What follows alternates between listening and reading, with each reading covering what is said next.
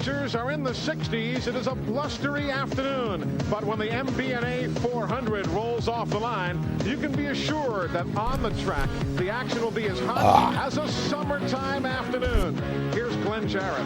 Well, thanks, Eli. You don't have to look very far at all to find the three guys that are involved in the chase for the Winston Cup title this year. Mark Martin, Geoff Gordon, and Dale Jarrett took the first three qualifying spots in Friday's trials. Although Martin has the pole today, if you look at the history book, it favors this man, Geoff Gordon. He has won 3 of the last 4 races. Hey, Pops, good to see ya. My kid just got done running the 6 hours of Daytona with Gamer, and they finished P9, I believe. And I'm lurking Lion Roar in the background. Are you live?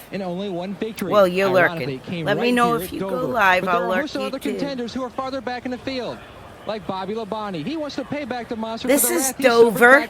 Funny thing about Dover, I was like the stupid ex-wife, like didn't know like I was the wife at the time being cheated on. But my ex went to a Dover tire test, met his current wife, had 2 kids since then. This is 30 years ago. And I got permission from him to speak of this because he said I'm a good sport.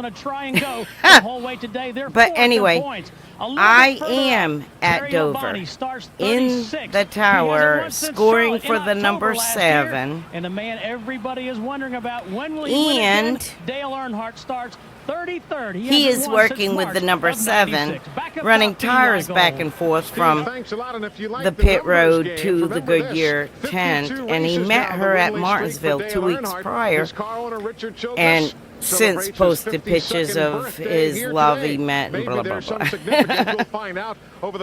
But these are the behind the scenes you never see.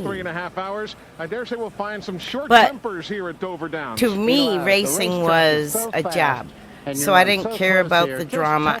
I didn't know about the drama. The other thing you have to remember, 175 miles an hour down the straightaway, just but real close sometimes. I was scoring this race. He met her at a Dover tire test. It's Dover. And they must have been like, she's in the booth. We can get away with it. Unique challenges for the drivers, Eli. The cars are so very fast, and the grip but anyway, on the racetrack is let's so watch the race. Buckshot Jones leading the Busch Grand National race in the waning laps. Coming off the second corner, around he went. Joe Bessie in second spot, had never won one of these things before. He came home first. Strange stuff happens here at Dover all the time. In fact, the guy who won the race here in June, Ricky Rudd, and Mark Martin, who won the pole for today's event, both used the same word when describing Dover. They say it's treacherous. One thing, though, this time around, it is 400 laps, 400 miles. They have already fired the engines. We welcome you to TNN Motorsports, the MBNA 400, next. This is a really good actual broadcast. The coolest thing about Dover was when you flew into Dover Air Force Base. And there were strict rules. 25 AutoZone stores across America. AutoZone, the best parts in auto parts. And by MCI. Is this a great time or what? I smell a squiggly. Beautiful day in Dover, Delaware. And let's take a look at the starting lineup. Mark Martin is 3rd, Dover pole. And Geoff Gordon is 150th Pretty career Valvoline. start. Dale Jarrett starting 3rd, Dick Trickle going 4th. I am in the tower scoring for the number 7 QVC. Was my job. Could happen too. They have run so very well here, Eli. That's a very, very strong car. Dick Trickle behind the wheel. There you see Andretti. Joe Nemechek will start in the 7th spot. His last top 5 was here a couple of years ago. Hut Strickland makes his 250th career start today. Rick Mast was 6th here last September, and Ricky Craven rounding out the top 10. David Green and Chad Little, they'll be in row number 6. Row number 7, hey, let's not forget about Bill Elliott, buddy. Here's a guy who's had 4 Dover wins. Well, Bill Elliott has turned his team around now. He and Mike Beam have really got this team up front. Right now, all he has to have is a little racing luck. Bill Elliott can go to victory circle again. There's Morgan Shepherd. He's back in the number 1 car. Remember that he ran the first 13 races of the year for that team. Ricky Rudd, the winner. Brett Bodine. Notice, no sponsor on the car. We'll talk about that. He pulled the decals off during final practice here yesterday. Kenny Wallace and Michael Waltrip. Michael's finished 11th or better in the last 3 Dover races. Sterling Marlin and Rusty Wallace. That's row number 11. Row 12, Kyle Petty. His last win was here at Dover in June of '95. And Jeremy Mayfield. That team's really running well. Jeff Bodine and Gary Bradbury are 25th and 26th. Okay, we're starting P25. I'm in the tower scoring. 29th and 30th, Johnny Benson and Mike Wasn't too Skinner, that steep he's a hoping to walk try and up, break out of the doldrums here obviously. this weekend. That is still a very, very good team. They've had a tough run here the last several races, but it's a good, solid team. They could come together here. There's row number 17, Dale Earnhardt. He's led more Dover races, 24 of them, than any other driver. Bobby Hamilton was second in 1995 here. Robbie Gordon and Terry Labonte. That's his lowest Dover start since he started 38th. There's Dave Marcus. Derek Cope. He has a Dover win in 1990, Derek does. Jeff Burton, Ted Musgrave, Darrell Waltrip, and Jeff Green. The only driver failing to qualify, Steve Park. He was here, but could not muster enough speed to make the field. Now the AutoZone race analysis brought to you by the more than 1,725 AutoZone stores across America. AutoZone, the best parts in auto parts. This is the first The team I was working with, my ex-husband drove the transporter.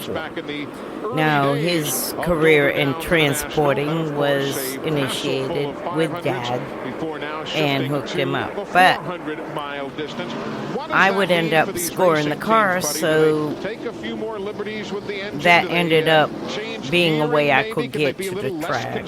And I paid my own NASCAR license, of course, because I always wanted to be able to attend tracks where every team had a list, and they had 10 guests. If the guests were used up by sponsors or corporate people, there was no room to get in the pit. But some of the tracks I could get in the pit when nobody cared to go, like weird tracks. But this track, now that I'm actually scoring for the team, I am in the booth. I use my original NASCAR license. They put me on the list as part of the team, not a guest. It was back then. I don't know what they do now, but I was in the scoring tower here at Dover, drove in to Signature Airport 2 a.m. Saturday, got on the plane, landed at Dover Air Force Base, had to walk in a straight line all the way to the lobby, not speak, not talk, not do anything stupid. You're on an Air Force Base. Get on a bus, get clearance to get out, get clearance to get back in, and fly home. In between, we raced. It was a bit freaky at Dover. All other tracks were normal. This one was weird. Dad's working with the 81, but he's not at Dover. I think the next race he will go to for that team is Phoenix. But I play this race because I was here in the bleachers. Well, above the bleachers, in the scoring booth, right above the start finish line.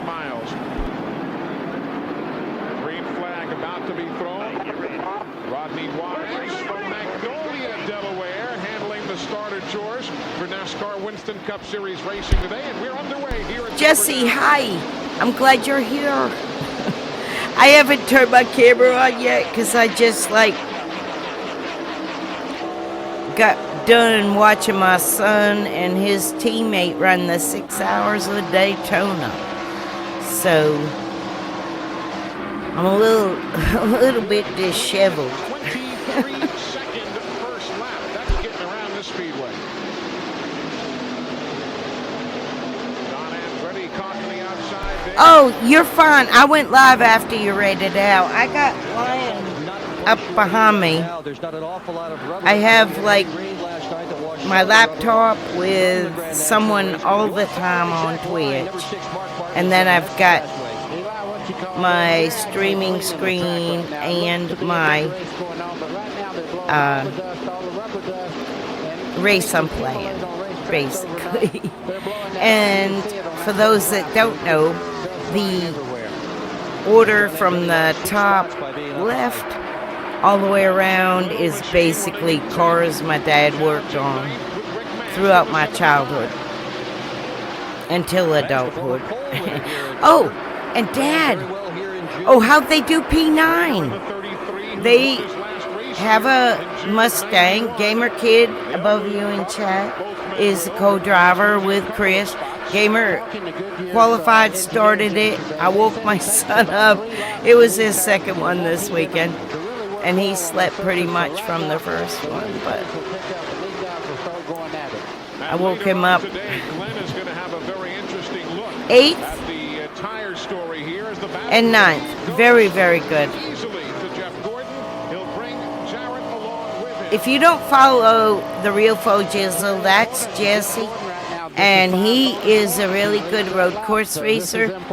And he'd be a good addition, I think, to the team at some point. I know he's got obligations. But he's a vet from Vegas. And I like watching him race. He's like real serious road course, man. I wish I could get him to do an oval, but he won't. Final practice runs here yesterday after the NASCAR Busch Series race. Speaking of that car, Doctor, I know that they were just about to make an antique of this car. That race car is called Blacker there. And sometimes Jesse's kid is online too. In that exact car.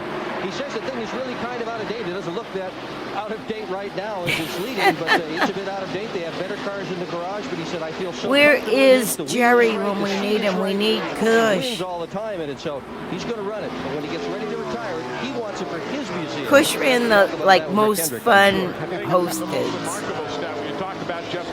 If you were a douchebag, he'd boot you he'd boot you right out. But he'd let you back the next time. 5.1 times over the course of his career. He has won, with this being career start number 100. Y'all were Jerry's kids. Stages of the MBNA 400 is on TNN.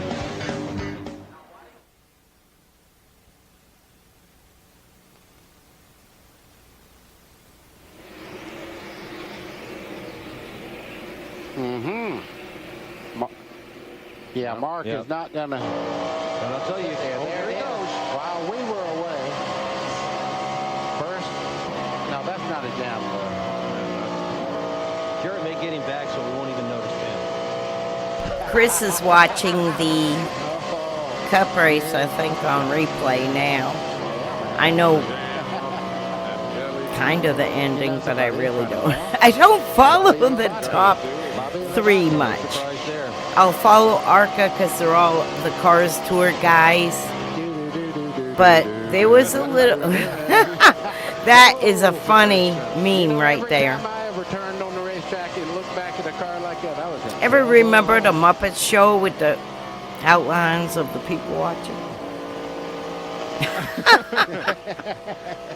I just hope the car we're riding in doesn't slow down because those guys are passing us. No, that is the funniest thing I've seen yet on a race replay. I don't care where anyone's racing. That's funny. We got the best car by far, look. Yeah, we do. It's like the Muppet Show when you see all the Muppets walking into the theater. Wait a minute. Waltrip's moving up. Look. You know how far? You know what? He's less than one.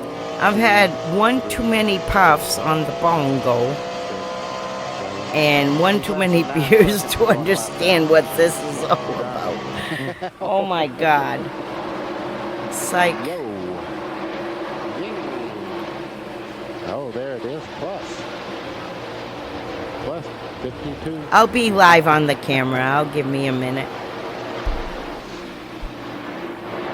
Robert Presley moving up on Ernie Irvin there. A stellar run by the young gentleman.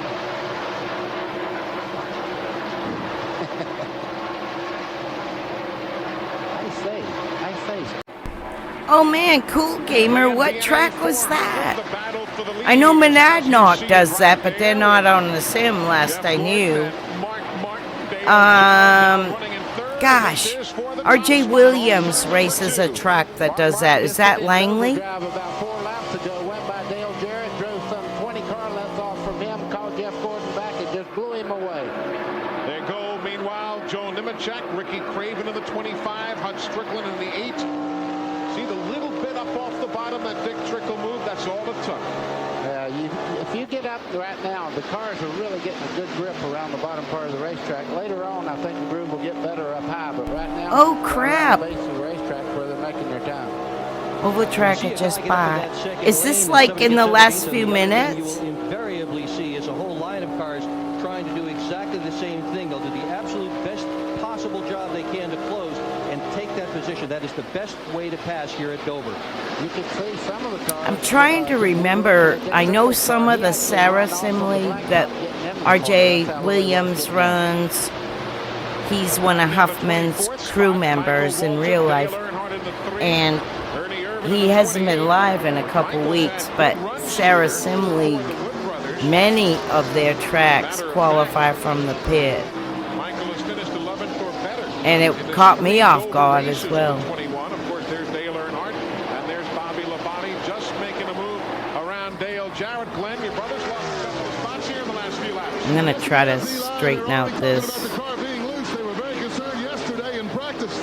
480p. God, it's still so blurry.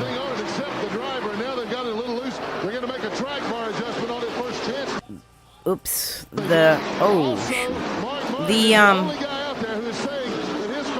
quality of these old races is not good, and if it isn't great, I'll fast forward through the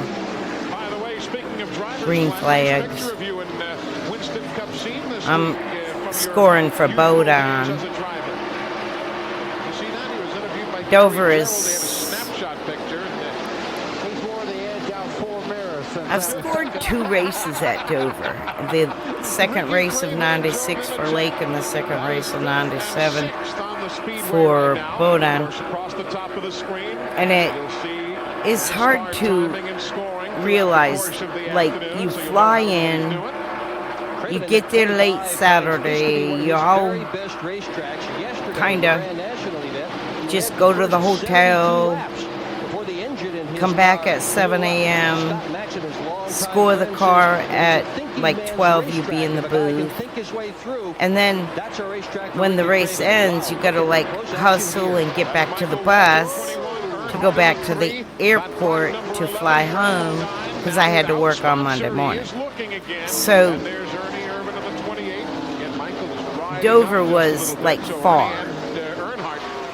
as far as like travel time. Phoenix was far. Michigan was far. But anything closer than 5 hours, like Talladega, I've flown on a private airplane before. I flew out mostly either a private airplane or I drove. Like 6 to 5 hours away, we had to drive. I got lucky once at Talladega. I flew on Jeremy Mayfield's King Air. That was 96, and I was able to ride home in the transporter. So I took Monday off, but I worked a real job too, so scoring was just supposed to be for fun. they saw is that let's change the power plant. That's what they were busy doing this morning. Yeah, they did see some problems with that engine, but that car was the fastest car yesterday afternoon in the last practice session here, and that's usually a very good gauge as to how a race car is going to run during an event. Matt? Well, I talked to Bobby Kennedy this morning. He said the key word today is going to be survival. Kyle and I have talked it over and over and over. Let's just take our time, keep the nose on it, keep ourselves out of trouble. Oh yeah, with Jerry, it depended on who was doing his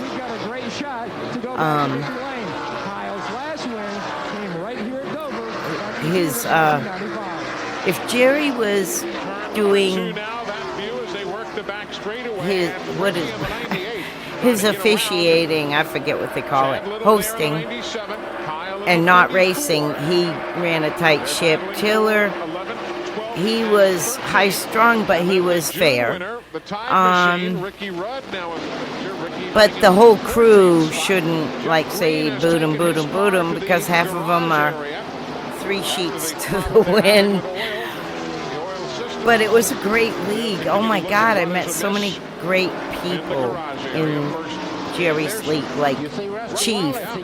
And that's how I met Crew Mob and Unbroken and, oh gosh, all like people that are like the old timers on the sim. And you got to remember, Chris was coming off his brain surgery, so he wasn't like, his most damage to his brain is done in his emotional, like, not freaking out part. Yeah, Jerry been streaming on YouTube now. I seen him doing some shooter game in the last 2 weeks. Google Mid-Atlantic Motorsports is still under it, but I have yet to be able to talk to him. And I I private messaged him. Is he okay? How's it going? Blah, blah, blah. But I know everybody's like doing stuff, and he had his kids' stuff. And Robert Presley driving his heart out.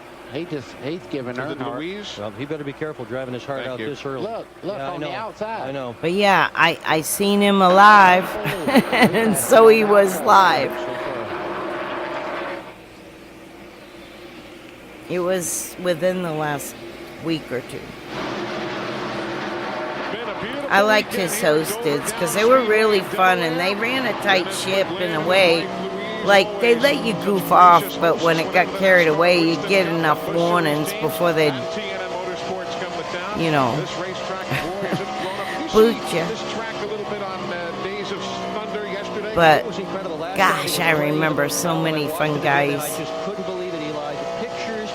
Not that old a movie, but the pictures of this place show the turns, no grandstands. Yeah, man. Today, these turns for are real. Surrounded by grandstands, and every seat is filled. It's not because of last I knew, he was doing a lot of stuff with his kids. He was doing some bowling, and then he was building a lot of decks, doing a lot of work, like handyman stuff. So I care about my kids. Oh, yeah. I'll tell you what, Jerry's got famine in racing and all that, but if he's not on the sim, I'm sure it's because he's busy working. And, you know, our racing, I say this all the time, like, it's got to be fun. And just to even have a sim is a big investment, and you got to be having fun. And it's no different than the stu-nod that jumps in trucks with a bunch of money and wrecks the field. You know what I'm saying? I mean, that ain't no fun. You gotta have fun. It bothers me that the top 3 is so corporate that you can't have fun. And we need our characters back, and You know, if you look back in the day, we had the Intimidator, we had the Wonder Boy, we had the Rainbow Warriors, we had the Over-the-Wall game. I mean, it was the Iceman. And they made movies about it. We don't need stunts to be great. We're already great. That's Big Brother, Rusty, in the number 2 car. Days of Thunder showed it. I hope the new one does. Shot. That's coming out of the second corner. They got that camera buried into the infield. That's a thin cameraman down there. Yeah, we'll see if that Right. still there at the end of the event. Every driver has their own little signature, just like an artist. And no two things work exactly alike for every driver.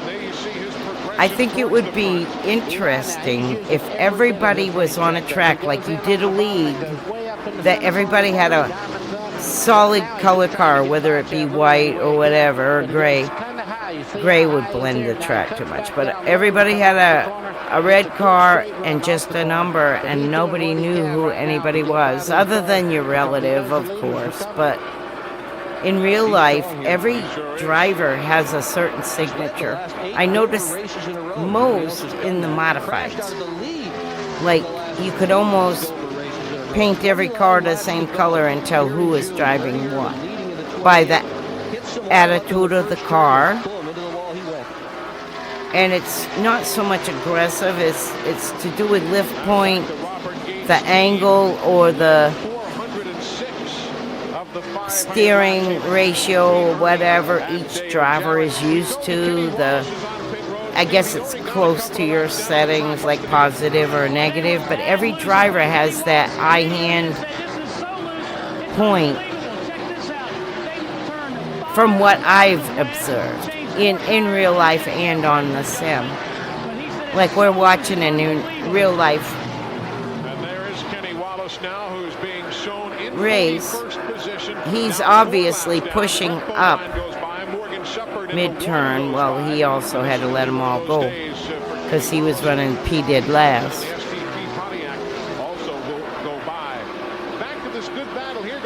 Dover was a different surface. And, of course, different surface, it means like tire temps matter.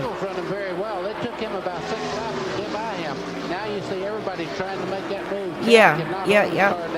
That's why you're more a throttle guy, and you drive on the wheel, on the throttle. That's why I was saying, like, dirt racing, that's how you are, like, wah, wah, wah, wah, on the gas, like, through the turns, keep the RPMs up, and you're a throttle guy, rather than, like, the only difference is waiting that split second for the chassis to catch up before you throttle, but some guys like that drift. We've had a report that Dale Jarrett's having a terrible time with the loose race car. Bobby Labonte there looks to be very good. You see him passing Sterling Marlin, who was already a lap down. And remember Sterling here in June, he lost 2 laps on the first lap of the Speedway. They went over some debris, lost a couple of laps, and then hung around all day to finish very well in 10th spot. I think it's easier to calm an aggressive guy down to back up an entry than it is to teach someone who's not aggressive to be aggressive. I've watched throughout my dad's career, certain drivers say they've taken the entire race time divided by how many laps, and then they have to run that amount or speed for every lap, like more engineering calculated, and dad's like, just go. You know, so everybody brings a different angle to it. Any way you want to turn it, read the man. Reach over and say, slap you, man, and turn it. That'll do it. I can read the whole thing. Right, being on the rear, like Chris being in real life drag racer, like street racer, he likes to feel everything he says is in his butt. Like, so he thought of getting one of them sims that slings you with the little caster wheels side to side. But to me, that doesn't make sense because you ain't going to touch your pedals good. But it's that kind of feeling. Yeah, you can see it too.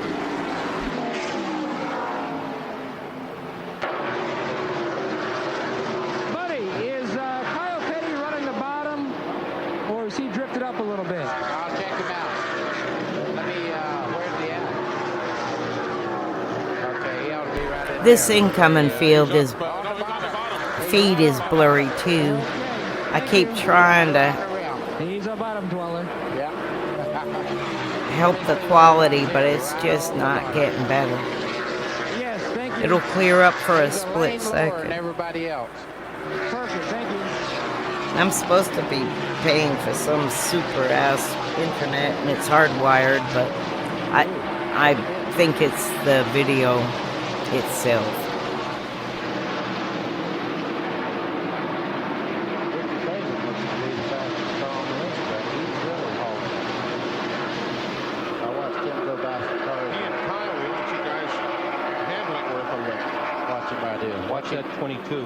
Only for the sake, well, I'm going to skip ahead. They're on, this must be a live uplink. Sideways off the corner. He just does whatever it takes to get that car to the front. Give Rusty Wallace 15th with that move around Ricky Rudd. Watching this, it's 341 to go. Just 400 miles. The only horse I have in this race is the 7 that I'm scoring. I'll do the paperwork, give it in, get on the bus, fly home, and go on to the next week. So I'm going to skip this pretty quick. 4 provisionals in the last 9 races. Started 22nd here today. He could only get the qualifying squared away so he could start. Yeah, tire bills are ridiculous now. Of course, he won 3 in a row here at Dover. I really like the Cars series. I like the local tracks here. If I had probably to make a decision, if I had any way at all of doing a race team, oh gosh, I don't know what I would maybe do. He's currently 5th, and he's just doing a great job out there. He's running right by himself. I like the street stock division. I like cars that are like 24, 25, 2,600 pounds. It's what I'm most familiar with. And last week's race at the Hampton where he finished 5th has got to have given him a good bit of confidence. Street stock or smiles on this team. asphalt, New Smyrna, or dirt. Weekends past when they were struggling. To be honest, I gotta make some changes here real soon. I gotta find a piece of land, and there is a place I'm looking that's a little bit west of Volusia. So if I could make that happen, I'd be in a better position to do stuff. Right now, where I live is so close to the ocean, it's tripled in price, to be honest, since I came here 5 years ago. So we've got some big choices to make. Do some more work in the garage area. You know, Eli, it's not who's slipping Yeah. Who's slipping He's the most. careful. The ones that are not slipping. Jarrett was reported earlier to be very loose. Right now, you can see him go in the corner. He's giving that car a good lead there. Turns right back down. He's not It's wearing funny the because tire, in though, real but I life, think he's his slowing down the straight great line. uncle, he's pretty famous, a modified driver from the 50s, 60s, 70s. He's hunting a place to race. And he was very aggressive. But so much of Chris's car attitude resembles that. Change on Andretti. That's crazy. Last week and this week they brought Jason Enders in as a new rear tire changer. Recall that they had problems last week, lost time in the pits, changing tires. His great uncle drove back in the day, 1965 and 1966 cup races at Oxford Plains. can believe it. The Winston Cup, before it was Cup, it was called Grand National, and it ran in Oxford, Maine. Now, we ran a bunch of modifieds in the 70s in Maine, so I'm familiar. Yeah. And that guy that owned Oxford built the New Hampshire International Speedway. And then he bought into half of Anytime, if you mention Wilkesboro. Robert, then throw it to me. If you mention or talk about Robert, then just get it down to me. His name was Bob Baer, and my dad knew him quite well. Dad won a lot of races up at Oxford in the 70s.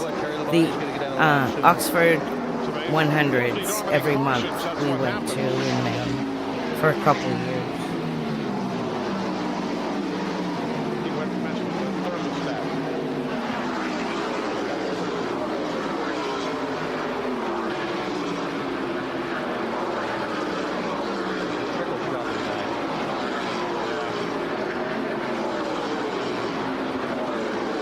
I think you're right. He is more cautious not to, like, send it and screw up.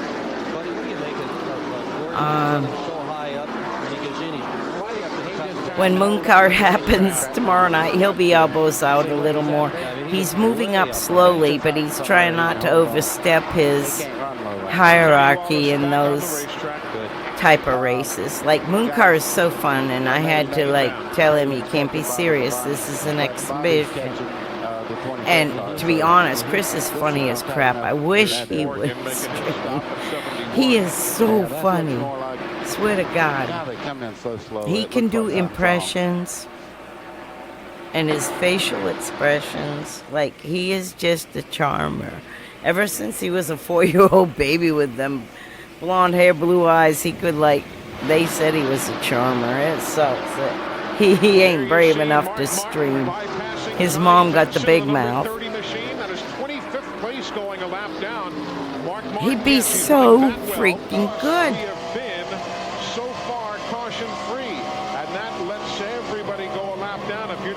He's got like 10 times the personality I do. That's Terry Labonte, who is about to go a lap down. Matt, that's strange. He's running 24th, but just can't keep up with anybody today. Mark Martin's just going right by everyone. I don't know who the actor is that does the voiceover for Hank Hill, does the South Park, some of them voices. He can do them all so bad. I can't get him to do it live. He said he'd got to think about it first, but it's like, boom. Him and his friend used to do that, and Monty Python. He can imitate Monty Python episodes. He'd be way good, way much better than him. Kenny Wallace came out of the garage after a 15-lap stay, made one lap, and has gone back to the garage area. So we'll keep you informed on Kenny's progress as you ride with Mark. I think it'd be great if I get out my easel, put my whiteboard on it, and I start drawing my theory that Dad taught me for chassis and stuff, and he adapts it more to iRacing and more to real life stuff, and we argue all the time over theory of chassis, because I think downforce is a bonus. He thinks downforce is everything. And we bicker a lot, and it's quite hilarious if we ever had a camera on, but it's just how we do. But he is like way more personality than I ever dreamed of. You realize that Mark Martin, I saw this in a note the other day, as you see third place swinging right around, give it to the Interstate Batteries machine.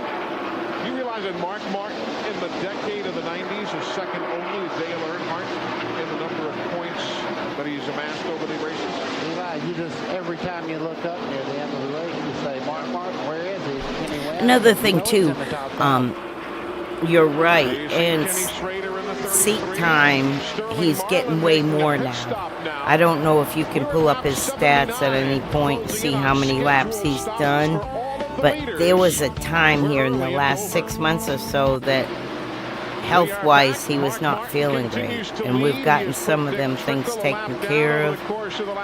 He had teeth that were infected, that were impacted wisdom teeth. He was getting vertigo, so he wasn't driving as much or being awake as much, even because he was seeing double and junk like that. So he had that brain surgery 3 years ago.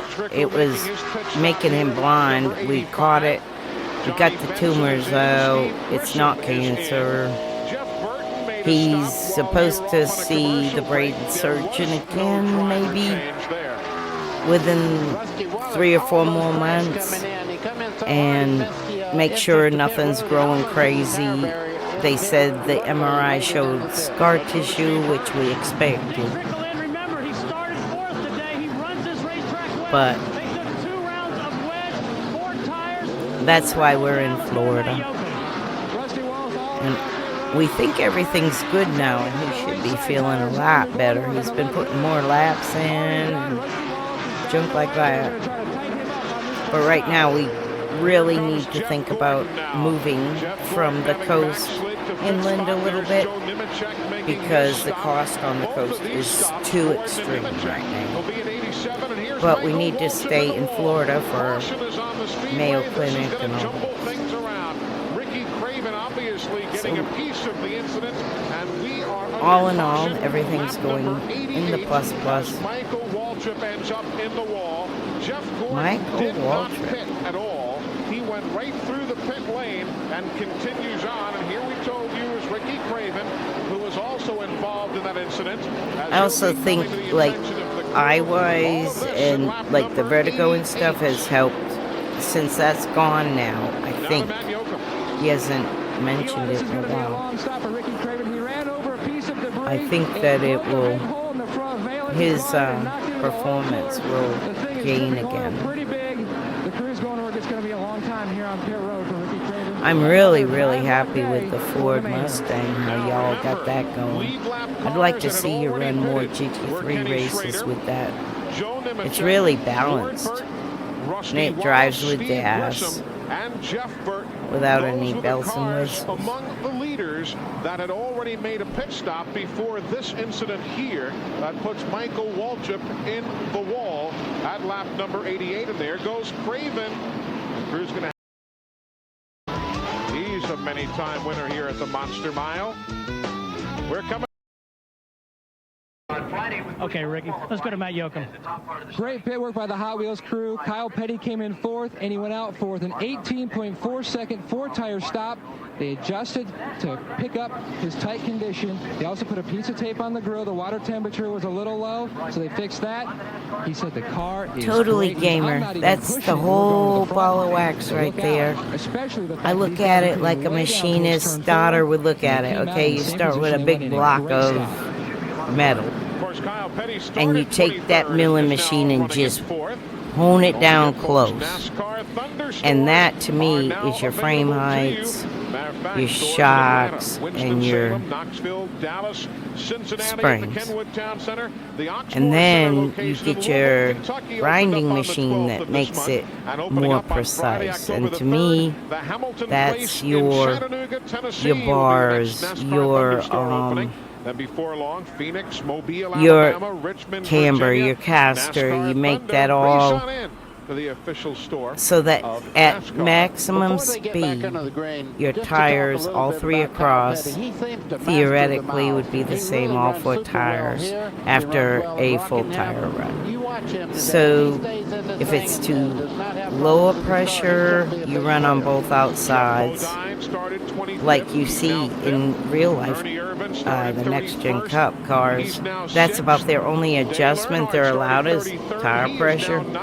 So they'll run them low, and when you see them burn out both outsides and throw a snake out, like a solid tire without sides, that's because they're running a low pressure.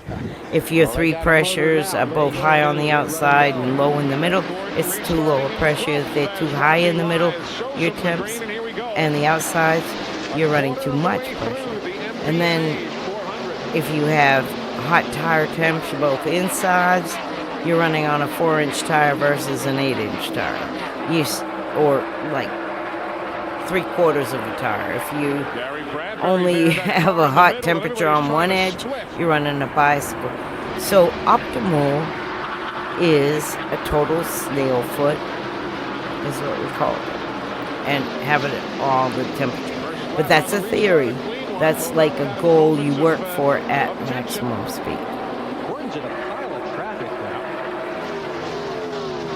Got Robert Presley there on the 77 right behind him. Robert's on the lead lap. I tell you, he's on the lead lap. He looks like he's running just as fast as Gordon as they start off the corner there. He's not giving anything up down the straightaway and certainly handling well in the corner. But these are the moments you worry about when you're leading the national championship points. Being in traffic, restarts, a very difficult racetrack like Dover. He's got it all sorted out now. Everybody's done a nice job. Gordon now looking for the 75 of Nascar. Another thing that is kind of unique to my dad's theory is he ran a much stiffer setup. Not a good turn right there for Rick Mass. I asked him why drivers don't like a stiff setup. He says because the edge between fastest and not is fine. It's a real fine line between the car being under you and the car not. So a lot of drivers like a soft setup, more Cadillac feel, so they can feel that edge. But it's not as quick. And it also doesn't last as long. But it's all based on tire wear, tire temperatures, and tire temperatures, like across the triple.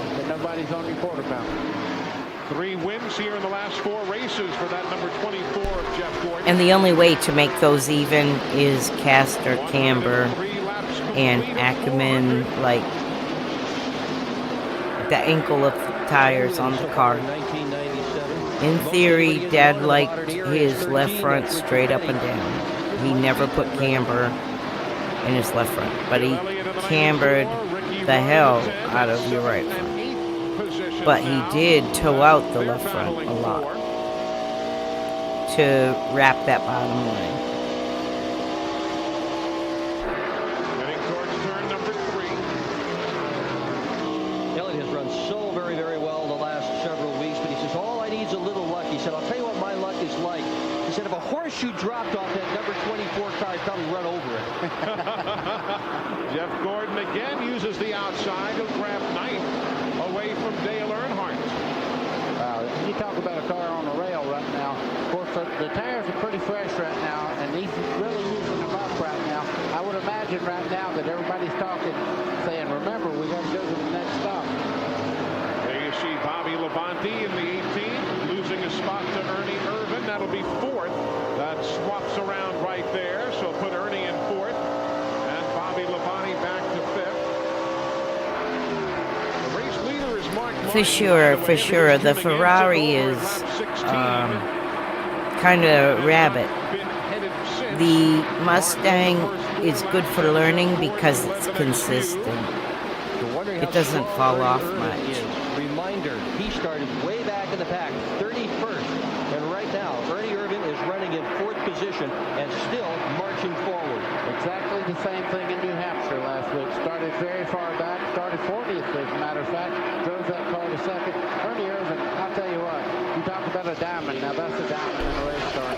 And also, I think the Mustang was pretty stiff, which takes a lot of, like, momentum to make the chassis work. It's something in the old days we called shock travel. Like you wanted even shock travel all the way around. And that was an easy measurement because we put little rubber washer on the shock shaft. And we could measure the shock travel on each shock when they come in from a practice. and a balanced car generally has even shock. But I don't know how to, like, translate that to a sim. I think it's going to hurt him later on in this run if it goes a full 80 or 90 laps under green. Kyle Petty makes second place look easy there as he gets around Dale Jarrett. So Kyle now chasing down the race leader. He is still 1 3/10 seconds down. Kyle is. But the man whose last victory came here a couple of years ago has those Hot Wheels guys dreaming of victory lane again. Today's exclusive TNN coverage of the MBNA 400 is brought to you by Napa Auto Parts. At Napa, we keep America running. Welcome back, everybody. We are live at Dover Downs International Speedway. You're looking at Jeff Gordon in 6th spot. Ricky Rudd in that orange number 10. He's running in 7th. I'm quite sure he uses a lot of rear brake bias. In my, just the thought on how he drives. Running in 8th spot in that black number 3. And the man we're riding with now, Bill Elliott, he is running in the 9th position in the McDonald's Ford. Did I send you some of the videos I took at Dad's shop with his shock dyno in real life? Like, just kind of explained the theory. Yeah, that helped me a lot to understand. The other thing that helped me a lot with Dad, when I was really young, he said picture a piece of a board, basically, with one nail in the middle, and he said going down the backstretch of a racetrack, where is all the weight? And it was basically equal all around. He said as soon as you lift, but don't touch a brake, don't touch a wheel, where's the weight go? And I said forward, and he said basically under theory it would be forward evenly. He said when it changes is when you turn your wheel or touch a brake. He said if you turn the wheel to the left, where does the weight go? And I said the right front. He said okay, that's correct. He said as you enter the turn and you're going around the turn, where's the weight? I said all on the right side. He said correct. Then he said what do you have to do to get out of the turn? I said have all the weight on the rear tires, which he said that is correct. So you're dealing with one center of gravity. If you think about it that way, and you want to deal with 4 points of contact on your track, where do you want to put your weight when? And there's a million ways to do it, to be honest. But the main thing is your frame heights for the balance, your springs push the weight to the tire. A stiffer spring will push more down. The reason being, if it was a solid bar, it would push all the weight down on that tire. When you start coiling it, less coils is stiffer, thicker wire is stiffer, and it's a matter of the height of your spring, getting the optimal pounds to push down on the tire. Your springs push down on the tire, your shocks throw the weight where you want it, and it's like a symbiotic thing. And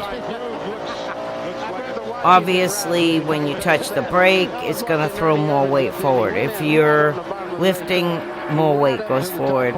If you turn your wheel, more weight goes to the right on an oval track. So it's all based on that one center point. And once you think about it that way, there's many ways to put your weight where you want it when. But it's what works, like your theory or another person's theory or the third person's theory may work only separately, or some of the concepts will work together. But the main thing is knowing why you're doing it. And if you know why you're doing it, then you can correct anything, and you can make changes in the pit area, knowing what you're doing will be a positive. You might not have the optimum or whatever, but you know confidently you're making a change to the positive. You're putting the weight from one of the four to the other.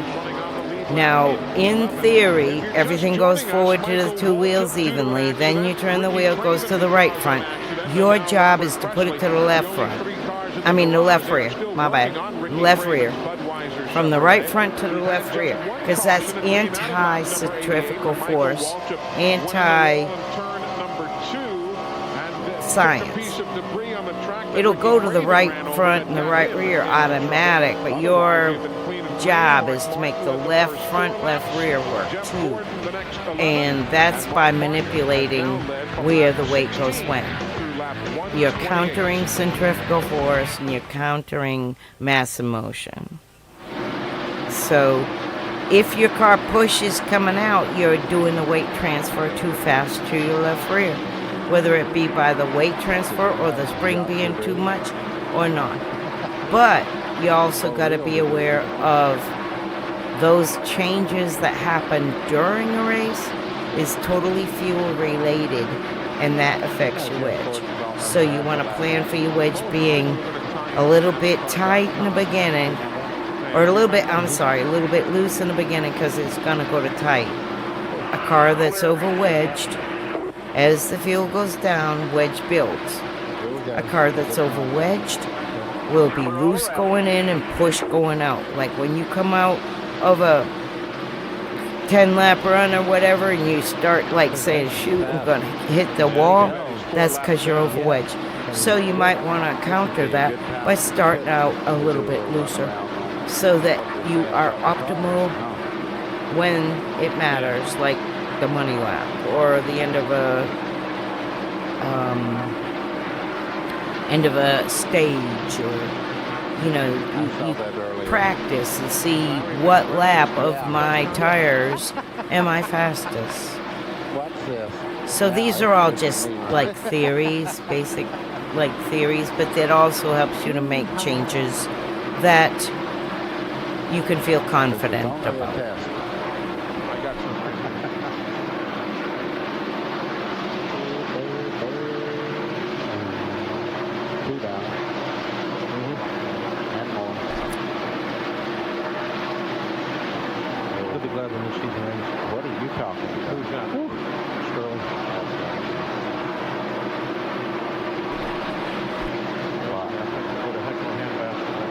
People that rely on a bar adjustment to set up the car, I think, is giving up a whole lot of play that they can play with weather changes, tire temps, of course, tire pressures or whatever. But it's good to set up with the basics, the frame heights, the springs, the shocks. And then the fine-tuning comes in with the bars and things like that. Tire pressures are a really good change for like weather condition, hot track, cold track, a little bit looser, a little bit grippy. And the main thing is if you take a cone and push it on a flat table, it's going to turn around a circle. So you want to find that special point of your inside to outside tires called stagger that gives you that perfect wraparound in the groove, whether it be on the white line in the corner or a track like this where you have several choices. We're at lap number 144 of 400 here at Dover Downs today. Saw Jeff Gordon right there kind of peeking around to see what he can do. Remember how well he worked the outside, but that's the same groove that Ernie Irvin is in right now. Eli, they're doing something that's kind of dangerous on this racetrack too. They're running that high groove up there, and they're on racetrack that does not have as much rubber as down low, and you're wearing the tires much quicker up there where you don't have a good pattern. Ricky Rudd joins this mix. Oh man, this is all for position. He's in 7th. When you know the basics, then a track like this that's super abrasive, a brand new concrete track, allows you to make changes with more accuracy or confidence. Like, of course, these tires going to wear out in probably 15 laps, so you plan for your last run that you are optimal when the checkered flag drops. If Harry Gant was running today, it'd be 2 inches off the wall there. He loved the high line around this racetrack. And he'd have a lap on the field. Yeah, he made it work. You know, he was extra strong anyhow. We always said if anything breaks out in the garage area, he's on our side. Let's see if Jeff Gordon can make the inside work on Bobby Labonte. This is for 4th place. You're riding with Bobby Labonte now, going past Robbie Gordon there before his light colors. One of Bobby Labonte's best racetracks. Recall he was in the lead here in the June race. He got hit from behind and taken around. This is the same car he led that event with. Obviously, significant repairs done to that race car since then. 33 years old. What a career Bobby Labonte has ahead of him. No lead yet today for Pontiac. Pontiac's led in only 15 of the 25 races this year.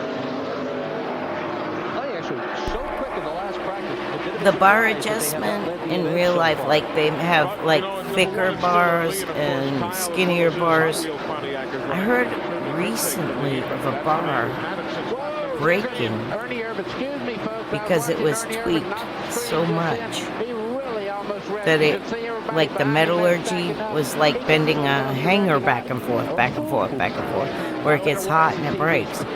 So like the bigger bar will put, what it does is when an angle gets on your right front, it pushes down on your left front. Like, kind of like a stiffer spring would, or a shock with the right compression and rebound. There's many ways to solve the problem. Let me tell you, he's looking out the right door down the straightaway when he come off the corner. That's how far. A bigger bar puts more pressure on your left front when it's kind of like an angular thing, like a lever, kind of a lever effect. On a beautiful day in Delaware. Sorry. That's all right. I just looked across. I looked at the screen. 25. I think it's a satellite feed with a lot of breaks in the middle. The commercials are like black. Look at this. He has not made a tire smoke yet, and won't. Well, he said he prays enough to drive it down there enough to hurt the tire. His big problem here, though, is finishing. He's got 9 DNFs at this joint. Yeah. And that's what he's got to be most careful of. When he gets in front, he doesn't have any. That's right. You know, he's been real good. Yeah, that's true, Gamer. It presses. You know, when all, like the centrifugal force wants to go to the right side, the more it presses on the right side, the bar presses on the left, pushes your left tire down. And that is a good way to do that. The shocks can throw your weight either to the right rear or the left rear, depending on like how quick the rebound is. Like a slower left front rebound will throw it to the left rear. A fast left front rebound will throw it to the right rear, just because of centrifugal force going that way real quick. And there's like many ways to make the right move. As long as you always keep in your mind there's one center of gravity and 4 tires. Where do you want the weight limit? And every chassis is even different. Every driver is different. But you can make those adjustments with confidence. I need more brake on the next stop. What does he mean by that? More brake? I really don't know. I can't imagine unless they have a way of adjusting the front brake, more brake bias in the front tires, or maybe giving it a little more rear brake. But usually the driver controls that, so I can't imagine what it is. That's the voice of Buddy Baker, who won 2 Busch poles here at Dover Downs. He finished second here, Buddy did in 1974, among the 11 top 5 finishes that you had at this racetrack. I'll tell you what, this racetrack, I think of all the racetracks that I've ever been to, takes as much mental preparation as anything you do. You cannot go out there and just run by heart. You have to use your head here too to finish. Pit stops for Johnny Benson, for Ricky Craven, for Bobby Hamilton, for Terry Labonte. Dick Trickle is in. These stops are at lap 179, 180, and 181. If you're a Ricky Craven fan, My biggest familiarity as far as setup in real life has to do with a 25, 2450 a weight car, 2,500 pound car. The modifieds were like 23. Our Super Street, which is close to a PLM, like, well, I hate to say that. It's more like a Pro Late model because we worked our engines and stuff. They were above crate engines. And in the 80s, it was all to do with like the springs, the shocks, the frame heights were so critical. And then we worked on tire acumen. We would rework our upper and lower A-frames to make sure we had the optimal tire patch on all the cars.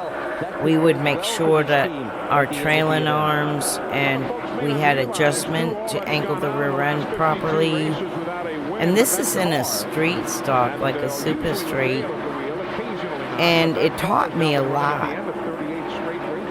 Once we got past all the overheating issues and the cowl issues and the fan blade angle, and like there were so many things before we could even work on the chassis. It was like 10 weeks in, and I got on the phone and was able to talk to Dad about the chassis stuff, and we set it all up like that. We went from running in the like 6th to 10th to leading the heats and winning heats, and finished second, I think, in that feature and this and that. But it was like when you're racing in real life, the beginning of the season, when you move up a class, you're running a bigger engine, you got overheating issues, you burn out your rear end gears.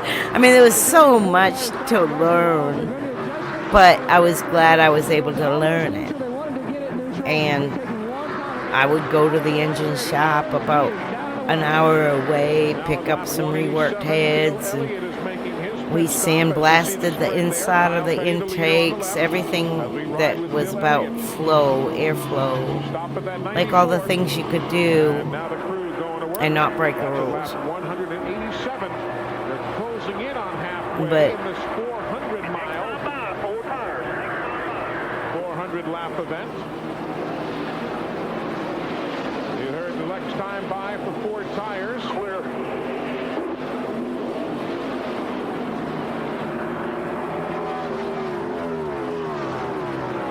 A stop and go penalty will be assessed to Jeremy Mayfield. He was too fast leaving the pit road. And here you can see Kyle Petty coming in. We have say 4 tires.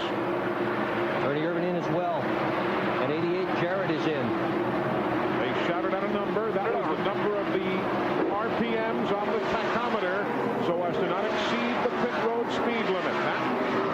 Ernie Irvin slid out of his box. They had to push him back. It's a 4-tire stop. They're going to try to tighten the car with air pressure in the right front. They're going to go back to their original air pressure setting. A long stop for Ernie Irvin. This is only going to hurt him. He's down and away. As is Petty. 5 seconds. Let's go to Glenn Jarrett. Okay, Matt, Dale Jarrett's in on the pits end. They're putting a couple of rounds of fight in the car, still a little bit loose to Dale's liking. Also 4 tires. Jeff Gordon is coming in. We see Kyle Petty go by. Dale Jarrett gets down and beats the 19.3. Great pit stop with the chassis adjustment.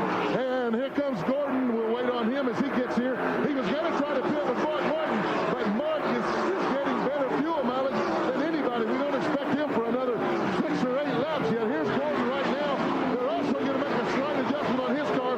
He thinks it's going to be a track bar adjustment. He has been complaining that his car is a little loose in and a little tight off. So there goes the adjustment on the track bar. Right sides are on. They're around to the left. And as I said, we don't expect Mark Martin for another 4 or 5 laps. So it comes down to fuel mileage. He's got him covered. 18.7 seconds. That's a great pit stop. Let's go back to Steve. When Ricky Rudd was just in, they made a slight tire adjustment, air pressure on the last stop, and he really got hooked up to the racetrack, but they just changed 4 tires and got him back on his way. No additional changes. So Mark Martin is the race leader, taking over the stop, or taking over the top spot, I should say, after the pit stop by Kyle Petty. Other stops being made now. Terry Labonte has been in here at lap number 192. A lot of muscle here for that number 6 car. Driver car performing very, very well together today. Dominating performance. I mentioned a couple of top 5s, last quite listing times here. Matter of fact, he has 12 top 10s in his 22 starts here. No wins, but 12 top 10 finishes, 22 visits to the Monster Mile.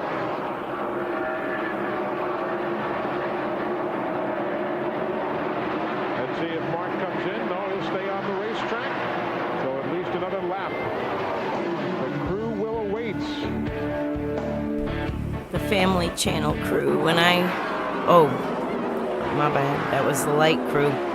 Also saying when I scored for Lake in the spam car, it was the Family Channel and the Miller car that I had to really pay attention. Is brought to you by the more than 1,700 with the blue and yellow stores across.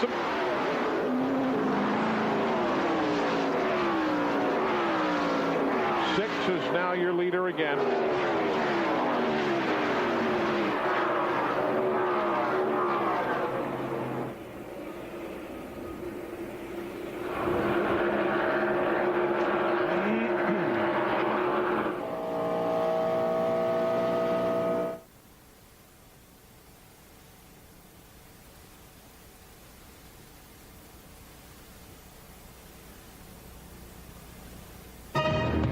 Today's exclusive TNN coverage of the MBNA 400 is brought to you by the more than 1,725 AutoZone stores across America. AutoZone, the best parts in auto parts. And by the Ford F-150, strength after strength after strength. Welcome back. There is the leader, Kyle Petty, as we are coming to halfway here at the Monster Mile. Pit stops taking place over the last few moments. Gives the lead back to Kyle. Rodney Wise from Magnolia, Delaware. The flagman gives them the crossed flags, and we are halfway home in the MBNA 400. Resetting what's taken place at lap 197. Mark Martin was in, and Bobby Labonte was in. Dale Earnhardt pitted at lap number 198. So if you're keeping stats at home, Martin led from lap 190 through 197. Dale Earnhardt gets 5 bonus points for leading lap 198. Kyle Petty reassumes the lead at lap 199. We now have 9 cars on the lead lap. Kyle Petty, Dale Jarrett, Mark Martin, Ricky Rudd is 4th, Jeff Gordon 5th, Earnhardt is 6th, Schrader is 7th, Bobby Labonte is 8th, Bill Elliott 9th. Those 9 machines are on the lead lap. Everybody else at least 1 lap down. So now everything is reset for you. Let's go down and check in with Glenn Jarrett. Well, Eli, we were just going to go check with Steve Neal. We know that they made an adjustment on Mark Martin's car. It was a little bit tight. As you said, he pitted on lap 197. He got 5 more laps on that tank of fuel than did either Dale Jarrett. He got about 10 more laps, or excuse me, 6 more laps than Kyle Petty. So Mark getting better fuel mileage than Gordon, Jarrett, and Petty right now. However, a little bit of a slow stop brought him out behind Jarrett on the racetrack. Here's Matt. Boy, you talk about a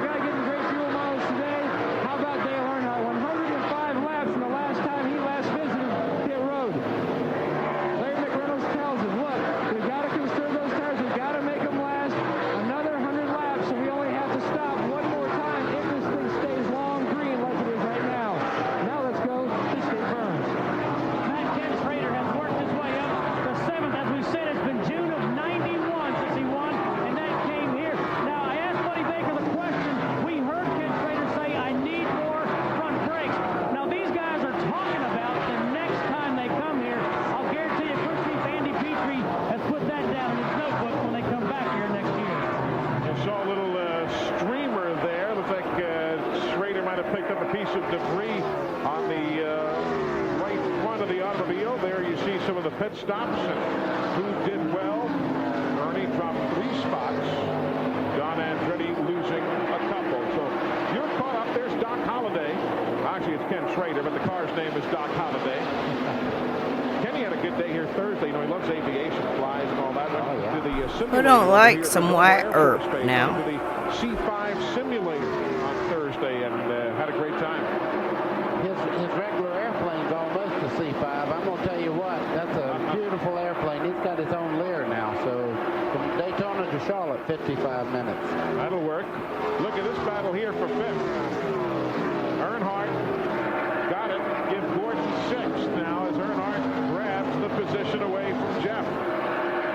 Hey, could this be the day, guys? Hey, he's looking good. I'll tell you what, he didn't waste any time with Geoff Gordon. You can see he's running a very high line in the middle part, but if it works for the car, that's all you want. There's Kyle Petty now getting set to go around and put another lap on Rusty Wallace, and does. Rustler will be 3 laps down now.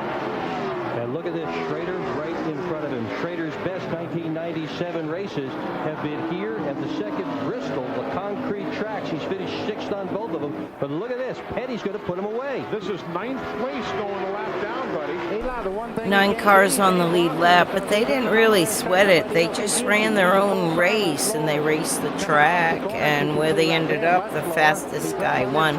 Now we're P13, so we're obviously down a lap at least. My ex is in the pit, of course. He was no longer over the wall, but I think he ran tires back and forth from Goodyear. I was in the scoring booth. They've got something going for them, but they go a lap down. Everybody ran their own race. They had it planned out before they got there, and barring no weird stuff, you just ran your race and pitted when you believed to pit. You tried to keep up with the leader, tried to stay with the lead pack. It was very calculated. The teams mattered a lot more than they do now.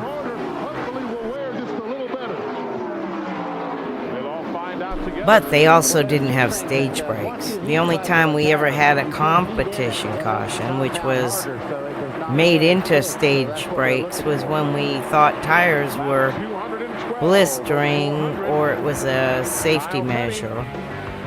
Has that confident look in his eyes. We're coming back.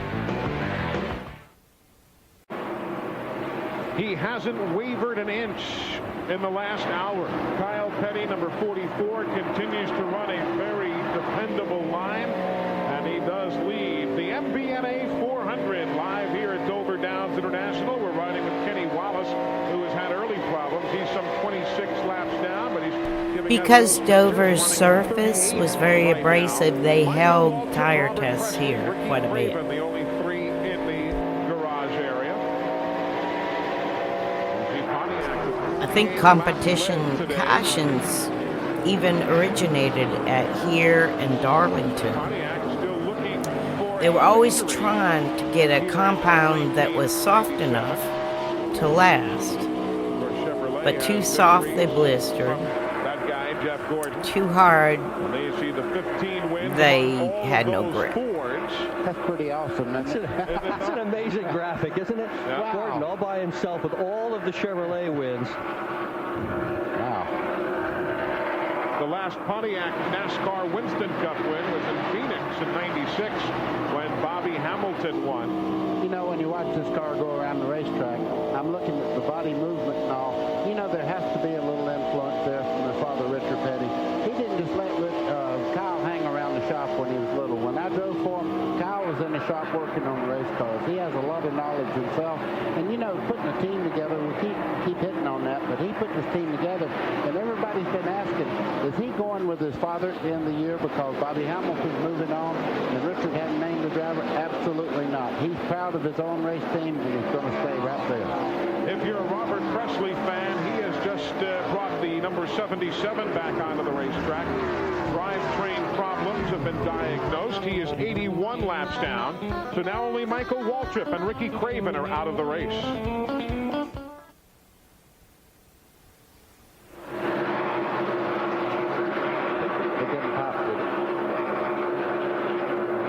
I'm getting low on nose, so I'm going to back off a little bit. Jesus. Pam?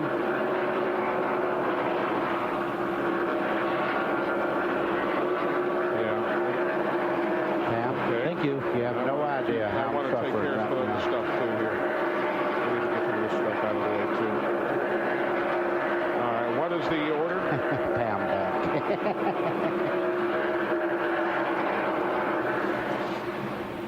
Meanwhile, Do we really have... do you see what I see? Do you see what I see? The 28 has passed the 6, but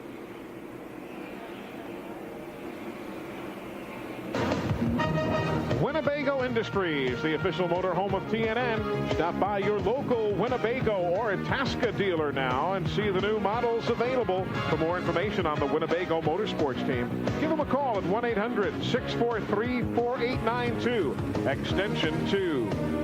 This broadcast is sponsored in part by Featherlight Trailers, the official trailers of NASCAR, CART, the IRL, and a major sponsor of the NHRA. Remember to call Featherlight for all of your trailer needs at 800-800-1230 or call them directly at 319-547-6000. Commercial transportation for this broadcast has been provided by Ryder, the official transportation company of Opryland.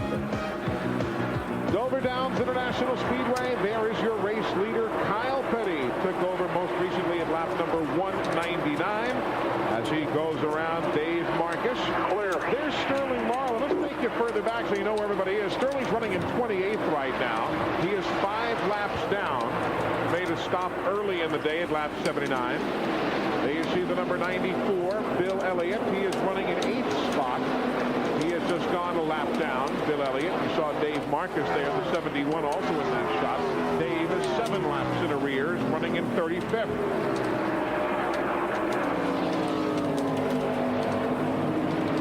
Further back now, you see the combination of Mike Skinner there and the 31. He is running 3 laps down. Excuse me, coughing my brains out. the 42, that's Joe Nemechek there with Rusty Wallace in the 2-car right on his back bumper as they head down the back straightaway. Nemechek is 15th and Rusty Wallace is 18th. There's Dale Jarrett. This is 1997 Dover. Very strong run. It's the second race of the year.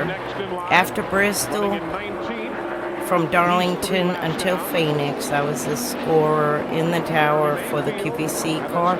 Every team had to have their own scorer, and it was convenient because my ex drove the transporter. The team didn't have to pay for an extra hotel room.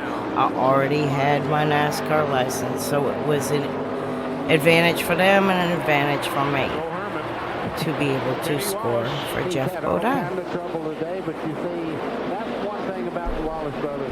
They do not give up. He's out there for his sponsors making laps right now. Has no chance of winning, but he's still out there plugging away. I had scored cars since I was 12 years old. My first car I officially scored was at Iceland Speedway, Long Island for Kenny Bouchard in 1973 in a modified. So every team back then had to have 2 scorers. Mom was one, I was the alternate. And we could not sit together. And back in the day, that was the norm. Anyway, 2 scorers per car. So I had a little experience in the scoring tower. David still looking for his first top 15 finish of the year.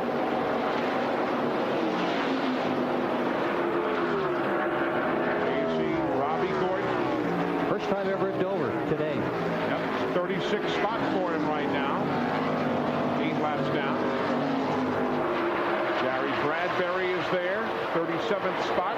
Gary's 11 laps down in the number 78 machine. Good comeback run for them. They wadded one up in an early practice session here. That's their backup car. He and Steve Park both catching the wall here on Friday.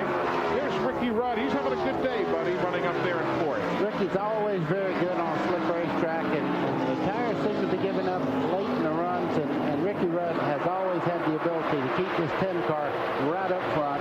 What a good driver when the track gets slick. We saw Dale Earnhardt right there behind him, the black number 3. That's for position. Dale and Rudd battling. Dale Earnhardt's in 5th spot on the lead lap.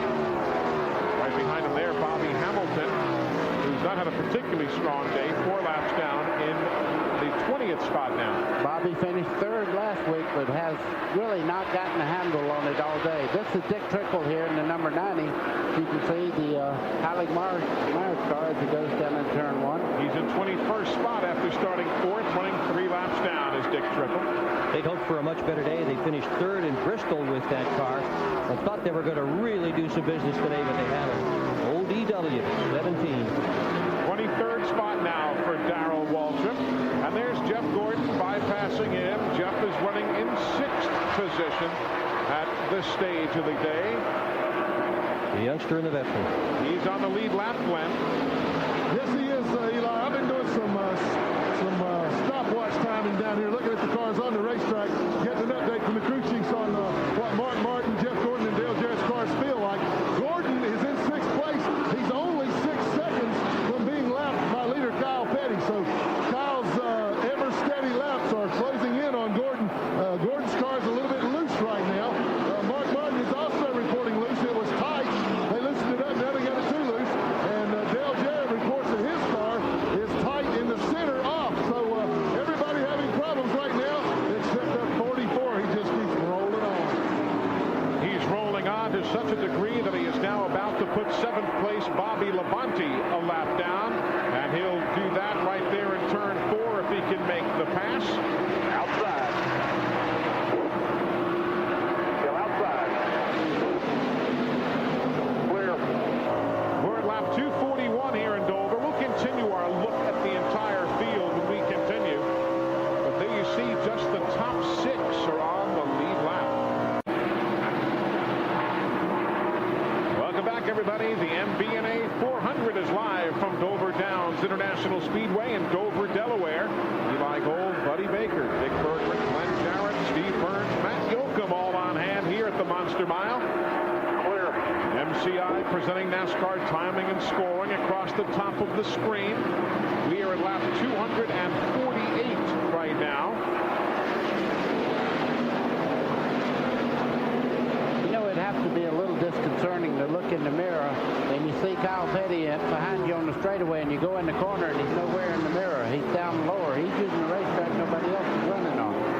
And there you saw Sterling make his stop. Steve, he's always been the first guy in, opening up the next cycle of pit stops. Yeah, exactly, Eli. In fact, looking at my notes, he pitted on lap 170 for 4 tires, doing the same here on lap 248.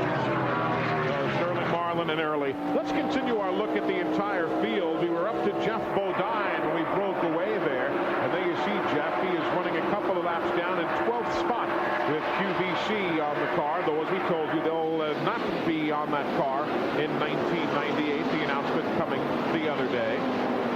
Ward Burton next in line right there. Ward's in 23rd right now, 5 laps back. Car sponsor is sponsoring this event. They have 1,000 people here in the grandstands cheering Ward Burton on. And a bunch of kids from Soapbox Derby land up in Maine have been brought down by the sponsor to enjoy big league stock car racing. That used to stand for Maryland Bank North America, MBNA, in the old days. Now it doesn't mean anything name. It's just technically, that is now the name unto itself.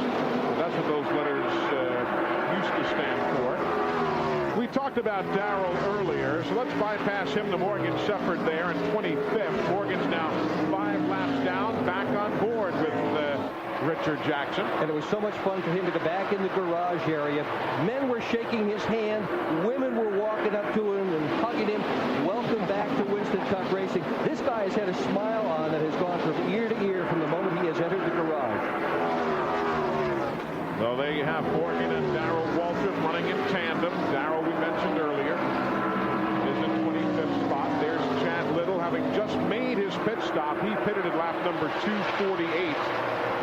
Chad is running in 36th right now, some 8 laps down, but again, he's just made a pit stop.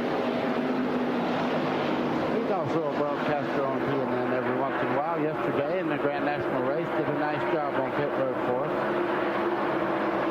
Always does. Great guy, very articulate. Very much so, and now we cycle back around to Kyle Petty right there. A couple of things you want to mention while we have a chance. I want to say hello to the men and women who are stationed at the Prince Sultan Air Base in Saudi Arabia. Dedicated armed forces folks, and they are big NASCAR fans. They get up at 2 o'clock in the morning, we are told, to watch the races, and nothing else is allowed on television when the NASCAR events are on. And right now, somewhere between 100 and 120 degrees temperature-wise. No shade. They live in tents. No sand, just a bunch of red dirt for those folks. And we want to say hello to all of those who have gotten up to join us early in the morning at the Prince Sultan Air Base in Saudi Arabia. Kyle Petty still leads. Second place right there, about to change hands. Mark Martin draws even with Dale Jarrett. Got him going into the corner. So give Mark Martin second spot now. Jarrett back to third. Lap 256. Rick Mast making his pit stop. Johnny Benson is for his. Also want to say congratulations to Alicia Kivligan. She is the general manager of World Sports Enterprises, the company that produces the telecast here on TNN and for many other networks. She and her husband Dave, parents now. Erin Michelle was born the other day. 6 pounds, 15 ounces. Wow, pretty good sized kid there. Mother, daughter doing just fine. Dave's always been a little bit off, so he assumed no. Congratulations, guys. That's wonderful news. There you see Jeff Burton. He's running well, and that is certainly good news. Of course, as you may or may not know, Jeff has been dealing with a rare inner ear condition. Matter of fact, we asked him just the other day to explain exactly what it is that's been keeping him at far less than 100% of efficiency over the last few weeks of racing. There's a virus that attacks the nerve system. The nerve system of mine that it chose to attack was the system that takes a message from the inner ear to the brain and tells what's going on. Mine's messed up, and once it dies, once the virus dies, now you've got to rebuild that nerve to do the right thing. There's viruses like that cause paralysis. Obviously, mine's not that severe, and people have to learn how to walk again, have to learn how to move their fingers, and that's what I'm doing right now with my nerve, is it's learning how to operate again. Very, very strange, scary sounding. Matt, apparently he's doing fine, though. He's still in the race car today at a very difficult, physically demanding racetrack. Has Geoff said anything on the radio at all? You know, like any athlete, the adrenaline has kicked in. We soldiered from 39th up to 16th and 3 laps down. This team desperately needs a top 10 finish. He is currently only 144 points behind Dale Jarrett, who currently sits in 4th place in the standings. Right now, his problem, this set of tires is not matched up as well as the last set. It's not the same tire code, and what that means when a tire is molded, it has a stamp telling you what day it was made. Well, this is not the same tire molded set that he had on the car the last run, so we're just going to have to hold on. The car's a little too tight. We're just going to wait until the next round of pit stop. He is right now in 14th, running 4 laps down. As we go to break, Kyle Petty the leader. Let's also say congratulations to one of our crew members, Ray Wetzel. He and his wife, Chris, celebrating their first anniversary, and they said it would never last.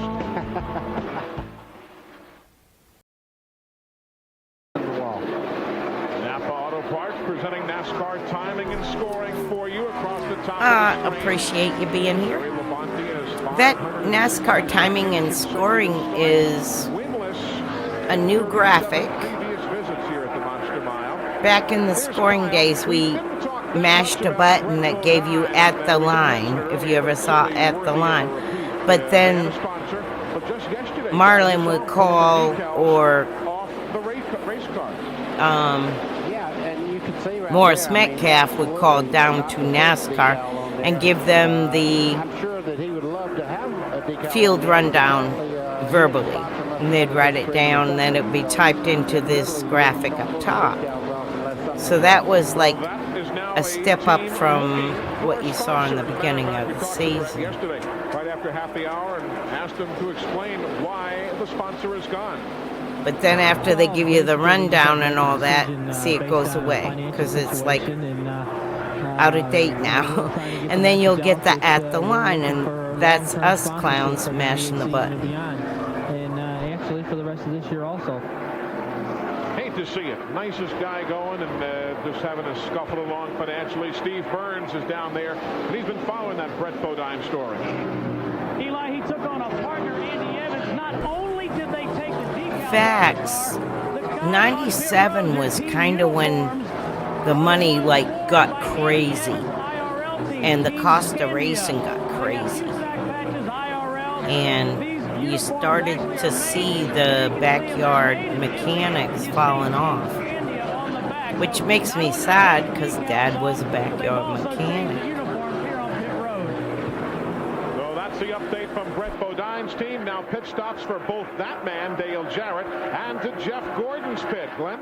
Well, Gordon comes in. Jarrett's coming in right behind him. Ray Evernham and Todd Perry were talking about it. Rusty Wallace, Robbie Gordon go by.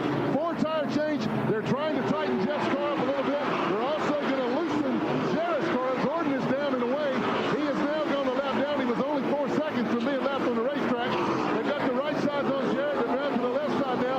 As I said, they will make some air pressure adjustment to try to loosen his car a little bit up in the center of the corner. A little bit of trouble in the left rear here. Down and away. That wasn't one of their best stops. Ernie Irvin has been in. Jimmy Spencer has made a stop. Kenny Wallace, Mike Skinner pitting. All of this under green at lap 276. If you're just joining us, we have had only one brief caution at lap number 88. Otherwise, clean and green as Kyle in the 44, Kyle Petty, continues to lead.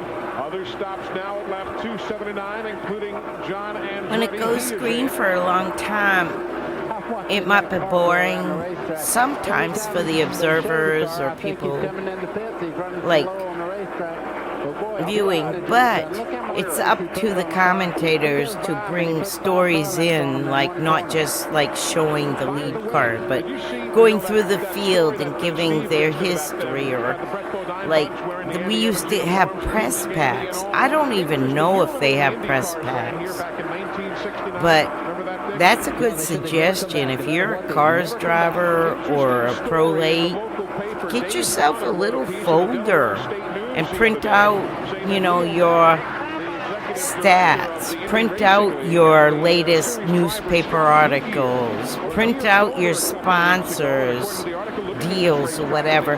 Give them to the announcer. Give them, like on Cars Tour, give them to Blake, give them to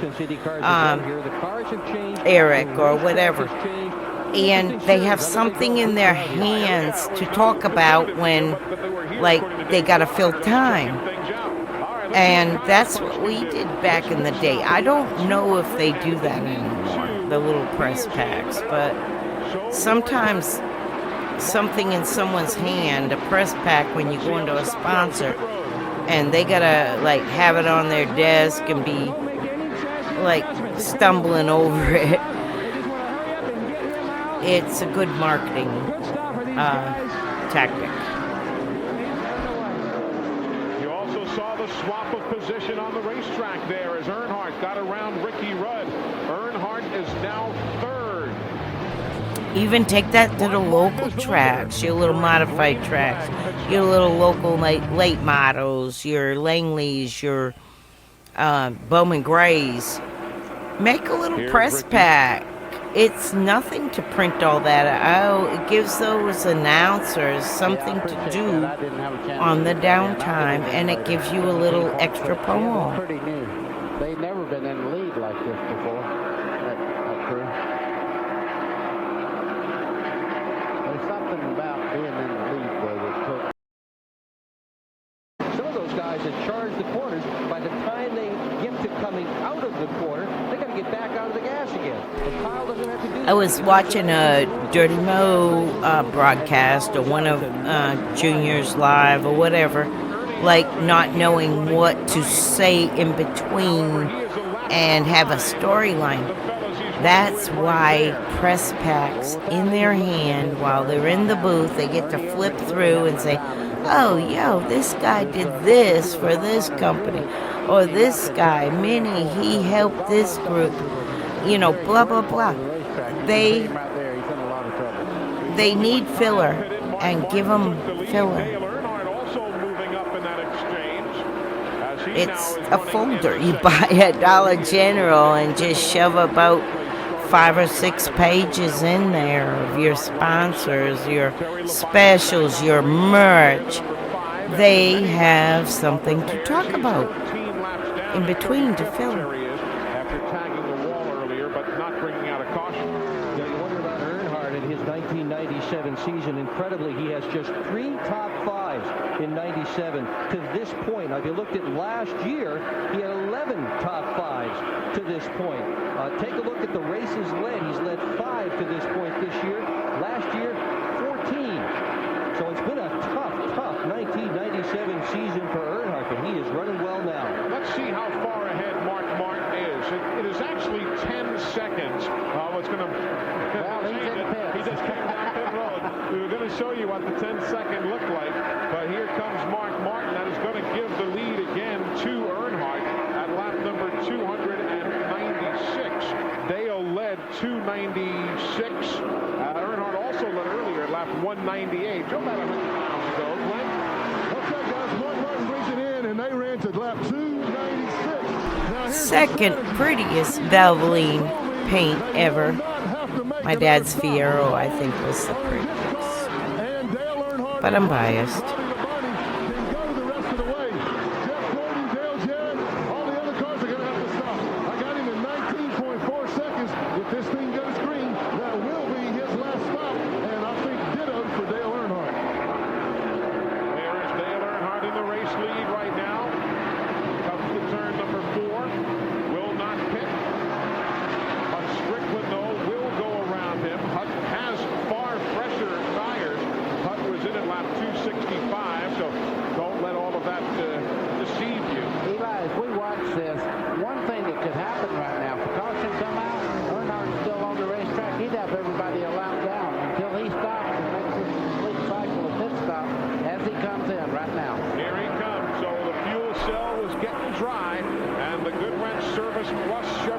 He was something else, I'm telling you.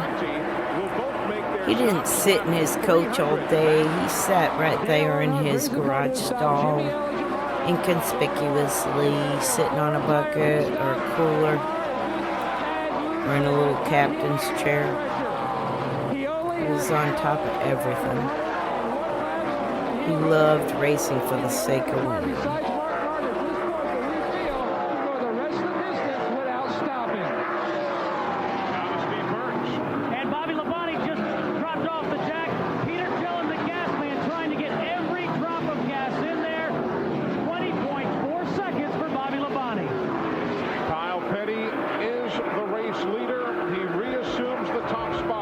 Number 300, and remember, only 100 miles remain. He ought to get better gas mileage. He's not going as far as it. My very first favorite driver was Fireball Roberts, and Smokey Yunick was like, and always has been my superhero. If you haven't studied his history, you need to, because it will like base everything in motorsports. We got a point. Quiet.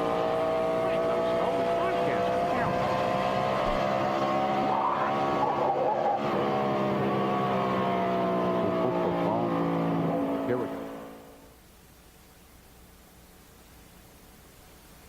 Whoa. Satellite feeds, aren't they good? You are being given yet another honor, the Talladega Walk of Fame. You're going to be enshrined there in the month of October. Well, thank you very much for that, Eli. I'm very, very happy for it. But let me tell you something. Bobby Allison, let's go back to that. He ought to be in the personal Hall of Fame if anybody has ever sat down in a racing seat.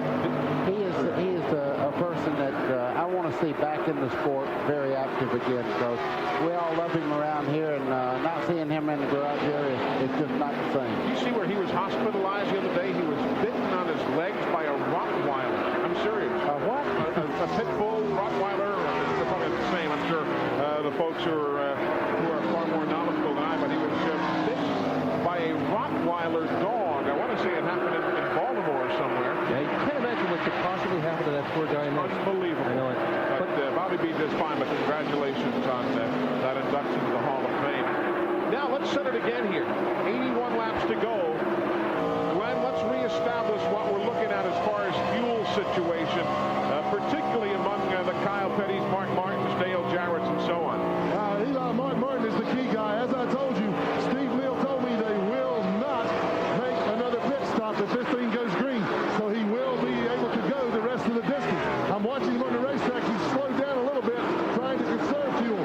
Meanwhile, Jeff Gordon, who right now is only a second and a half from being lapped by leader Kyle Petty, will have to stop again with about 20 to go, as will Dale Jarrett. So those two cars will have to make one more stop for a splash and go. Here's Steve Burns. Glenn, following up what you said, we heard Jim Long, Ricky Rudd's crew chief, said, man, we better pray for a caution because we Jim Long was with Lake when I was with Lake in 96, and I really liked him and his wife. He had a good race theory, and he still, I think, crew chiefs some trucks. They know they can go the rest of the way without stopping.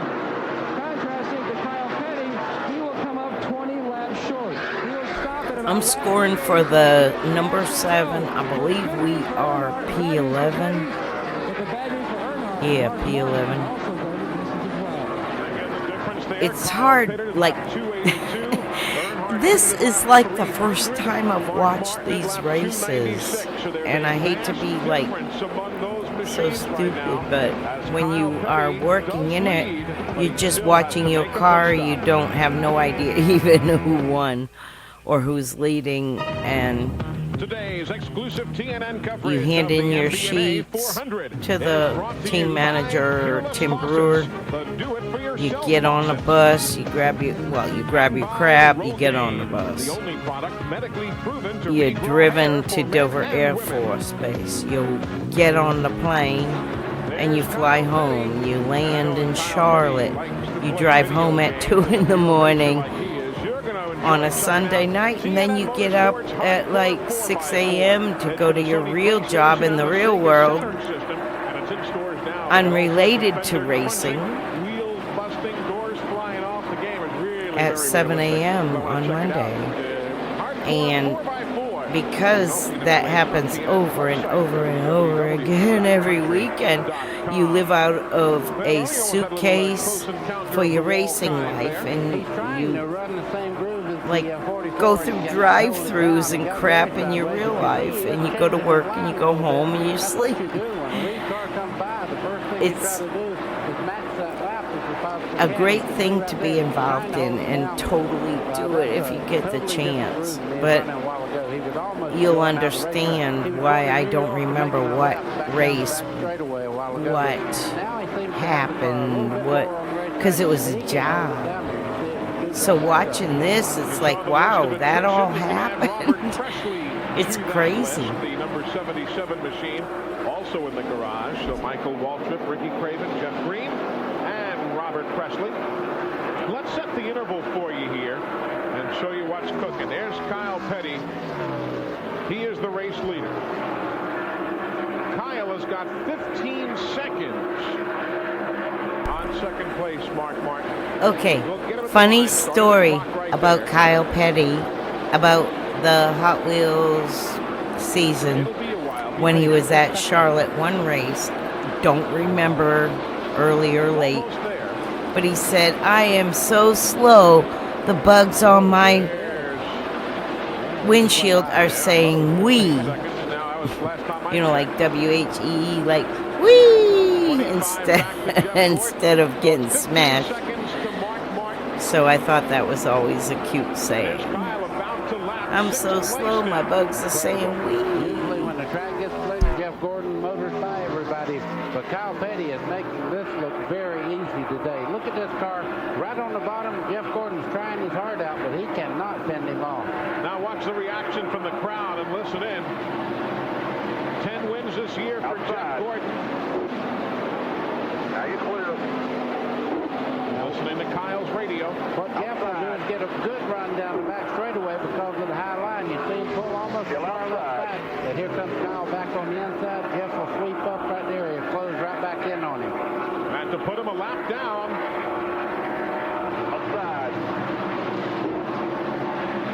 Gordon's fighting back very, very hard. Does not want to lose this lap.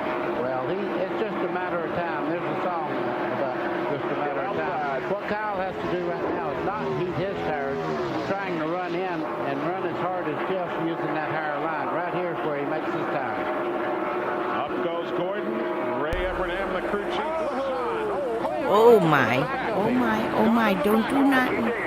I'm actually gonna come on the camera.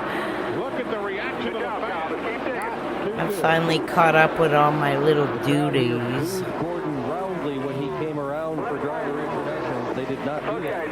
But I am Sunday scuzzy, no makeup, so deal with it. What Kyle and them are talking about. Take it easy. Still got a big lead. 10-4, don't worry. 10-4, don't worry. Still has 15 seconds on Mark Martin. If you're just joining us, Kyle Petty, the 44, is the leader. He's trying to put 6th place Geoff Gordon a lap down. That's what you're watching right now. Place. Kyle's like, come on, man. How many times I'll let you by? Come on, man. Upstairs, same thing he did here in June. Petty not able to get him. Well, I think what Kyle's done right now, he just checked up. He's looking at where he's weak and where he's strong. He'll move back in on him. Here's what happened a moment or so ago. Ooh, I'm telling you. Of course, Geoff had more momentum coming off the corner there. Exactly what happened. Kyle slid up in front of him. What they call sliding in front of somebody. I think Kyle kept giving him the lane. Now, when you use a lap car as a pick here. But behind Dave Marcus. Dave gets out of the way, but it's too late. Gordon a lap down. it's too early to dice, guys. Big picture. Big picture. Right there. His driver, Ernie Irvin, running in 9th right now. So only 5 cars on the lead lap. Kyle Petty, the 44. Number 6, Mark Martin. If Gordon followed the 44 through that whole situation, he would have been so much better. Now that he cleared Gordon, he's got some 6-7 car lengths on him. It don't look like it's from that It's so cool to see these races. Okay, when you're in the booth and you are watching just one car, you don't know anything else going on but your one car. And writing down the right number and hitting the button at the right time and holding your card up on lap 10, 20, 30, 40. Like every 10 laps, you got to pop your card up. I mean, there is so much as a scorer before the transponders that you didn't have time for the drama. I mean, you were so freaking focused. Thank you, Eli. It was so important to not miss a lap or a pit stop or like. It's seriously, I say, it's like a bowling sheet. It really was.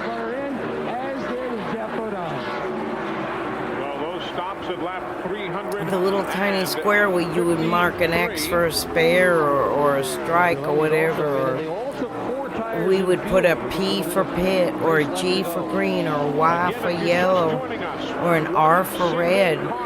That would explain why the times we put in the box that were only 1 second intervals, they weren't like a stopwatch.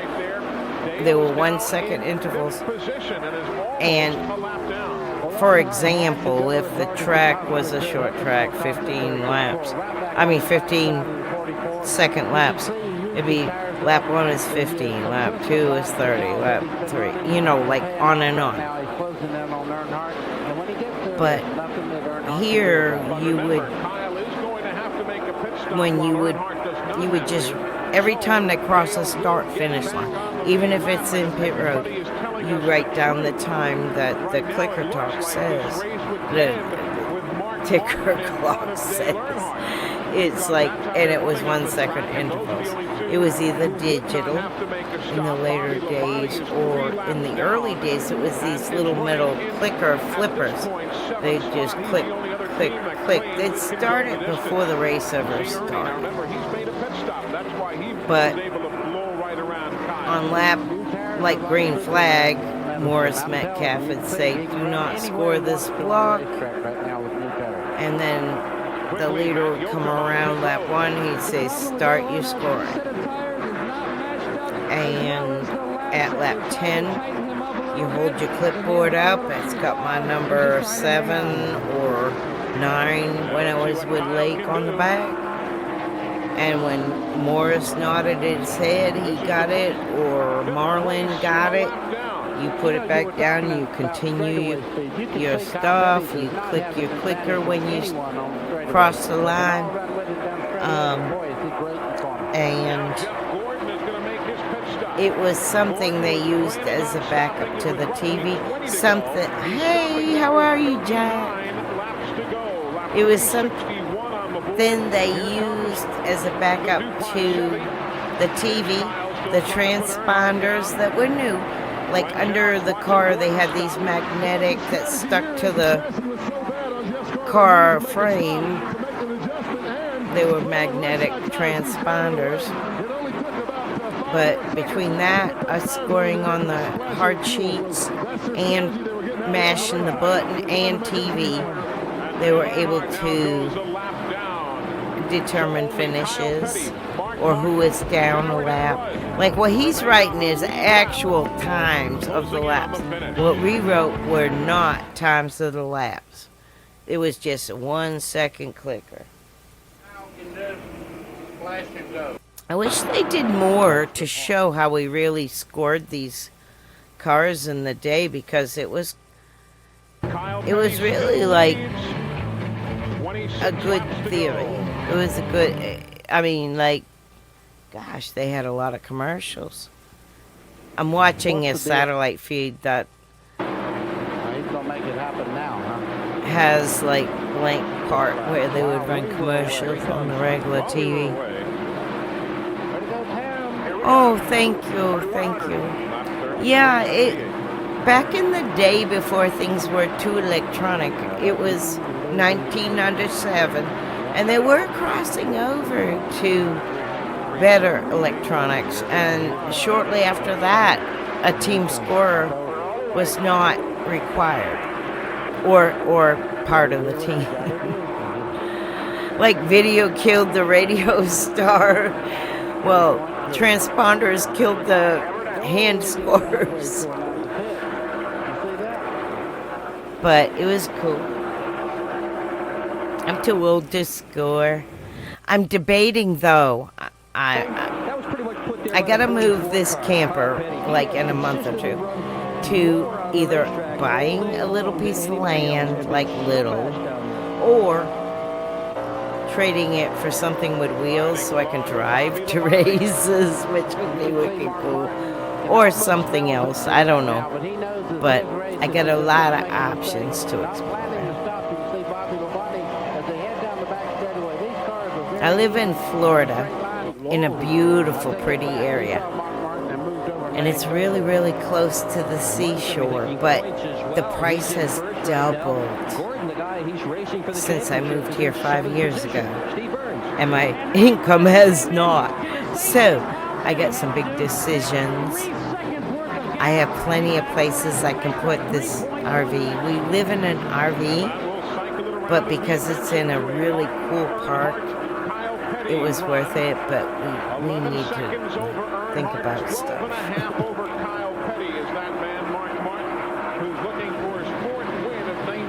But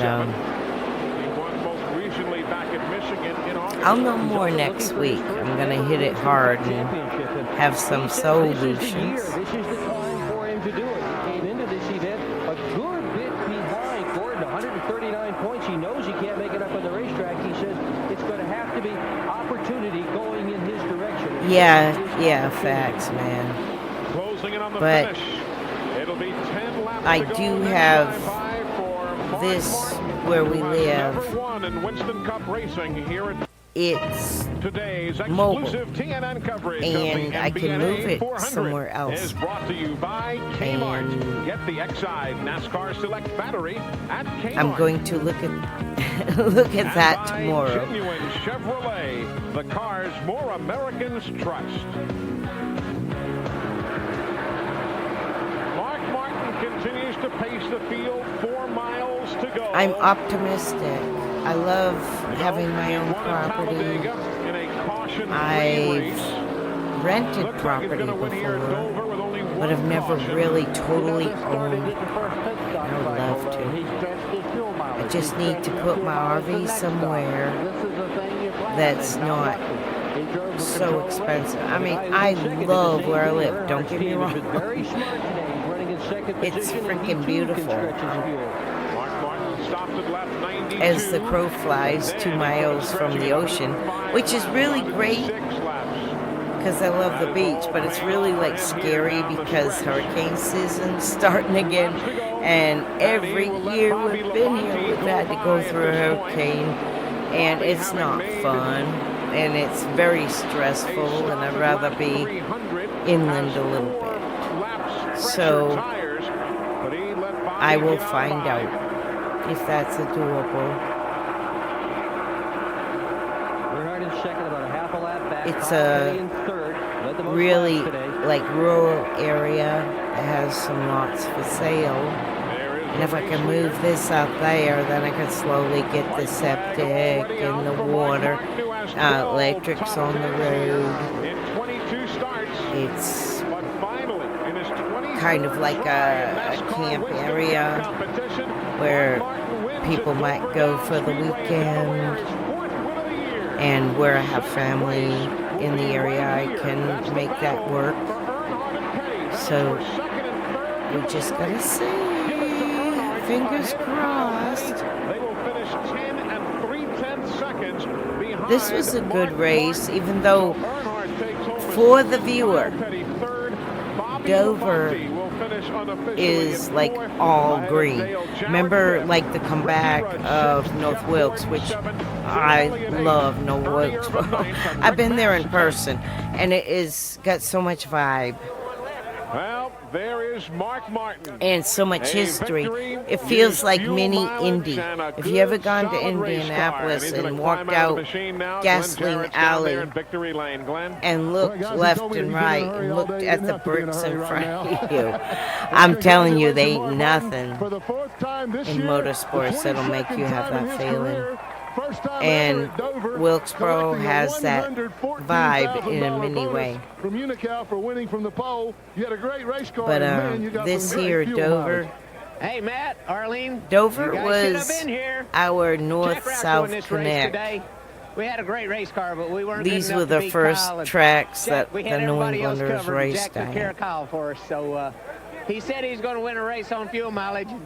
I didn't know. I was waiting to see it, and today was the day. Yeah, Jack, we got stuff here. We got stuff going on, and the biggest thing is I already pay almost double what my rent was, and now they're putting meters on for electric to pay in addition, and that's 2 months away. So in a month I renew my contract, so I need to like really get on a new decision, and I'm excited about having my own land, but I just have to make sure ordinances, building codes, the whole 9 yards are cool there, because the guys that changed Florida's weird.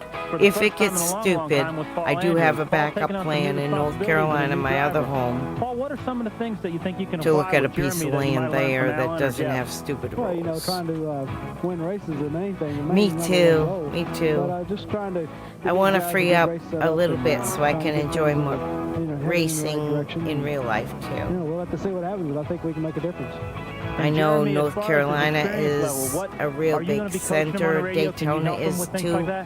It's like whichever one will let me finance, to be honest, is where I'll go. Well, Paul knows his way to victory lane, and he sat at the head table at the Waldorf. So if Jeremy's going to get to victory lane, this is the guy that's going to take him there.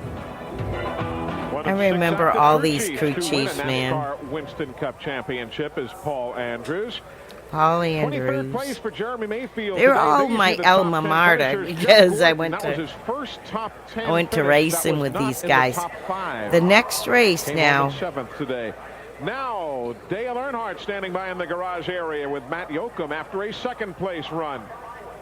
Boy, Dale Earnhardt, the Mad in Black. New Hampshire. Your third, second place finish the season. Great No, run for you. I was like, I just did New It's a lot better Hampshire. than we've been doing lately. So, you know, the guys are just doing a great job with the car and everything, and they just keep trying. You know, Larry and the guys don't give up. I've got an awful good race team. Feel great after this race. Remember every lap. Trying to see where we're Dover's a next tough with place. I figured this would be the MBNA. test. If there's anything wrong with me, it happened here. Well, you can definitely tell the Man in Black is indeed back second place, and look at that smile on his face. That was a great line. You catch that after the problems at Darlington. He does a great race, and I remember every single lap of it. Oh, Charlotte would be next, but we've already done Charlotte. We'll check out the points. We did that this in a week. quick day at Dover. Talladega. That's what we're doing. Talladega. We're almost at the end of 97. I was here. Dad was with the 81 off and on.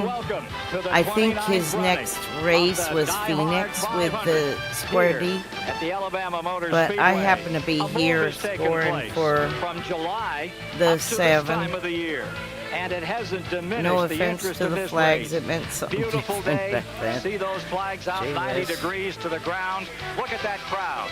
90,000 permanent Don't kill me, seats YouTube. sold out. Heaven knows how many in the infield to see this great 29th annual The Cam Racing Cameron Classic Show. taking place here That's today different. on CBS. Wow, this is a rough video, top guys. I'm competitors. sorry. 33 the banking. 2.6 miles the distance around. White knuckle racing at 200 miles an hour, faster than you qualify. 97 Talladega. And this is the track where they turned 100. Well, y'all know Talladega's like batshit crazy anyway in the infield, right? Y'all know that. 23 of 28 different winners in the running of this great race. And hello, everyone. Ken Night, Squire. Jack. Welcome aboard Thank you as we so bring much. you this tremendous fall classic now here Good on to this see you, man. 2.6-mile track. You make me want to Think back learn that 1985 language. and to It's the really present, close to and what the difference, the average in the difference I learned between as a first kid. and second, about a wink. I can A pause tenth of a this and second say is all this. it takes. Huvudlappsäckakitelle är sura men är sura men men. But I don't know what it means. To win this race on this track. And what a front row you have for today's story. You have Ernie Irvin going from the pole at over 193 miles an hour. And John Andretti, who won at Daytona in the Pepsi 400, flanking him on the outside. There's battle stories all through this event, including the point battle. Looking at the points going into today's race, certainly the top three, they're the major story. Gordon, Martin, Jarrett. But equally interesting further back, 9th back to 12th, a matter of 50 points. So much at stake with 4 races remaining in the series. Mike Joy down on pit road with the man everybody's talking about, the point leader. Mike Joy originally was the pit reporter at Stafford Springs in 1979. That's how he got into a lot of racing left to do. A lot of through points all that can that. be won or And lost. he's and great, So, you know, like I the think that we epitome. just got to be consistent and just go out there and, you know, try not to have any problems. And the way we've been running, I think we can get top 5s and top 10s. But I tell you, the way Mark and Dale Jarrett are running, we got to run hard. We got to go out there and try to win races. If there's any track left where you can get swept up in somebody else's incident, is this the one? Well, this place certainly anybody can get swept up, but you know, the first step is qualifying up front. We did that by qualifying 8th, and pretty happy about that, and hopefully we can stay up there. Good luck today. Thanks a lot. Jeff Gordon, the point leader. In no other race, aerodynamics so important as when you come to Talladega. And there's a fascinating story that Dick Berggren has for us on that. And it's a unique story. I went to Thunder Road as a child, and that commentator, Keith, he was the owner there. Really super famous Northeast. He's come up with something that's a bit better than anybody else, and he's got the whole front of the field here. It started out with a 98 car, John Andretti and Jeremy Mayfield, and when you go as fast as those guys go, other people stand up and take notice. So he freelanced for a while, and he put the sheet metal on all 4 of these front cars. Next year, however, Jack Roush has him all tied up. Roush thinks he's good enough. He wants nobody else building his sheet metal for the big tracks except Bob Newley. How does he build these cars? Right to the absolute edge of the rule book. NASCAR seized 3 trunk lids. They said, those aren't exactly what we think is okay. Who built them? Bob Newley. So aerodynamics will play a huge story today, and we are surely going to be watching the front of the field. Buddy Baker has the story on At this engines, which are time, always a big on story Mazeppa here Road at in Talladega. Mooresville, they had just come out with a Bobby Allison was running well over 200 miles an hour the through the dog leg on the what do they call it with the air a dynamics aerodynamics sim or whatever, where you could bring your car in and they'd simulate the not only for the safety of the drivers, but also for the safety of the the downforce and the wind. I have Steve Meal here from Jack Roush Racing. But he's going to explain it was about the really restrictor cool plate. when this all started innovating. Well, buddy, when you were driving, that was a size hole in the manifold spacer that you could run. In other words, the carburetor bolted directly to the top of this. This bolts directly to the top of the manifold. The fuel went right from the carburetor. The manifold is that's on in between the carburetor. Manifold is where the gas and fuel mix before it goes into your piston chamber. They cut down the about a silver gas. dollar size hole or nickel size hole. That 95-cent difference is about 300 horsepower. So that's why you like grind and port your inside to your intake so that the flow is smooth. A lot more than they let us have our own restrictor plate, and they had a gauge that checked this size of this hole right here. This is a 29-30 seconds, which we run right now. But as you can see now, NASCAR, as we go through the line for inspection before the race, actually issues us a restrictor plate, and it has a if you number on berm it. those edges too, it would help, like if you took off all the little burrs, as long as they still measured. I doubt that happens, but they're just doing a real nice job of taking care, making sure everybody's working on the same level playing field. Thank you so much. The man who took full advantage of when I met Steve Meal, I think it was 1982 in, I want to say Martinsville. He was holding my son, it was either Martinsville or Dover. He was holding my son, Christopher, y'all raced with, when Chris was like 9 months old, and teaching him how to pull the pull string in the hotel room. Back in the day, they just had pull strings. And be cut it on, cut it off, cut it on, cut it off. And Steve was taught teaching my son to be naughty. But in the meantime, Kyle come running in the room and was jumping up and down on my parents' bed and just having a good old time. So that's how the old day races were. We had fun. That's why I keep saying have fun, have fun, have fun. Like, don't take this shit so seriously, because the short track stuff will matter most when you get older. Like my Mod Brat friends are my world from the 70s. Geoff has to have a problem somewhere along the way. Your home track dudes will be your homies. Mark, you're a lot closer, but Geoff has been shadowing you these past few races. Well, it's been one or the other. We gained a few and lost a few, gained a few, lost a few. You know, all we can do is go out here and race our herd out like we have all year, starting in February at Daytona. We'll give it our best shot and see how it turns out. Well, I'll ask you both. Is this championship now his to lose or yours to win? Well, I think we just do our part. I don't think that whoever wins the championship has very much earned it this year. This has been a tough battle. All three of us have had great years. We've had a great year. They've had a great year. Those two had so much integrity. We'll just see who wins. I mean, it's not anybody. Never controversial. It's about competition, and I'm glad to be competing and to be Super a contender. Respect those two. Good luck today. Thank you both. The speed, the points, the place, oh, and I gotta say, Blake McCandless is a young, Dale Earnhardt a young, for this try at his 8th win at Talladega, and we'll be back to tell you that Dale Earnhardt story. I'm sorry, I got distracted by Dale. He was bigger than life. CBS Sports coverage of the Sears Die Hard 500 is sponsored by Die Hard, saluting race fans everywhere. Die Hard, tried and true. Ford and your Ford dealer. Have you driven a Ford lately? And by Pennzoil. Stop, go, Pennzoil. Mike Joy, when he first began doing pit road reporting for Stafford, reminded me of Blake. Like, he also loved being in the middle of the drivers and the stories behind the teams and stuff. And again, I say Cars Tour, Prolates, Street Stocks, anyone that's doing, like, even y'all doing like YouTube videos and stuff, make sure you got a hard copy little folder of your accomplishments and your stats, your sponsors. Give the people in the press booth something to talk about in their hands.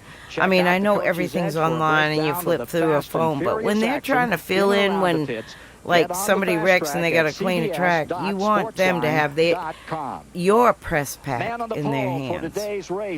And some of that old school stuff still applies. 10 years ago for Ernie Irvin. In my opinion, on the story right now from Bill it's what we did. Ernie has won his your second Busch Grand of the year, demographics, but when you who you're qualify, you're on the reaching, racetrack all by yourself. Here at Talladega, Ernie, you're gonna need a waltzing partner to stay up front, aren't you? hometown. Well, there's no doubt, We would you know, have here at all that in Talladega, our press you've got to pack. have teamwork, So you can say to that the happens, sponsor, but, this is what I can do for everybody you, is out here to not try what to win you this can do race. for me. And, you know, I don't think nobody's really going to help me, but then again, if it helps Old them, school, then they're going to help me. And marketing I look forward to this. Talladega is one of the exciting races for the race fans, and we're looking forward to it. My wife's been sick, and I want to tell her that we love her. We saw no caution flags in the spring race. Can that happen again today? Yeah, sure can. You know, cautions. Whenever we have a caution, it gets us bunched up. Then that creates another caution. So if we can get strung out towards the first part of the race, as long as something debris come off any of the cars, we can go caution free. Remember, Ernie won this race back in 1992. Ken? 55 races without a win for the man who has won on this track more than anyone else, Dale Earnhardt. He is the story today. 2 seconds and a third the last 3 times out. Dale Earnhardt has enjoyed more success here at Talladega than anyone in the history of the sport with those 7 major wins. Yet Dale's most recent memories include the worst moment of his career right here in this race last year. This CBS Sports Racing Profile is sponsored by Brewery Fresh Budweiser, the king of beers.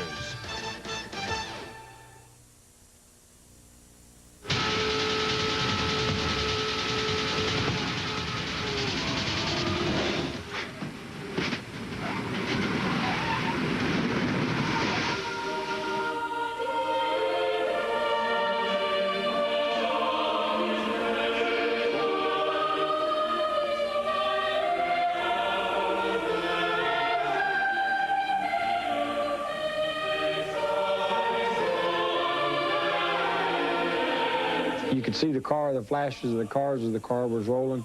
You see the flashes of other cars hitting the car, and it was bouncing around quite a bit, and the pain was pretty sharp because I broke my shoulder in that first hit. Jesus, And, Dale the got danger so aspect beat of up it before was he lost his pretty, life. serious. It was pretty close to hitting home there. As you I get worked older and you get hurt, the window of opportunity to come back in is very, Concord very narrow. And you know that. when mentally. Dale lost I don't his think life in for me, 01. it may, And I had to drive by that shop every day On August 31st, Earnhardt mysteriously with the blacked flowers out at the and beginning shit. of the It race at was Darlington. tough, Doctors never man. found the reason for the problem. It was so freaking that little tough. situation happened to us at Darlington. But he We had went through a lot so of tests many and found out we were warnings in great before shape and it better shape all than most went people bad. thought. I sort of wrote it off to that, you know, it's some kind of chemical imbalance. You got plenty of money. Don't need that to keep racing.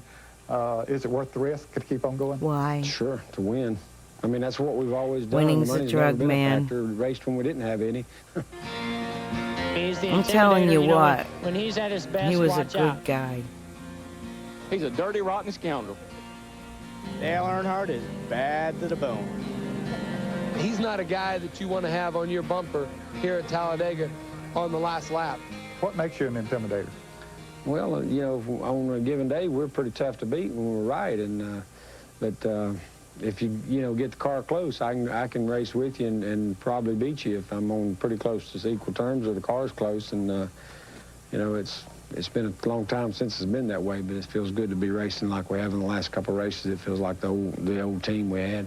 This recent success that you've had, does that make you more content with the year and get you and the team He pumped was up? just No, not really. always I mean, in the you know, pits, we've man. not had a You good just year.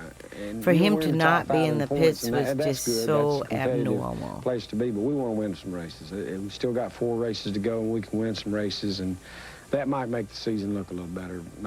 To end up on a winning note is what we'd like to do.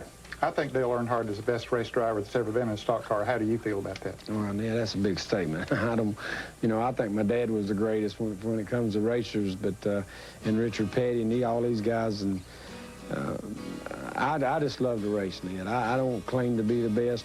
I like to win, and we've really been fortunate. We've accomplished a lot in racing, and there's a lot of guys out there on a given day who whoop your butts. And you got to work hard at it every day. I don't know that we're the best. Will race 56 be the one in which Gonna Earnhardt tell turns you, it around? losing him All eyes will sucked, be on but number seeing 3 him win today. the 500 Dick Berggren is standing by was with the pit crew something that else stands there tall in behind 01. Earnhardt.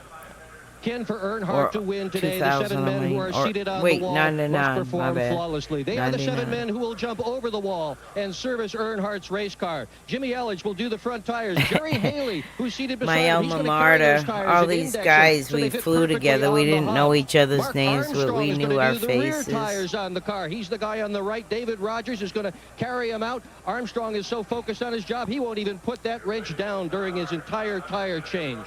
Mike He had a Moore, he's the job man to on the jack. do. He's a big guy. He's got to be. It He's was 6'4", work. 255 It pounds. was He's going to pick up this 3,400 what pound your stock car little with one part pump on the jack. was. His most important job, drop Your the little car at job, exactly the you right had moment. to When do he it drops the jack, spot Earnhardt knows it's time on. to take off. If he drops it too early, Earnhardt is liable to leave before all the lug nuts are tight. That would obviously be a problem. If he takes too long and drops it slow, well, Earnhardt wastes time Was on a pit road, and he doesn't want synchronized to do that. machine to Out make back, a Chocolate race Myers and Steve Muse. Muse go is your the guy way. who catches From the gas. time you Chocolate drove Myers is perhaps the most into the recognized garage face of all the men till on the pit road. time He's been you with bolted Richard up and Childress for went 15 home. years. His goal, get this nozzle right in the gas tank.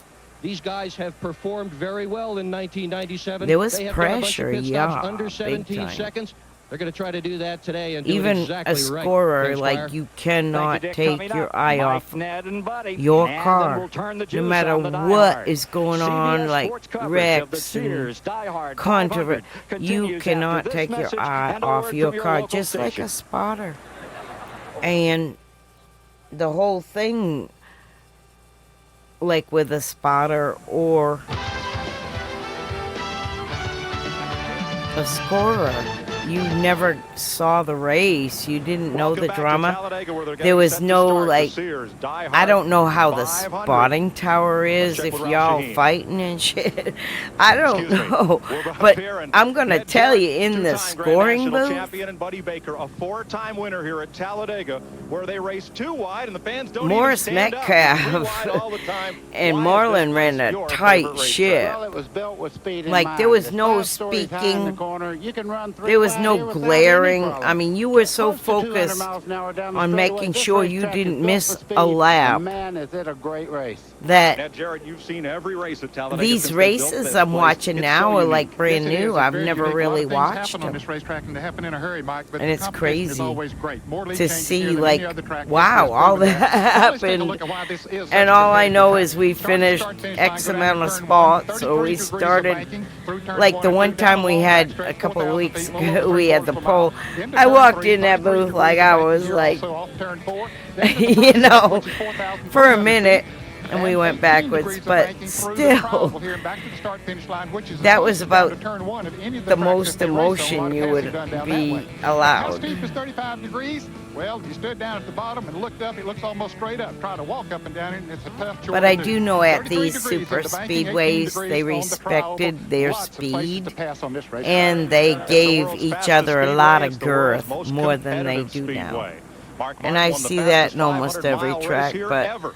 the This cars are past so May, even. There's a look at Mark as he gets You're set to go almost to running work an for starting IROC position series. 31.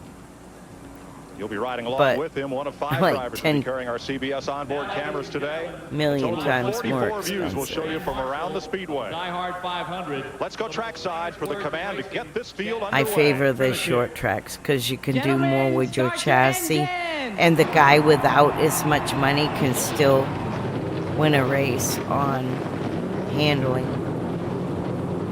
So I like those kind of races, even if it's like pro late model street stock. That's real racing, in my opinion. Because making that race car go fast on little money and beating some big funded team, there ain't nothing like that for your ego. No joke. So that's what makes racing addictive. Welcome back to Talladega, where the field moves out for the Let me get ahead number here. 10.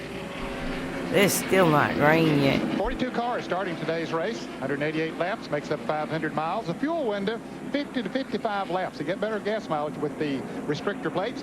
Purse of $894,000. And the race record here is over 176 miles an hour that was set back in 1992 by Ernie Irvin.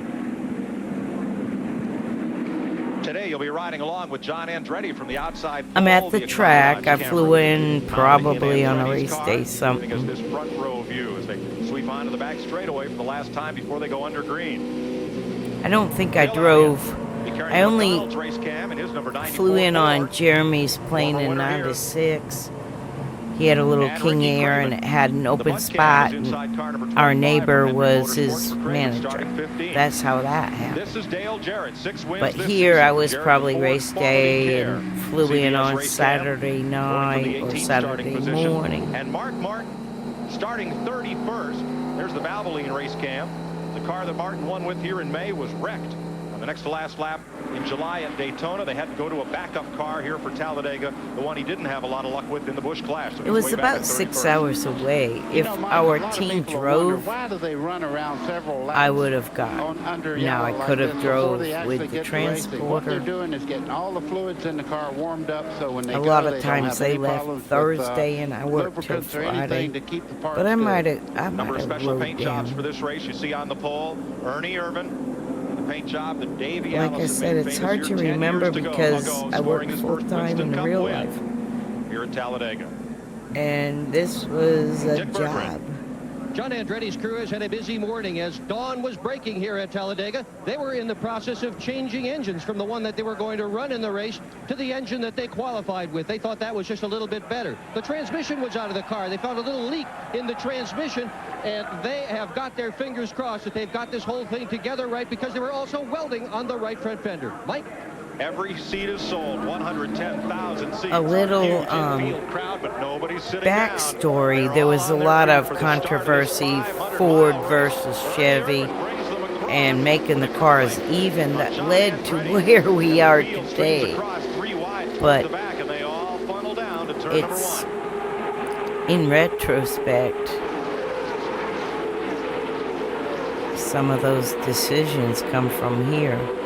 You know, shaving off a 1/4 inch of spoiler, or Ford's got more HP here, or drafting along with Ernie Irvin, and look back here, 4 wide down the back straightaway. Hindsight, maybe we should have just sucked it up, to be honest. Gordon was up on the outside. There he is. Because racing was great. We didn't have to do any stunts. Now they do a lot of stunts, and I understand building the fan base. But the fan base will be built with characters like Earnhardt, the Intimidator, and the the Golden Child, or the Wonder Boy, the young one, and you got the hard-ass Rusty Wallace, who was Rusty Wheeler, and like there were all these storylines without creating drama. They have full RPM now. Just needed creative media. Right there where they're 3 wide. Now, that running 3 wide could split that group off from these front runners that are single file. Yeah, one thing that will help you get away from and else is for them to single out. To like double back. Get right that hard copy of your press pass or your press packet to the announcers. Get it to Blake, get it to Eric, get it to whoever is doing the announcing. We always did that in the days, so Mike Joy or Buddy Baker had something to talk about and fill in. And it just might be you if you give them a press packet in their hands. Or you go to see a new sponsor. Give them a folder with your real stats. Don't say go to this website. Give them something to kick around their desk. Something to be in the way. Will move to the high side, leaving Rusty Wallace and Michael Waltrip, then orange car. That's kind of old school, but and they are going to leave them. Ned, that outside groove is. That's how we raced. Now that the others have singled out Mike, they have caught up to those front 4 that pulled away for a little bit. Especially you short track guys and your local businesses, like promote all your mom and pops. You know, each one, like 4 mom and pops can buy you all tires. A lot of changes on that team, but they got a great driver and a great car. Whatever, like that. Number 5, the defending Winston Cup champ. He was fastest. There's a whole bunch of money will buy you a race or a ride or something, but it's not going to buy you a racing career. Derek Cope across the line to complete the 4th lap. Got to pay the dues. Well, they all look coupled together. Well, what they're doing right now, they're just finding the weakness and the strong points of the car and trying to find that back in the 80s, I personally would make little folders with a little printouts that would show our demographics, who was radio coverage, who was TV coverage, what demographics we were hitting, why it could help the sponsor. You always want to go like, what can I do for you? Not to a sponsor, what can you do for me? And it gets sponsors at a local level into auto racing, and y'all know how great it is.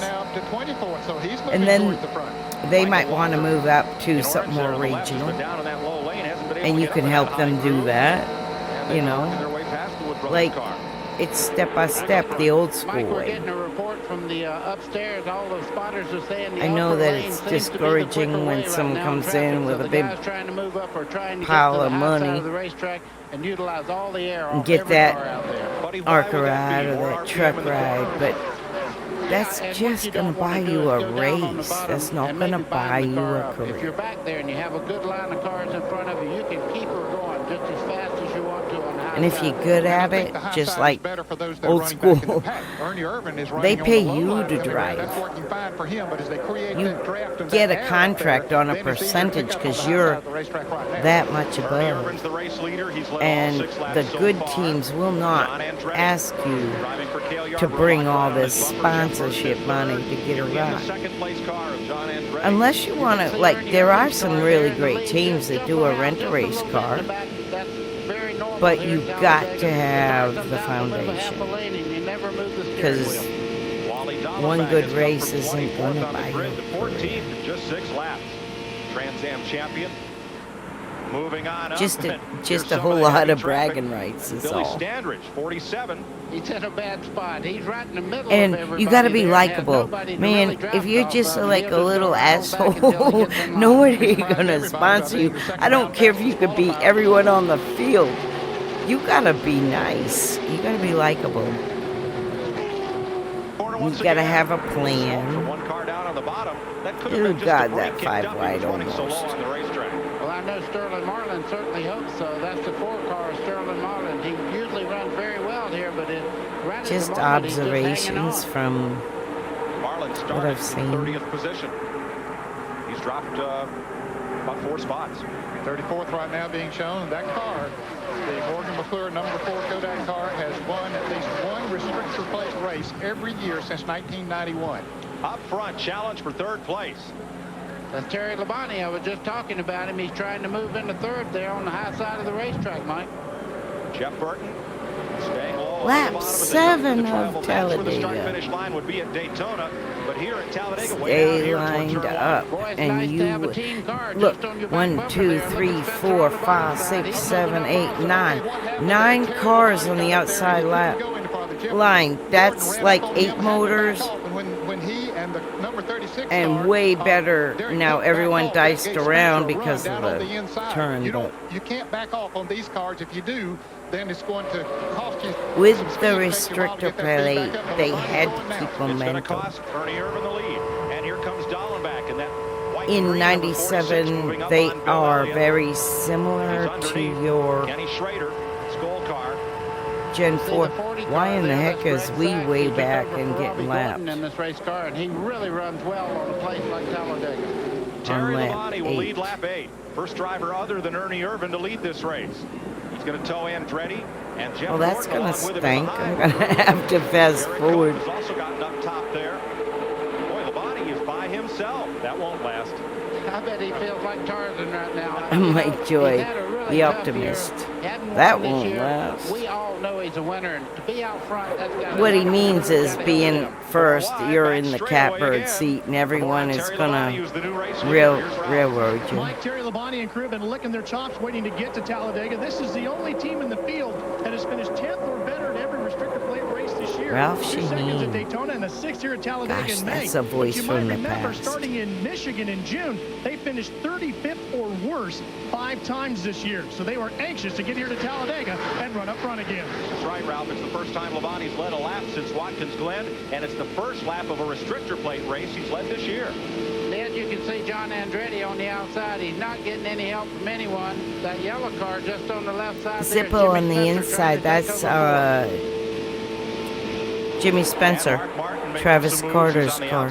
We lost Travis Carter in June. Started 31st. He said the car won't run by itself, but let me get some traffic and I can go. I'll tell you what, all of my alma mater are dropping like flies. I'm glad I'm healthy. Cars were bumping each other down the straightaway, trying to nudge him ahead. You can pick up 100 or 200 RPMs by pushing a car down the back straightaway here. Wally Dallenbach has gained 17 positions, Martin 16, and Morgan Shepherd has picked up 15 spots since the drop of the green flag. You wonder where everybody else went.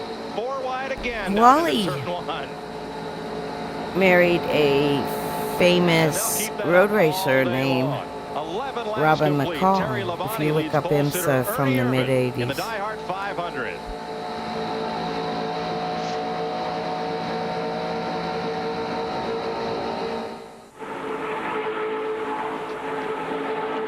back to Talladega. Terry Labonte, the defending Winston Cup champion, hasn't led at Daytona or Talladega all year until now. He has that number 5 in the wind.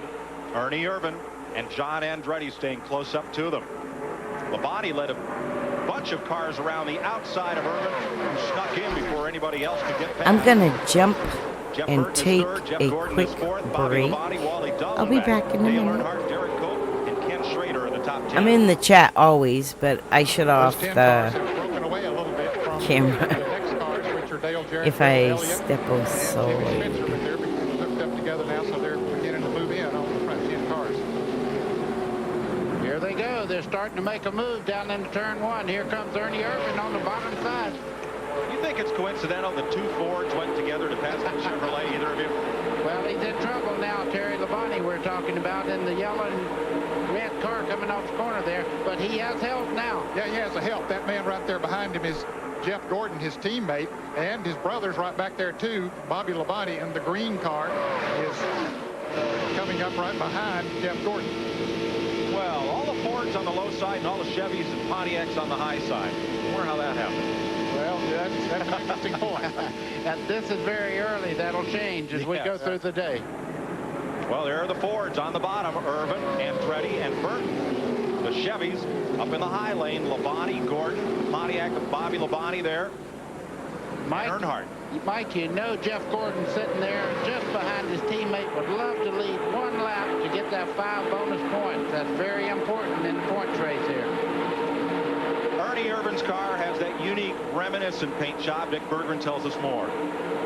Paint job that they had here in 1987, Mike, when Davey Allison won his very first race and Robert Yates Racing won its very first race. They decided to commemorate the occasion with this very special paint job.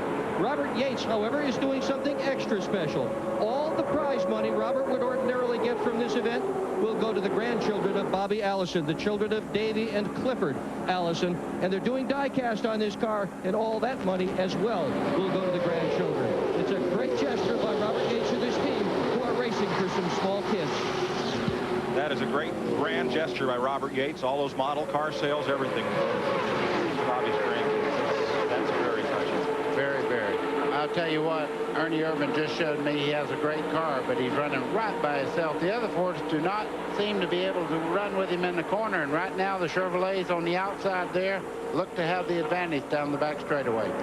Now, Jimmy Spencer was up with that pack, but Spencer came out of that pack quicker than a hot dog shooting out the end of a bun. Okay, would your teammate give you 5 points here? We'll see. There's Spencer. Jimmy Spencer is backslid to 12. Every time the line, Spencer went one way, the draft line would go the other. Derek Cope sweeping way up high with Wally Dallenbach in the green car. Ed, can you hold your breath for another 170 laps? I don't know if I can or not, Mike. They are really dicing it up, and that's what we always expect when we come here to Talladega. Hey, guys, put it on hold. Just looking for a spot right at the moment. Who do you think's moved in there? None other than Dale Earnhardt, the favorite. Anybody you ask in the grandstand or even in the booth here feel that this is Earnhardt's day. Yeah, I went in here with the strong feeling that this would be his day, and he's proving right now that he has a fast race car. Why is that so? He's won this race 5 times. With 7 victories, he leads all drivers in wins here at Talladega. He's been in the top 3 the last 3 races in a row, and the feeling in the garage area.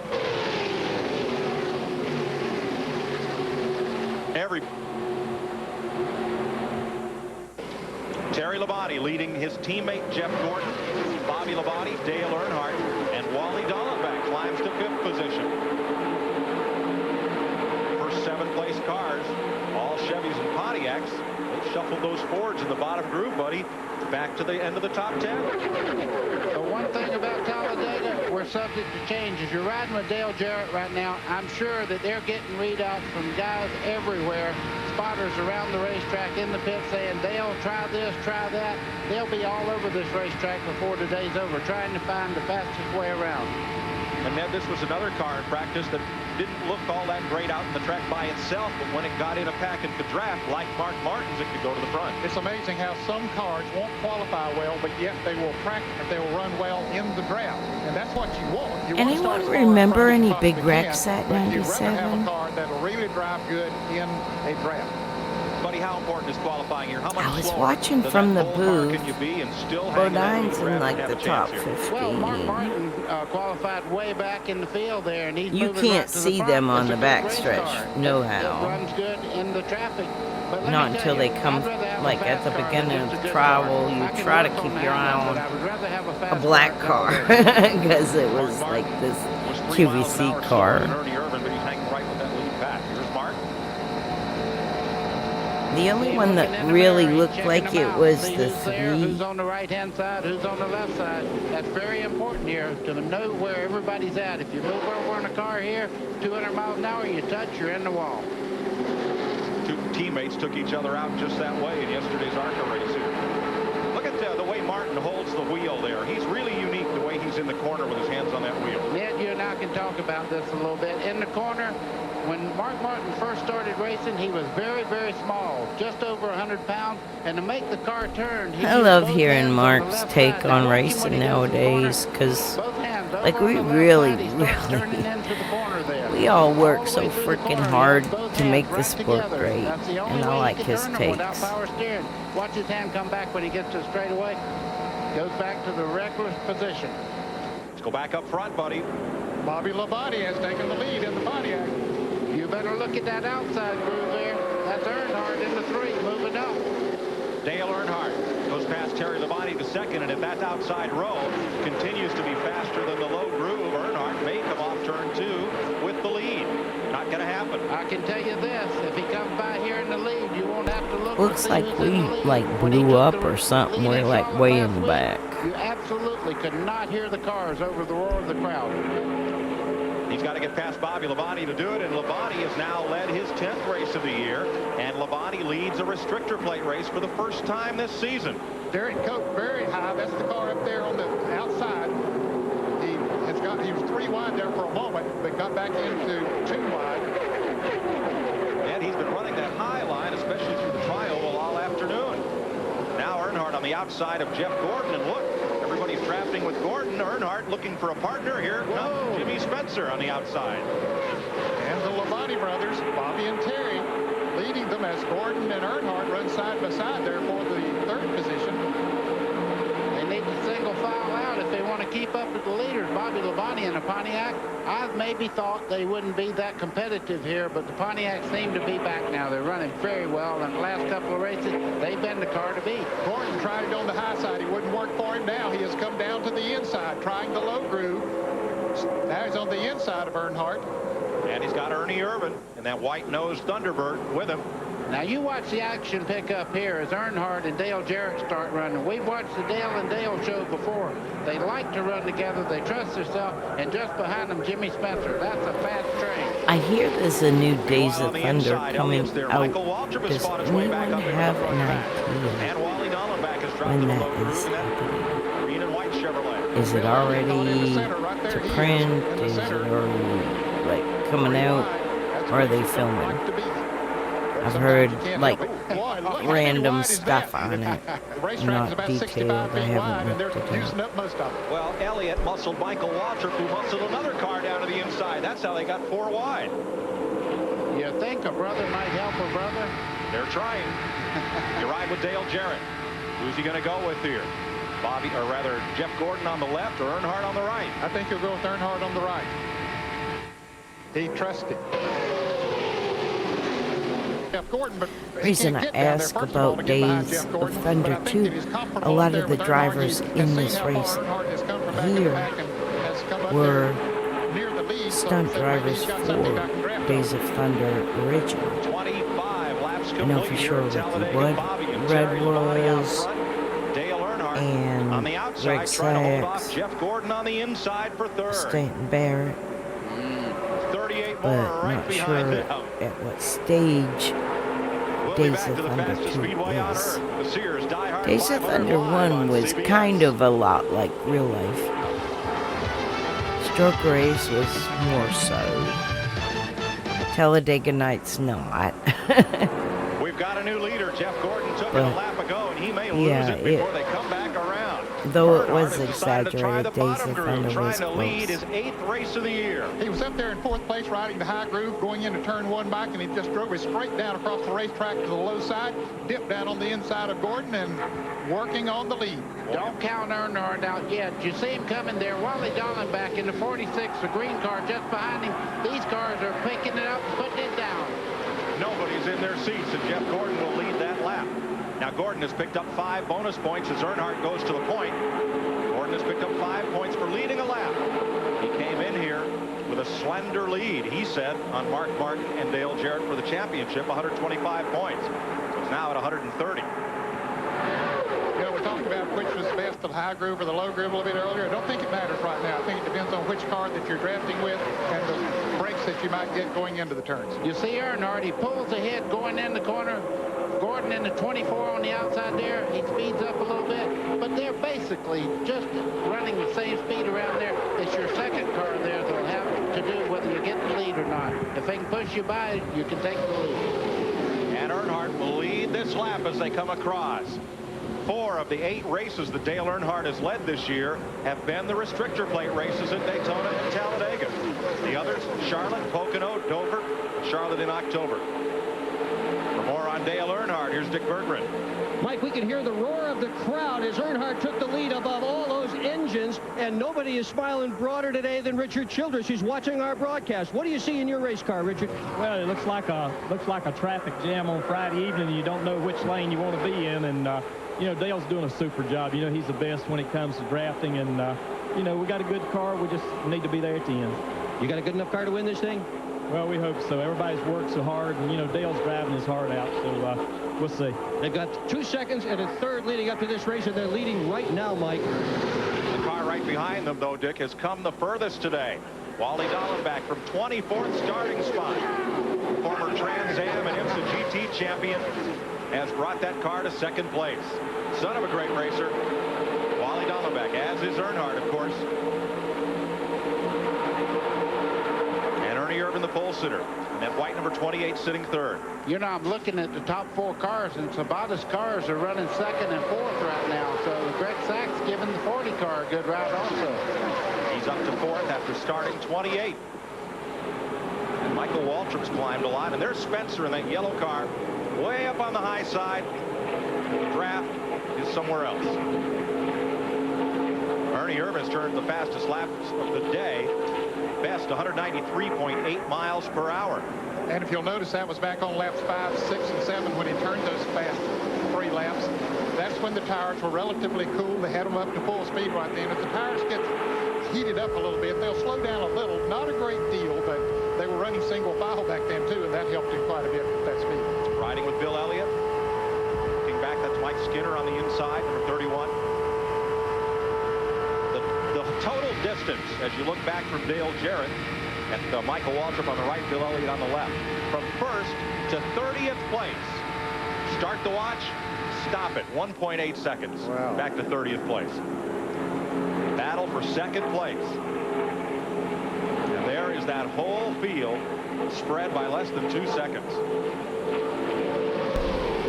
Unlike today's next gen, you didn't have to say stay stuffed up somebody. I think about the many days that this It was more like a beach ball draft, to be anywhere in that top 30 right like there. a cushion, I loved it. I love this air racetrack. cushion. Wally Dallenbach challenging for the lead. They get 3 wide behind him, and Dallenbach is going to pull a train around the outside. I wonder if we had these cars today that were also versatile, where these were changed into ARCA cars, but not have the deaths. Would the Hans device and the safer barriers and these cars be a better scenario today? I often wondered that. And Jeff Burton's in trouble we here. have a Gen 4 one of the 3 Jack with Roush safer cars. barriers, with Hans device. Are we okay? I'm sure there was some reason for Jeff Will we Burton have losing less the head draft here. injuries? Maybe lost a cylinder or something, but that's really going to hurt him. The man is 4th in the NASCAR. I know they have manufacturers that are so invested. As they come off the corner and then spread Honestly, once again. when you flip a next gen over, it could become a damn airplane. Wally It's Donovac made has climbed the to ladder here, Dick Berggren. lift off the ground. It's really surprising that Wally Dallenbach would be doing this well because he just got a brand new crew chief, Terry Shirley, on Monday. Now, Terry, it's supposed to take Being teams old 6 school, months or a year to get I together. see How have you managed to put this guy how out front so fast? simplistic Well, I tell you, this whole first a union chassis team really design worked can hard this be, week on this car. and how you can complicate it and have a computer out there. We're going to keep him right up there all day. calculate and make everything normal, even if you input a mistake. Thanks, Dick. So that's my 174 miles an hour, and it's left him all by himself. that's Terry my Shirley, formerly opinion, with Dave being Marcus, from the when crew chief for we Dallenbach. had Let's only check with Ralph Shaheen. Mike, raw that's exactly measuring what the story materials is on like Jeff Burton at this string point, and talking to the crew down here. It is protractors a to broken shock that they're expecting to find as a problem on Jeff Burton. When they get a chance to bring all him down the pit road, hoping computer for caution, stuff. get an opportunity to take Was a look it at really Well, I've got to hope it's the shock like that they I can think you change. need If both. it's the shock mount that has broken loose Because you from can the frame, input that'll wrong be data much more into difficult. computer and it's going to spit you out a Very compromise. close to the tire and the wheel, so if And it that's ever what I gets see over and in starts sim rubbing, racing. it can create a problem. Dale Earnhardt leads My Ernie son Irvin. 36 laps has complete. worked on Michael some Waltrip sim muscles his way setups. to He's third. got a really with good Donovac fourth and GT3 Greg Sachs Mustang if somebody likes a good solid car. Hit him up. This CBS Sports He wanted race to take summary a car is without a sponsored crazy by turbo, Brewery this, Fresh that, and the other, or a Budweiser, bare bones the car, king of make it run beers. fast. I think he's got some good times on it. After 37 laps. All right, we're gonna out the skip restrictor ahead. plate engines first. Lap Bill Stevens, 44. what's that problem We got developing? Earnhardt Yeah, and it's toward Andretti the back of the Dallenbach. pack, Mike. Right now, there appears to be Martin's some gonna oil go. slightly leaking out of the 43 car of Bobby Everyone's Hamilton. been so Dave Marcus has Standrich. told his crew, Billy when I come in for a Standrich pit is stop, at I'm gonna have to 47. get my windshield 40 cleaned. is Same with Sachs. David He's Green, the one who's I having a told you problem did seeing. Now, some those guys are at the end of the pack. We just received a report that Steve stunt Grissom, racing up toward for the middle of the the pack, Days of also is having Thunder. a problem with oil on his windshield. Here's Darrell Waltrip right here, about to go a lap down. He lost I the wrap worked about for 15, speed 20 in laps ago. 96, And boy, just a sitting but duck this out is there, brother. 97. I'm scored for 7, which means I'm in the booth and like we're second pine water and I'm having to like just bear with it till the end of the race, hand in my cards, give my paperwork to Brewer, and go to hell home. CBS Sports coverage of the Sears Die Hard 500 will continue after this Make the message bus and to a word the from your airplane. local station. Or the van. I can't remember if we CBS Sports drove coverage of home the Sears from Die Hard Talladega in a 500 is van. sponsored by Goodyear. Number I one know in one tires. time I AT&T, flew in on it's all within your reach. Mayfield's and by the plane. more than One time I 1,750 drove. AutoZone stores across America. AutoZone, But when the I best drove, it parts was in for auto fun. parts. So I think I 48 flew laps on completed, whatever the world's race fastest day Speedway. express Dale was Earnhardt back to the front. Sterling for this Marlin deal. and Wally Dallenbach duking it out for second. Marlin with the The advantage end of now. 97, I Dallenbach was in that pretty high lane. heavy into Gets my slid back career. a I little couldn't bit, and they fan take out a lot once of again. time off.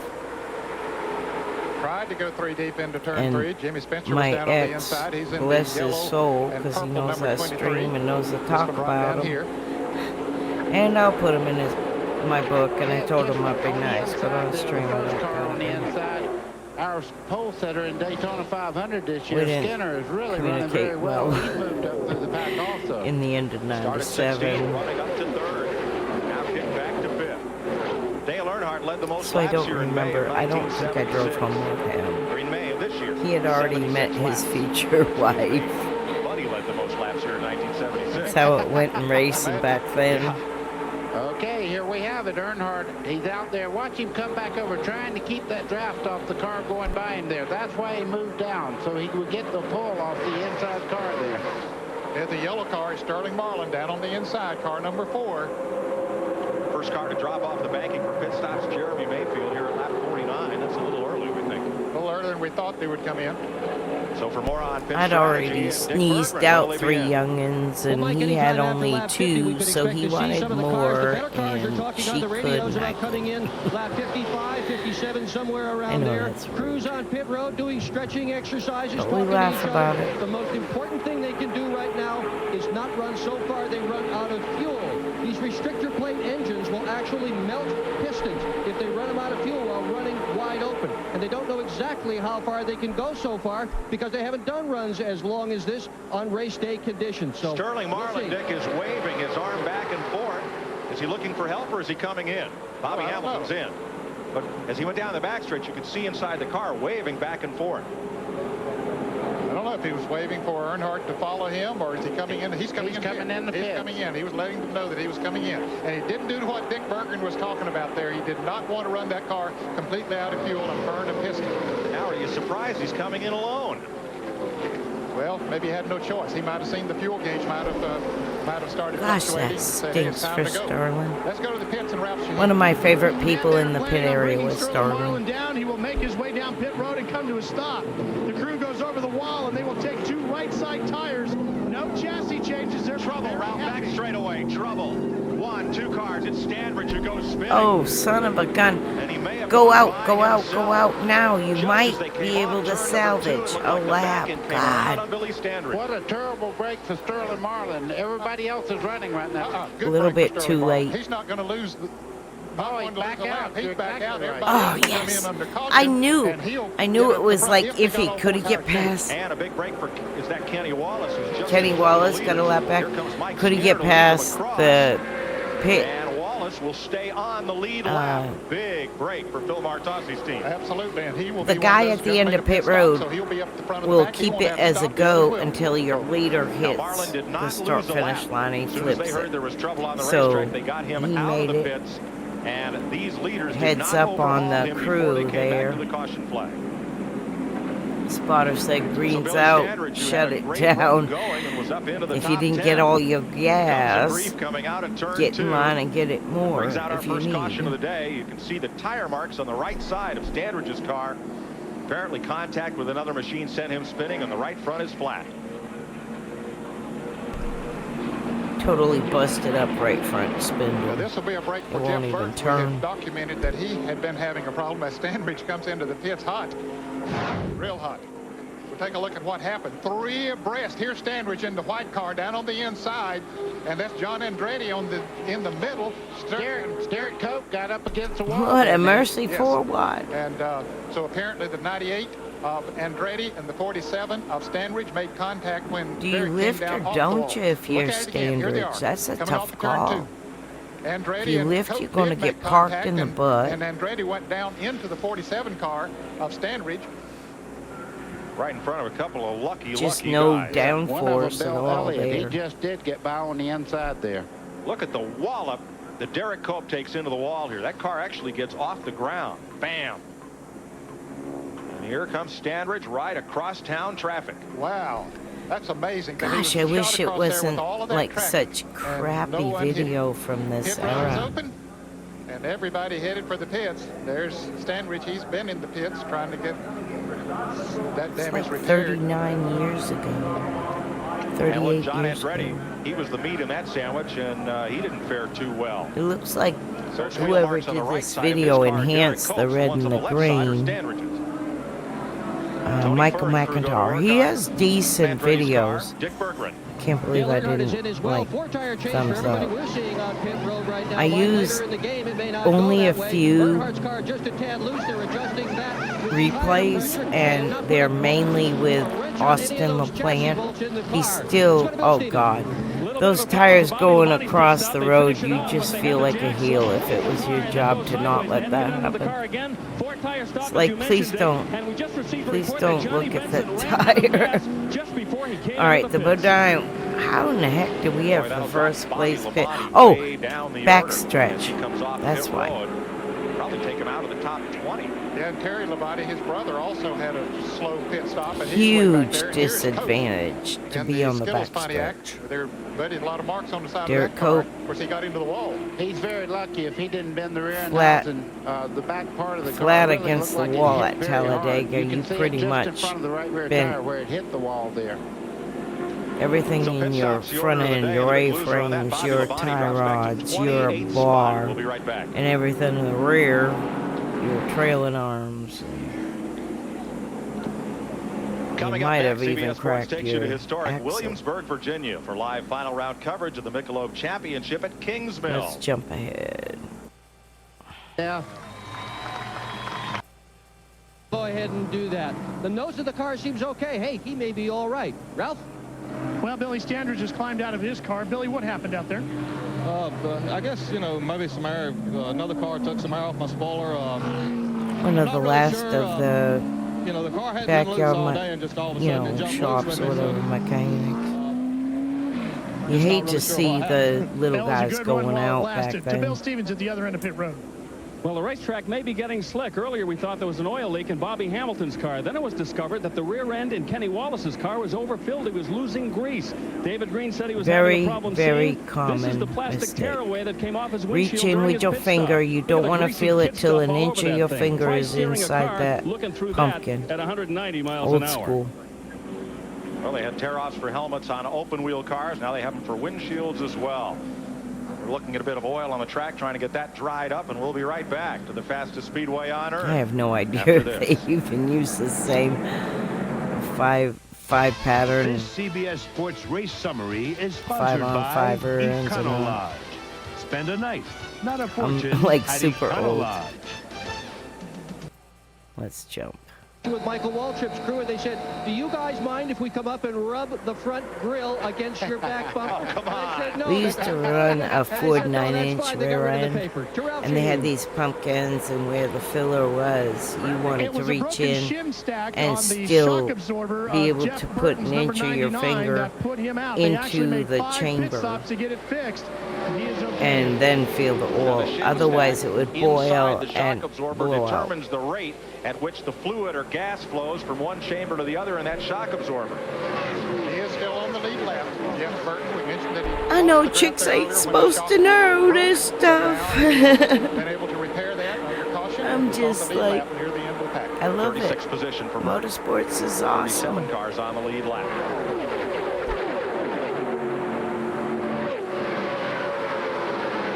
That yellow car of Sterling Marlin out front, and Mark Martin has fought his way to second spot from 31st on the grid. From 31st to second, and this car is a rocket ship. I was on top of my hauler. Could have been this race. I don't even know. But I was on top of my hauler during some, like, could have been a bush race, whatever. I was watching the races, and Sterling flipped me off. And I turned around and looked behind me, and no one's behind me. And then I started laughing, and he started laughing. So I was part of the crew then because I got flipped off. And like many years later, Kenny Wallace sent me a DM flipping me off too. So I always so appreciated being just part of the crew and being respected that way. Have fuel and air to make it run.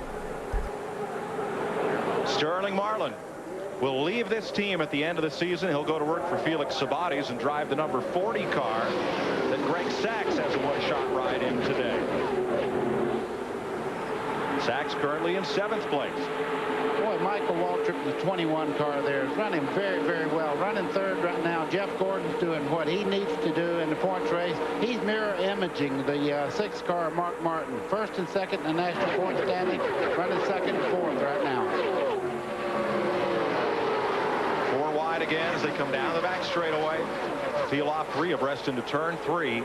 Sterling Marlin started this Cute race story, in 30th position. early 91-ish. 91-ish. I was in the pits in Claremont, North Carolina. No, Claremont, New Hampshire. I was walking down through the pit area and I heard this person yell, "Hey, Tonja, get over here and hold this timing light." And it was a well-known modified driver in the day, and of turn 2. They just were very, very close. like that kind of stuff would happen sometimes. Hey, Tanya, we got to run and get this part. Blah, blah, blah. It was so much, so much better to be part of the crew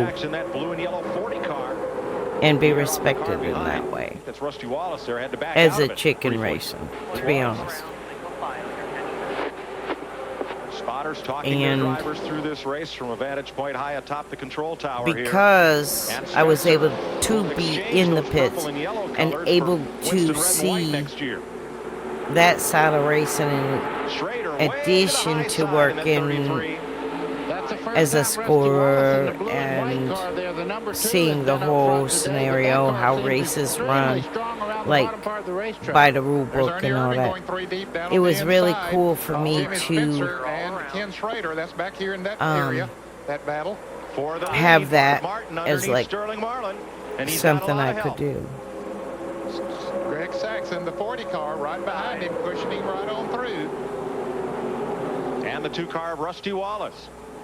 Wallace comes to the front for the first time today. Started 9th. So Mark Martin's going to pick up 5 bonus points.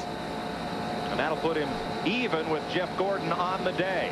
Exactly. And put the gap back to 125 points. Gordon, the Winston Cup point leader. Mark Martin, second. If you want to know how fast Greg Sax's car is, the gray one there, running in second right now, you're seeing it. He don't leave anything on the table. That's as wide open as that car goes. No strategy. He drives his heart out for 500 miles when he gets in a race car.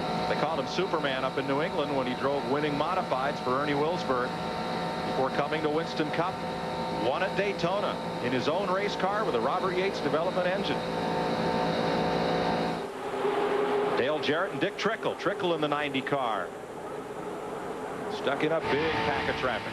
You know, you just got a good look at Darrell Waltrip. He went a lap down because he lost the draft. Now he's riding along with this top 30 cars here and keeping right up. That's how important it is not to get out of this slipstream that these cars make around this racetrack. Rush hour at Talladega. They continue to lap this place at over 189 miles an hour. 3 wide out of turn 2. Why is it always Jimmy Spencer right in the middle of the sandwich? Well, I noticed him there a moment ago. It's kind of cool. Greg Sachs was one of my dad's drivers early in the, I want to say, late 80s. It was a car number 50, if I'm not mistaken. It was Dingman Brothers, Valvoline sponsored. It was a crossover between the IMSA team and some of the R&D with Cub. I don't think it's well known, but they were Pontiac, and the big Pontiac team was Petty and others, but they did some motor testing in a way in their Cup stuff. I want to say it was like 87. It was Tommy Riggins and it was Greg Sachs. And Greg does frequent at times the little the coffee group my dad and them keep going on Monday afternoons. Down here near Daytona. I'm going to try to bring up some pictures. The last picture I have of Greg Sachs. And now it's, I want to say, maybe 6 years old. Okay, and Bill got to live another day. I do actually have all these New England modified racers still get together for coffee every Monday, and I try to make most. Now I made the last 2, but I won't make the next because I have some doctor stuff the next day. So I will, let me see, try to find. Going in the corner, but you see race cars going by him. The reason for that, he was right behind the 28 car there. Bernie Irvin did not have a I'm huge scrolling instead of just jumping. And a pull towards him. Now, folks, it doesn't seem like they're running close to 200 miles an hour when we're sitting there riding with Bill Elliott. But try to count those poles up on the outside there, and you'll see how fast they really are going. Yeah, those posts are trying to find the last picture I have of Greg. I've always thought of it another way. Just think if you had to turn left and go in the grass right now. It's gonna take it would let you know how fast you're going. Like I said, it was like back just ahead of Elliott.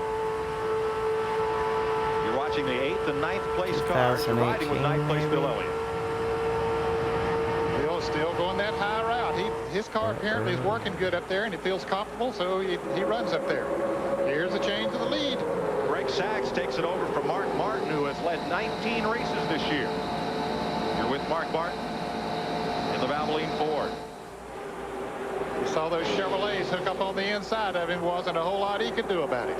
That's the first race that Greg Sachs has led since he led 3 laps at Daytona in February, driving Harry Renier's Ford. Earnhardt locked on to him, then Sterling Marlin.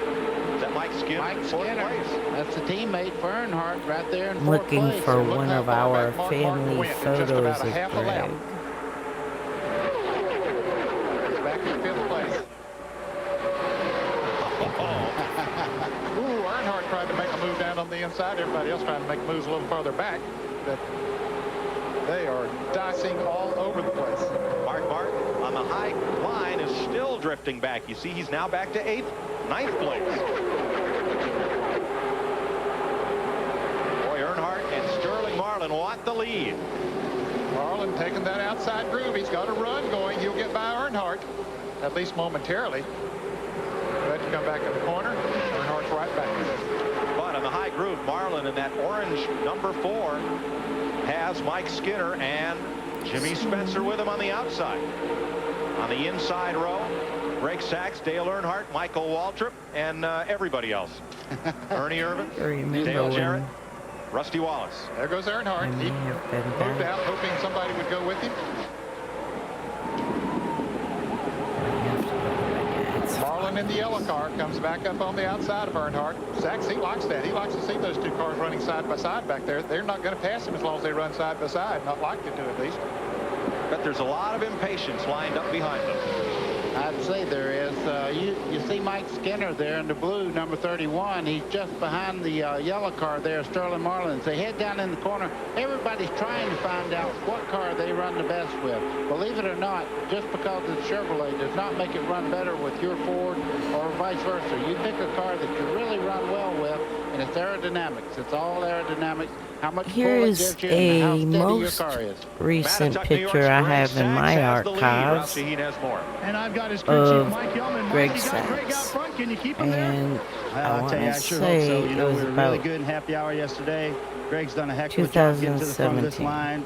You know, Team Sabco Motor Shop has really given us some good horsepower, and this team has really, you know, Greg had good Sachs, pit stops today. Steve We just Bird, need a good break and a and really good run for Herbie the, Simpson. you know, for the Coors Light Chevrolet Monte Carlo, and hopefully at the end of 500 miles, we'll still be up in the front of this thing. You know, it really helps to have the experience of Sachs here. I mean, he's done one tremendous job. It's been really great. So hopefully we can hold on till the end. Mike, Greg Sachs has found success on super speedways before. Greg Sachs was holding on to it right there as he and Earnhardt about traded paint, and that time they did. This could get big. That was big right there. Earnhardt's car looked like it was bolted to the racetrack. But look on the inside there. We have a new leader. Boy, that just took the momentum away just enough for Dale Jarrett to fight to the front and drag Rusty Wallace down the bottom. What I like most is they're spread out and respectful, but I think the diffuser won't allow that. He's about to get him. Dale Jarrett driving for Robert Yates. As his pole sitter Ernie Irvin brings them across. Dale Earnhardt in second and Rusty Wallace about onside for third. CBS Sports coverage of the Sears Die Hard 500 will continue. I think the next gen, if you're not stuffed up the person in front of you, you'll lose the draft, and especially if you're P3, it pushes you backwards. While we were away, Rusty Wallace took the lead. Already he's lost it. Wallace to the front, and now Dale Earnhardt and Sterling Marlin have hooked back together. Ford's on the inside, Chevy's on the outside again. Imagine that. One of my best Sterling memories was practice week of 95. Drafted Man, that up on the was inside of Marlin. something else with the X Rusty pipe Wallace, 12th and different the leader today. And for more on Rusty Wallace and his strong that run, here's ring. Dick Berggren. It was amazing Rusty in person. Wallace's worst racetracks have been the restrictor plate tracks here in Daytona. But in '97, they found something under the hood. Mike Egge, the engine builder, has come up with additional 25 horsepower, according to Rusty, over what he had last year. That translates to about 3 miles an hour. The car they're running here had the best Talladega start in his career at 4th. And in July at Daytona, his best ever Daytona finish, 6th. Rusty is smiling a lot at a restrictor plate track. He's got a shot at this thing, Mike. And that is certainly unlike his feeling of past years. Of course, Rusty has been up front, been turned over, turned in the fence, and turned every which way but loose toward a victory lane. Today, he may have a strong shot, and here he comes on the bottom to take the lead back from Earnhardt. And he'll lead this lap. And when we went to commercial, there was a lot of juking around in the middle of the pack, especially in the backstretch. And then it's as if everybody got on the radio and settled most of these fellas down. Yeah, you wonder. We're pretty sure there's going to be a big wreck. I mean, the way it looked. And so I'm sure the spotters up on top said, hey, guys, let's quieten down here a little bit. Go easy. We got a lot of racing to do yet. But it's easy to say, but it's hard to do. Exactly. You see the two Fords there hooked up together. Earnhardt really was strong down the back straightaway. He's pulled even with Rusty Wallace as they go through turn 3. Earnhardt, number 3 on the high side. Flipped and slid the length of the front straightaway here. Broke his shoulder a year ago. You'd never know it now. 3 wide as Dale Jarrett comes to the bottom, and you ride with him into the lead. That'll fan him out 3 wide.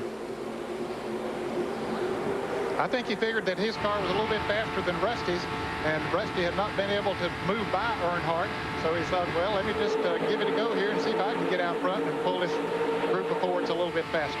Ernie Irvin is right behind Michael Waltrip there. That orange car, you're riding with Jarrett, the leader. From first to last, 3 seconds. Did you see Michael Waltrip there in the orange car on the outside? He thought he was coming over. Ernie Irvin said, hey, that's my spot. I'm taking it. Yeah, sit, go, and Ernie said no. Back he went to the high side. Look at, there's that whole pack covered by just 3 seconds. Well, the fans don't have to gaze around all over the racetrack for their favorite driver. They can just look right in that one pack wherever they're at, and they're somewhere. Now, Dale Jarrett has led the most laps of any Winston Cup driver this year, but this is the first time he's led at Daytona or Talladega, the restrictor plate race. When he led a lap a few laps ago, that was the first restrictor plate lap that he led this year, which was surprising to me when Bob Latford gave us that stat a moment ago. There comes Greg Sachs again. He's in the silver car on the inside there. He's got a train of fast cars with him, but Ernie Irvin's a match for him down into turn 3. And moving up into that pack, Dick Trickle. Look at that aqua-colored nose on the black car in 4th place. 0 for 243. He's a great driver, I'll tell you. And I'd love to see him win one. He's a great fan favorite. Dick Trickle has a lot of fans around there. He's won the nation over on the short tracks. He's right stuck in the middle, 4 wide once again. This time Spencer on the bottom. You see it from Dale Jarrett's car. They fan out 4 abreast.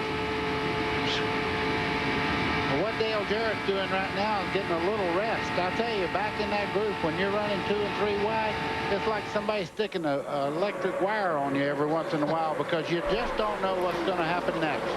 Oh my. I love Buddy's, like, his little comparisons. Looking out the back, like a little electric wire. That's Sterling Marlin and yellow on the outside. Mike Skinner to the inside. Kenny Schrader right behind. Who's that alongside? Trickle. That's Dick Trickle. Right alongside. There they are, 3 deep again.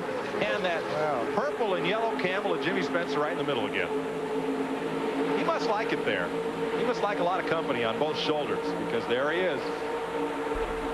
I could tell you a really cute story about growing up at Stafford Springs. We were racing. Geoff Bodine put out whoever. It was either Ronnie or somebody else Dad was racing for. Could have been Bugsy. And it wasn't me, but one of my sisters booed. And my mom said, no, you're not allowed to boo. We were like, I'm saying like 7, 8 years old. And the reason was because Dad was a consultant, we never knew who his bread and butter was. So I learned from an early age, like if you booed somebody, Dad might be working for him someday. So, reverse that into real life. I was at Monadnock. I'm in my early 20s. I'm a mother of 2 or 3 kids at that time. And when you race those short tracks in New England, all you want to do is see the mod tour come on that big special day. And I was friends with so many of the mod drivers. And then, lap 1, Jimmy Spencer takes out the whole field. And full circle, I end up, my husband and my dad are working for Jimmy Spencer in 95. So all this went down like in 89, 90-ish. And it's like, it's true. Mom was right.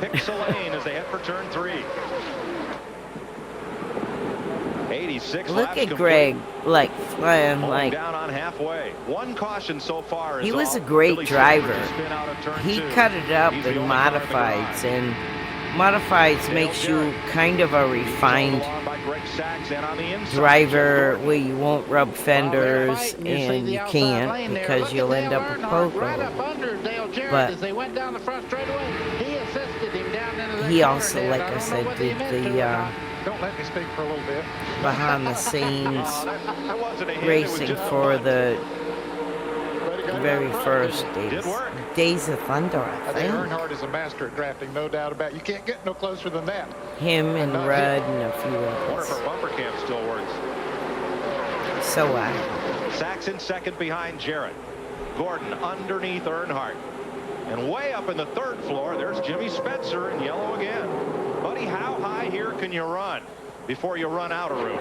Mike, I tell you, you can take the lead in any lane here. If you have a great race car that handles and does not bog in the corner, when I say bog, I mean really drag down going into the corner if it's pushing, getting in, or loose in the center.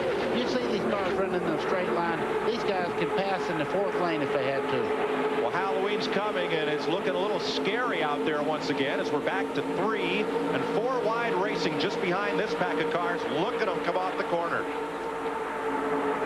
Well, you could see Dale Jarrett. He went out, looked at, and he said, hey, there's nobody out there. He moved back across.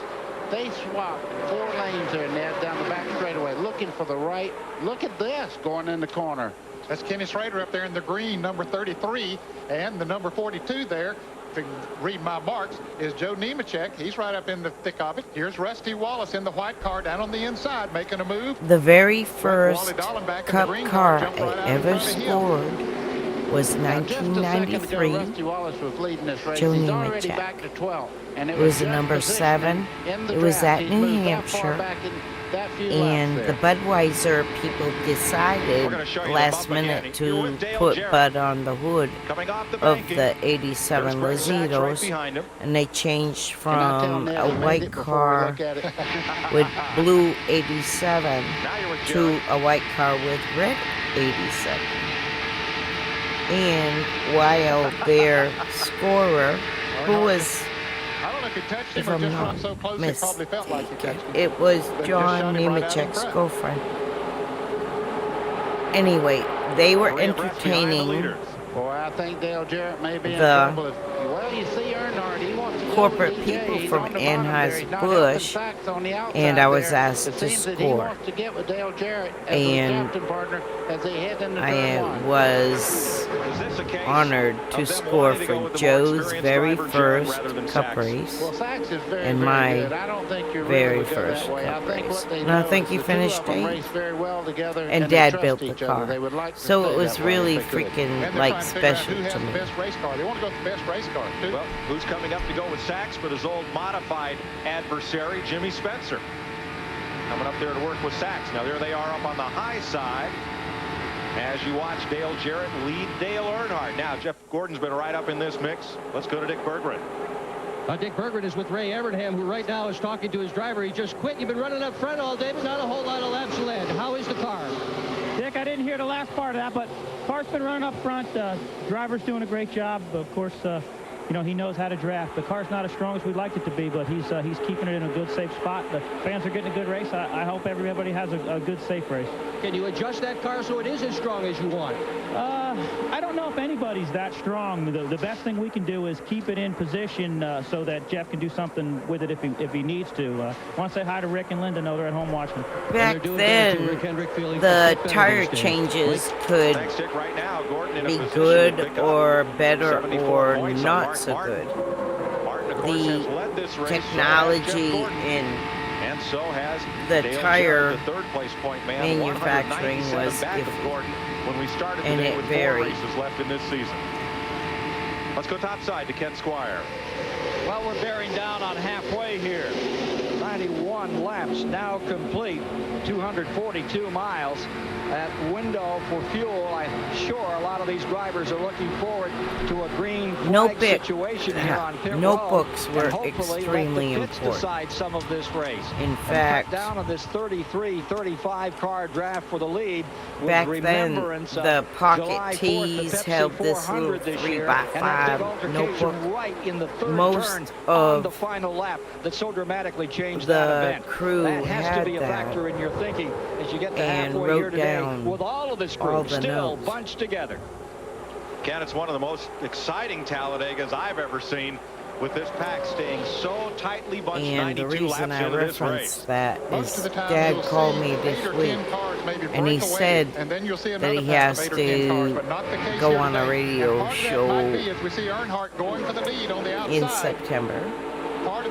And he said he was going through all his notebooks that were in his like pocket t-shirt, and he said there's like 2 boxes of them from every racetrack they ever raced. So for him to do the radio show, what they want to know initially is how many drivers he's worked for. So I'll get that list, which is pretty much everything I've covered up until now in 97. But after that, it slowed down. We've got a 37-car breakaway on the field. We'll be right back. We'll be able to get most of the notes, I hope, for his radio show in a couple weeks.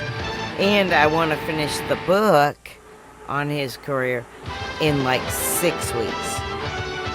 So if I don't go live, I'm like wicked freaking busy trying to finish that. But right now I need to go live and watch these races until 98. And I think he's with the 81 at Las Vegas in 98, but then he goes to Feedaway. Different cars have shown they can get to the front, but who can stay there? No one has shown that they can stay there so far. It's been surprising. Most of the time you'll see one driver that maybe is a little bit stronger than the others, and the others want to follow him, but that hasn't been the case here so far today. There looks like at least 12 or 15 cars that can win this race. Well, now, Buddy Baker, we've seen more. Have we 3 and 4 wide racing than perhaps we've ever seen at this track? I think we got a little look. I love how respectful and spread out I think Earnhardt right all now the drivers shows a lot of muscle. I think he'll be there at the end. If he don't have trouble, I look for the man in black to do well. They had so much There's only 37 cars he's got to beat. That's the size of the lead draft. And look at this. 4 wide, and down in the grass goes 1 car. That's Wally Dallenbach there. Let's see if he can straighten out. He knows. caution is Oh, that doesn't look good. And they'll race back He's to the coming flag. up. These are all lead lap cars at the front, so no challenge. No, Dollenbach he- slides oh, up the hill good job. and slides back down just in front of Darrell Waltrip. He must have got nudged off the grass coming off turn 2 and rode the dirt all the way down the backstretch. Y'all know on iRacing, you just barely hit that for only the second time today. berm in the corner and you're in for a ride. Wally Dollenbach from Basalt, Colorado, likes his off-road riding and his ski-doing, but not that kind of off-road ride. Mike, that was hair-raising. When you leave that surface over there and start bouncing through that dirt, it looks very smooth up here. It's very pretty, but it is rough down there. You can see the car jumping and bouncing as it went down through the grass.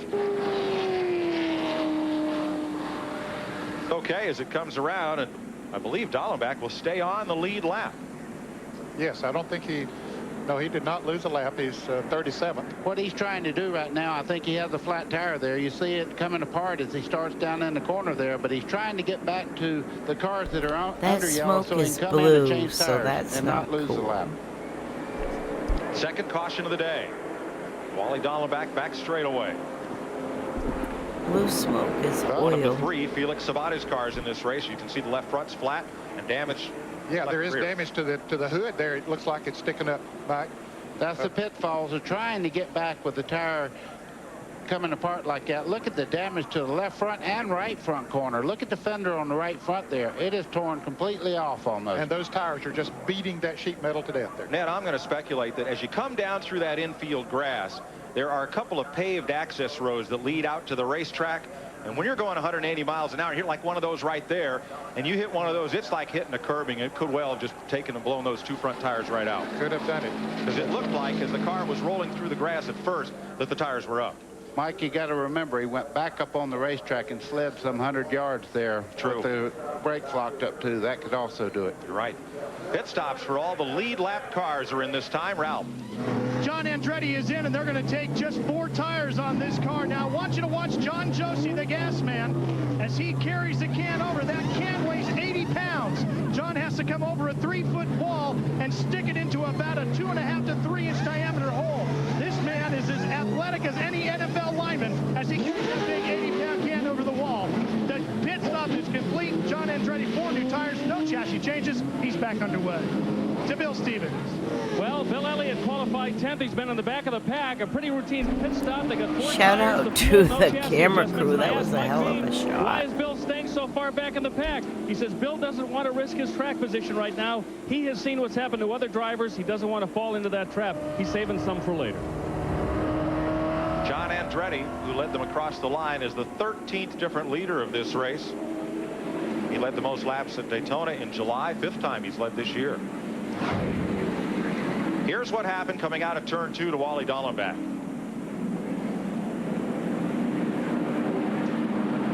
Well, there he just shoots out of the pack. It's the green car. Michael Waltrip pulled down. He I tried do to have go on a the inside, question. got a little too far over to the left And there. you can Michael throw it Waltrip in the was there, and he chat had to go into the either grass. You on can see that Twitch car or jumping and bouncing later through this on dirt part. VOD on Now, right there, YouTube. he loses control, spins back up on the Since racetrack. Very when lucky nobody did was coming at the him. flagmen all of a sudden in NASCAR have no And the say? green car, Because see, just I shoots right out of there, remember as Buddy said. Michael in made the a move day, there and the flagman Wallenbach- ran the show. Dolly, Well, Wally Dollenbach. Sorry about And that, Wally. when did that Right here, he gets sideways again, Ned, as he goes across the strip and right back up Been on a the racetrack. question Just imagine that if I've somebody had been not coming. known the Well, there answer was. to? Darrell Waltrip was coming. There's Ricky Rudd in the car number 10. Chad Little was coming up through there. Steve Grissom, Kevin LePage, Ted Musgrave. There's Darrell and Geoff Bodine. Yeah, but you could see the speed of the Gosh, cars as they that's go by there. that They poor realized there was a 46 problem. They was a watched him perfect spin all the way down the example back of straightaway there. self-cleaning So we're track. under caution for the second time today, Like, and Jimmy Spencer becomes the Perfectly 14th. depicted. Kick off your Saturday next week right here on CBS. It all begins with college football today. You know, was trying to go there when the car got real loose. You know, he said that you know, like he couldn't make up no time. Mike so Beam was one of we put 4 tires on Ronnie it. Bouchard's It was in the back there, so we come back in. We made air pressure change, 47, so we can try to get up front. Ken Squire. I want to say Watching how we're getting set on this 84. restart lineup, and once again, Bobby Labonte is up in the thick of it. He'll be starting third on this restart. Definitely when he had a Valvoline getting ready to come sponsorship. down. He had a lot of power last week. Joe Gibbs seems to have solved that problem. A Pontiac has never won a restrictor plate race. To Mike Joy. Could happen today, Ken. Green flag in the wind. In Cup, Dad was And Jimmy Spencer, he's not stuck in the middle anymore. He's out Bouchard's crew chief at Race Hill Farms under the Stacy banner. 82. On the inside, Bobby Hamilton. The 4th of July Daytona race until the end of the year. The only 4 cars that are left down. Maybe a little bit beyond. Buddy, when Jimmy Spencer drove for you taught him a move But that allowed him to win at his first restrictor plate race at Daytona. He credited you in victory lane. We were watching from Milwaukee. What was it? Let me tell you, I told him what after to that, do, but he you have went to to have that ability IMSA, and so that I willingness lost to track do the of things that I like a told lot him. of the And Jimmy stuff. Spencer always And then had the heart of a IMSA lion. When it come time, he used everything was he had Dad there. from A 84 great to car, and he also used a lot of 86 or talent that he through the years 7-ish. and modifieds and everything else. They He had a a lot couple of It wasn't just what I told him. Cup teams in addition to IMSA. So that's where it got all kind of murky for Dad's career. But it was influential for road course, getting back into the Cup thing. With Martin driving road course, Gordon driving road course. Okay, you see him moving up there. It was all during the Paul Newman era. He can push him along. I don't think he wants to race with Sterling Marlin. Now he's back down there. He's testing the water to see who's strong there, so he can get brought NASCAR back to road course when they used to do it in the mid-70s. Well, so no matter how hard he tries, it's kind of neat to see the crossover. Here before very long at all. Well, for a couple of laps here, we've had a Ford and a Chevrolet and a Pontiac running in the first 3. The Pontiac's about to drop back to 3rd right now. But that's the way NASCAR would like to see it. Have all 3 brands running up front all the time. Here comes Dick Trickle back to the front. Junie Donlevy's number 90. Tom Baldwin Jr. His dad, a great modified racer on Long Island. Tommy, the crew chief there. Rumors he may be headed elsewhere next season. And Greg Sachs just behind. Number 40. Hell yeah, Tommy Baldwin. The Lowe's car of Mike Skinner. You can see him getting my modified alma mater, You man. see Sterling Marlin in the yellow car there. He looked high, now he's looking low. Jack Baldwin. Dale Jarrett was going to go with him, and Jarrett He's decided making he wanted things to go on the high happen. side.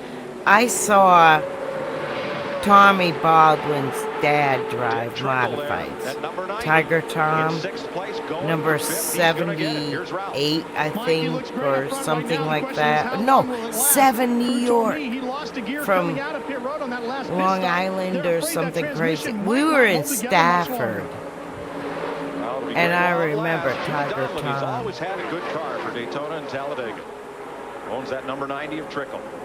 Lead change, Mike. You can see. I know it's crazy, but look at Dick Trickle in 2nd place now. to have those roots to the Baldwins and the like priests come from the Judkins and pretty much volunteer pit crew. my dad raced with Old Blue and actually touched through the crowd there. the Woodchopper Special with Bugsy, and this was all my early teenhood.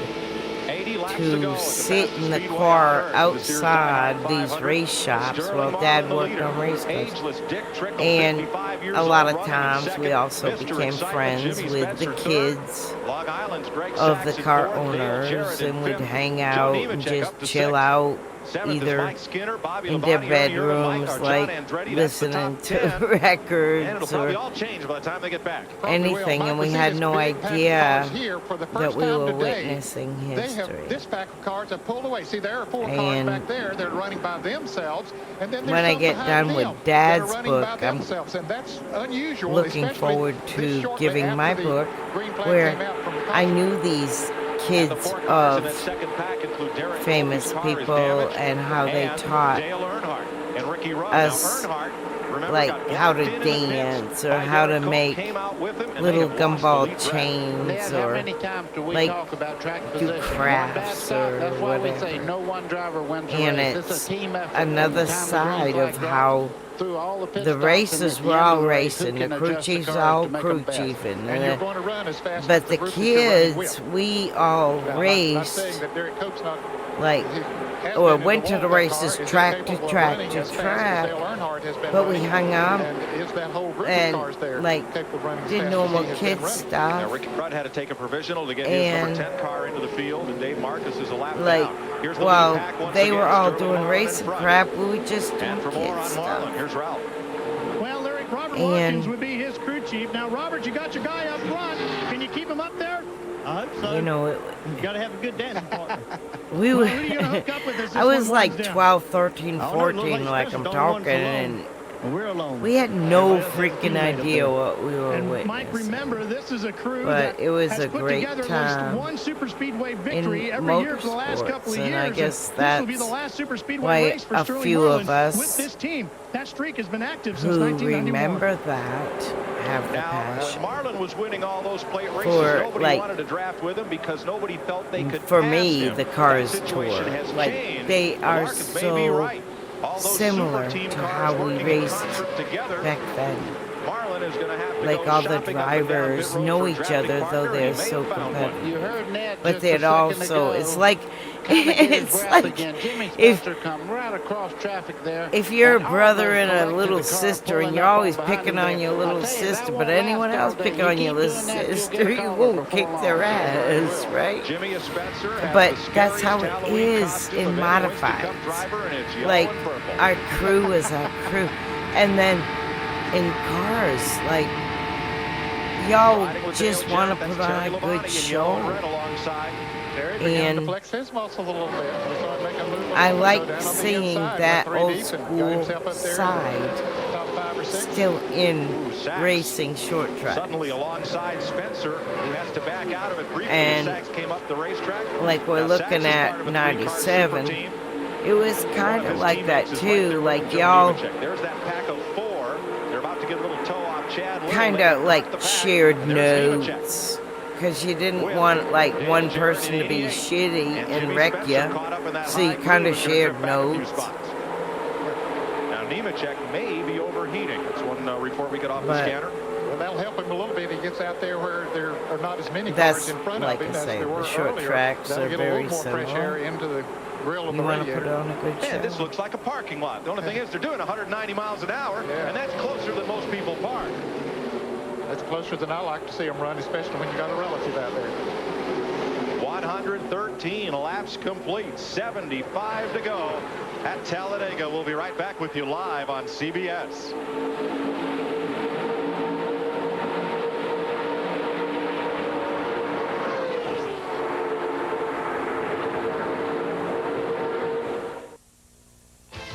This CBS Sports Race Summary is sponsored by Texaco, a world of energy.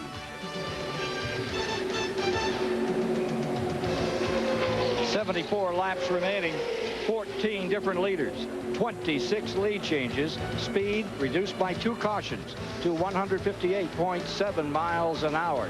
Only 2 cars from the 42 starters have retired from the field. First out was Billy Standridge, and just recently we saw the Dallenbach car take a wild ride down the backstretch to be eliminated from competition. 23 cars remain in the lead draft to decide this 29th annual Talladega 500, and now number 2, Rusty Wallace may be dropping back. What's the story, guys? Wallace at 26th position here. Let's get the word from Dick Berggren.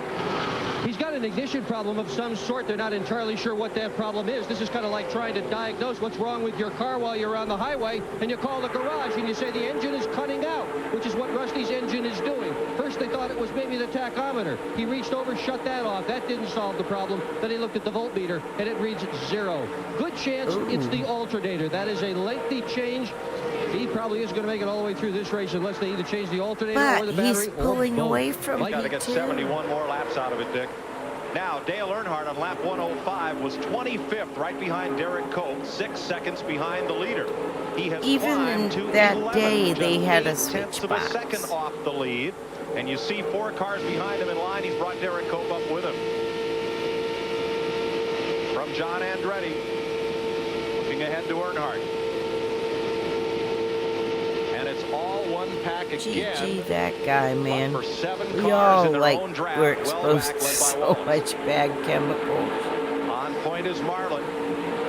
That's Jimmy Spencer. Fingers crossed so far. I have no Greg Sachs, big Joe seat. Nemechek, Bobby Labonte, Dale But Jarrett, almost Terry Labonte, everyone and I Mike know Skinner. does. That is everybody in the race right there in 2 packs. Oh, hey, I tell you what. That's a pretty These sight. guys hadn't had one moment to get their breath since they dropped the green flag. It's been The side by damn side racing. hot dog It's just getting wrappers better now. used Look at to these guys determine going a for race second right here. They're sometimes. door handle to door handle all the way back to the top 30 spots. At this race, I was there, but I was up in the booth. I was scoring for the 7 Well, how do you get any rest out there? I QVC. mean, not rest, but this is a 500-mile But commute I've in a never little less than 3 seen the hours. race in person because I never had really time to. And then as things worked out, There is no rest when you're doing what the bus it's car kind of here weird is to doing see. through the corner. Ricky Craven on the outside of Kenny I Schrader. scored for the QVC from Darlington Hard at work on the until straightaway, looking in Phoenix. that mirror. 2 Minus, glances to the mirror. I Now think, that right the hand comes over. Glen. John Andretti, you see, Anything up holds the wheel at north was 9 and 3. iffy because That's the how they teach it in Bodines road had racing. family. Keep that hand opposite sides of the wheel. And because I worked a full-time job in like a real life, like nothing to do with racing. You can see him tilt his head because there's It was a lot like- of centrifugal force on that head. going And through the that corner. job Even though he has at some like race there, he's not using it. 6 at night, go to bed, wake up at like 1 a.m., catch a flight at 2 a.m., go to the racetrack. How did you run? That was Like pretty much the way I whatever like to run. Saturday, See where his hand there is on have the very dinner, top of the go to wheel. You bed, have control wake up, either go left to or the right track, from that go to the position. score It's very important stand, in the corners. and then And Dale Jarrett. hit whatever About way you one gotta 11 go o'clock home, driver, which would you is say, Ned? Yeah, but usually the bus little higher on to the the steering wheel than the others. like You see where his hand the is. race day It's- flight, it's where or it can go either if it way was the a car close reacts, track, I'd ride home with any the way crew that he over. does not like it.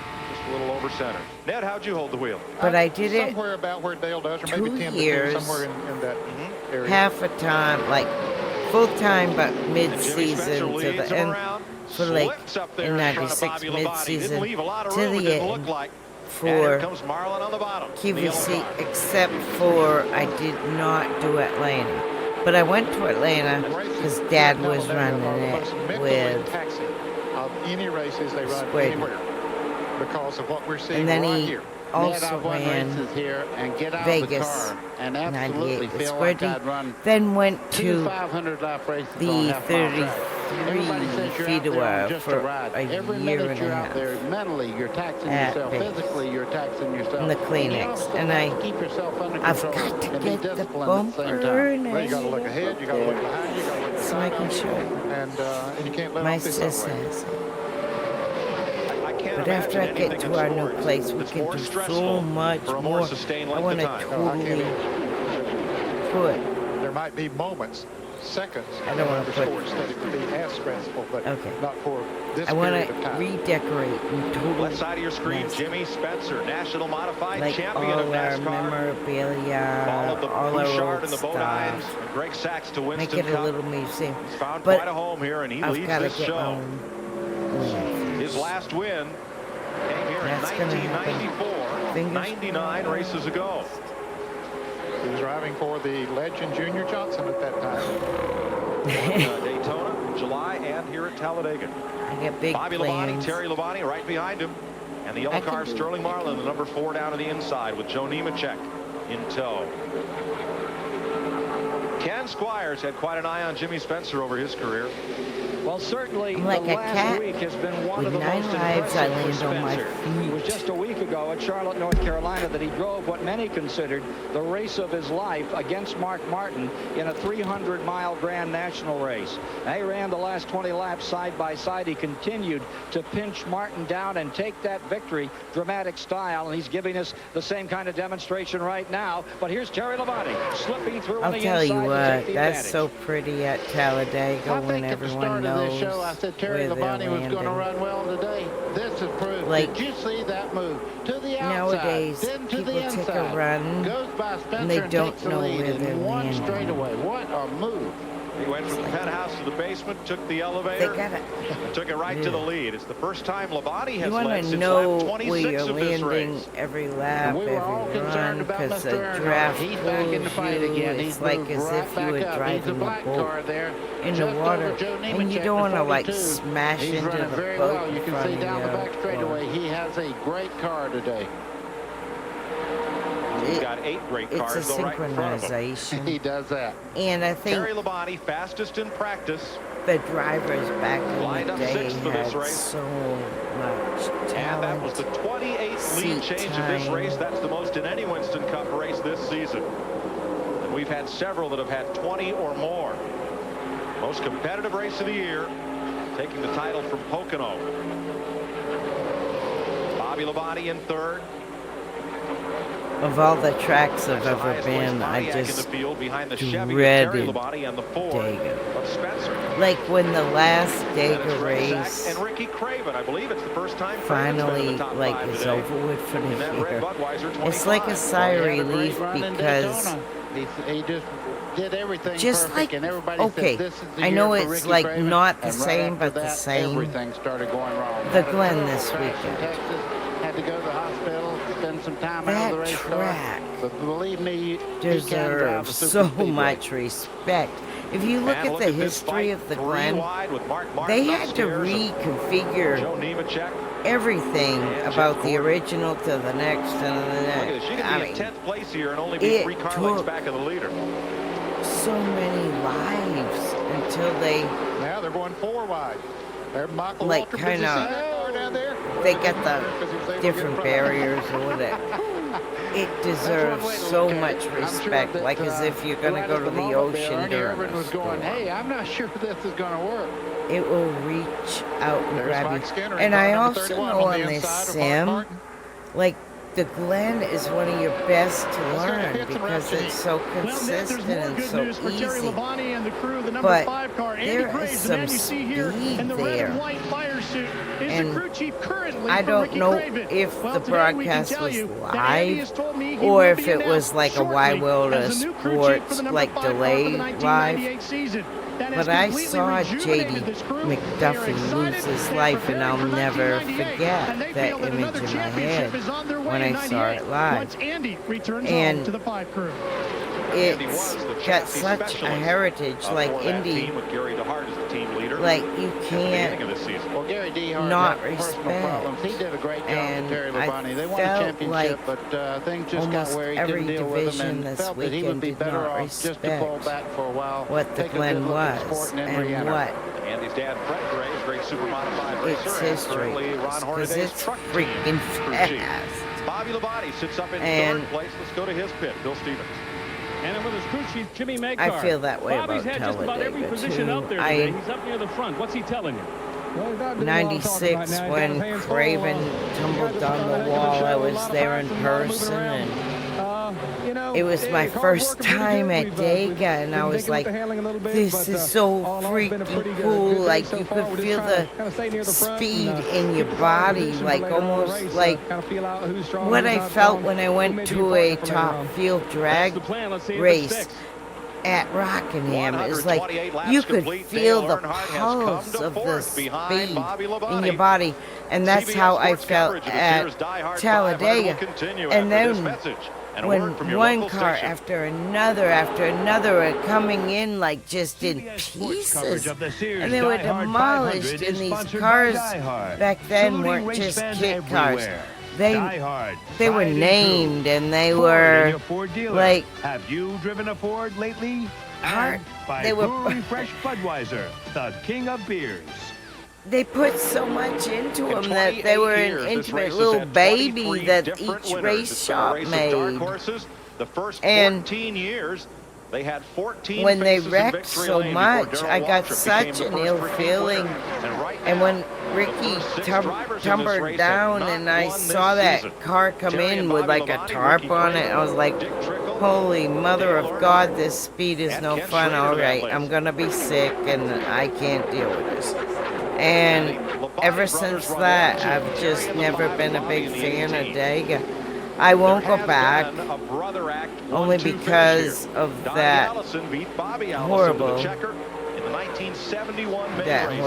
experience. But y'all have like the amazing parties up in the, you know, with Cletus and all that, and that's cool. Super Speedway. 10 years at CBS has been a part of this great event. There's like major respect you gotta have at some tracks. Like reviewing the history helps you kinda. You know, Mike, Andy Graves must feel very, very proud at the moment. He has a car in first and third right now. He has influence on both cars here, and they're running first 15 and third. cars on the lead lap. Through here, this is the third place car, and just in front of him, Bobby Labonte through the dog leg. And here is where the start-finish Everyone line else is very almost close out. down right there as you start into one. And as Ned said earlier, this race has been won in between the middle of the I dog just leg never and going saw to the a start-finish car line so many times. mutilated as We'll they take came a ride in around from the Daytona. racetrack as we head out towards the back Like- straightaway. This is down like the make 4,000 you foot back sick. straightaway. And what you try to do here is stay directly behind the car in front of you. And when Like, you start in the corner, all your that car's loose, was you'll on go the down back on of the ramp he'll move was up just a little bit as you a see him right sculpture. there. He may have a loose tendency right there. Or that tightens something. the car up It because was the air just coming so off the front car kind of unnerving holds you for me. out. You start down off turn 4 here, and this is actually a short shoot as you start getting set Every up for the car dog my leg dad on the front built, straightaway. like, As you can see, I watched car it dance from around like a a little bit, scrap and there is the heap start of finishing line steel right there. Right where Ricky Craven ducked to the welded inside. together, Craven and then it became started the this, season and it with a was third at rolling, and Daytona then and they a fifth start at the engine Rockingham, at 2 but did a.m., and not it's get like another top a 5 baby finish was until New born. Hampshire in August. I can't explain it. It's like They're on the way back up though. After a 41st at Dover, they were 8th at Martinsville. And then you had a relationship with these cars back then, and that's gone too. But it's all in down the, there for a lap or two. And I guess, While we're talking about Mark Martin, excuse me, Ned, evolution you look of the right on his sport. tail there, the 24 of I'm Jeff glad Gordon. I It's almost saw a mirror it. image. They're fighting it out for I'm really national title. I'm sorry that I interrupted. There you're riding with Mark Martin. If I could, As I asked him at like, the top of the day.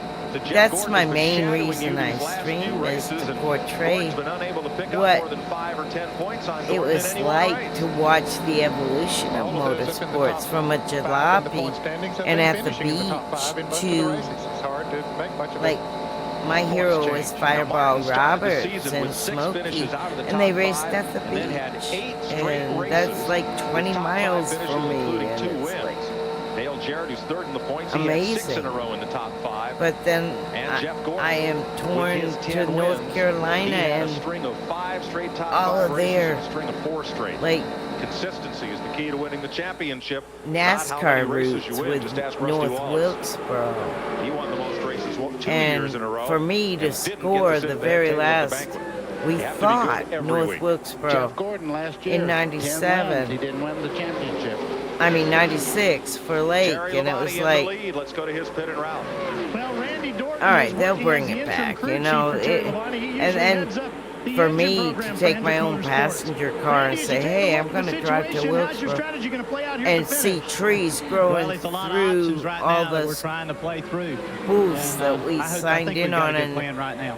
Are you going to make I mean, I one didn't stop for even right side drive tires? to the Well, we fence. all I have to make turned another around stop and for that said can of it's gas, gone. and, it's up in the air exactly what And we'll do it tire-wise came right back now. in like in Obviously, even the a Hendrick more Motorsports glorious engines, way. guys So are certainly working roots perfect. of racing 4 of matters, the top and that's 5 what's gonna Hendrick keep powered it cars going. were among the 6 Is fastest practice speeds. Terry the Labonte generations leading younger 3 brother now Bobby. I've seen in my lifetime Our condolences of to Terry's wife Kim, whose grandmother passed modified away this weekend, families, and to Richard Jackson, the owner of the #1 car driven by Morgan Baldwins, Shepherd, the Richard Leo Jackson's mom passed away on Thursday of this week. Troyer is being built and 137 laps complete as the rebought by other teams, and the families that I see from Stafford in their third generation. Priest is like third generation from the car builder Bob Judkins my dad worked with. My dad had a driver work with them.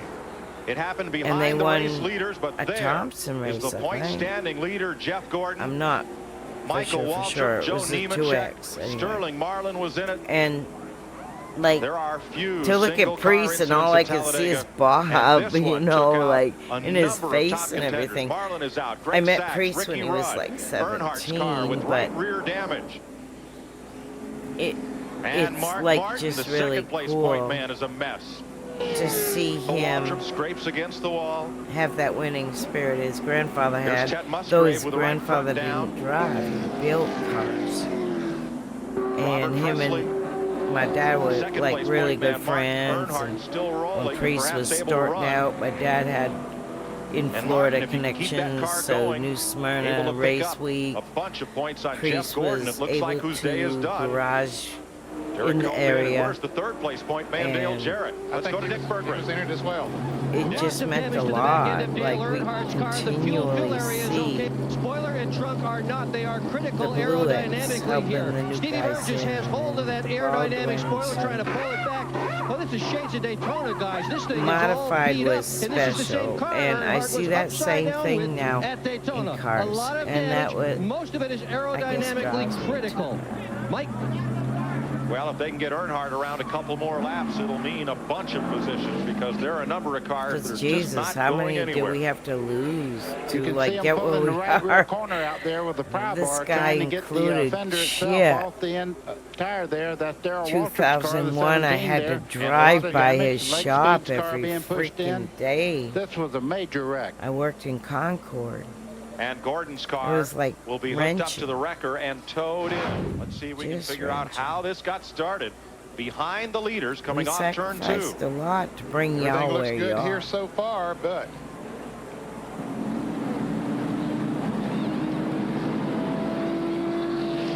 turn 2, heading down the backstretch. Tight running as they've been all day. Geoff Gordon there, and the 24 comes over, touches the 98 car. Gets into Marlin.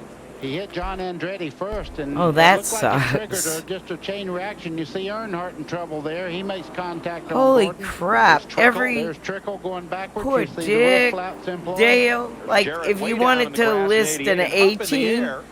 there it is, Car number 37. obliterated. And there's Son Jimmy of a Spencer. bee. There's Hi, Marlin. kitty cat. There was a car hooked onto Marlin's hood. Gotta feed my kid. I There's get Jarrett the. sliding All right, back up on this the is track my as Steve kitty. Grissom whizzes by She up near is the wall. Bill Elliott 6 trying to get to years a stop, and old Ted in Musgrave with like right front damage.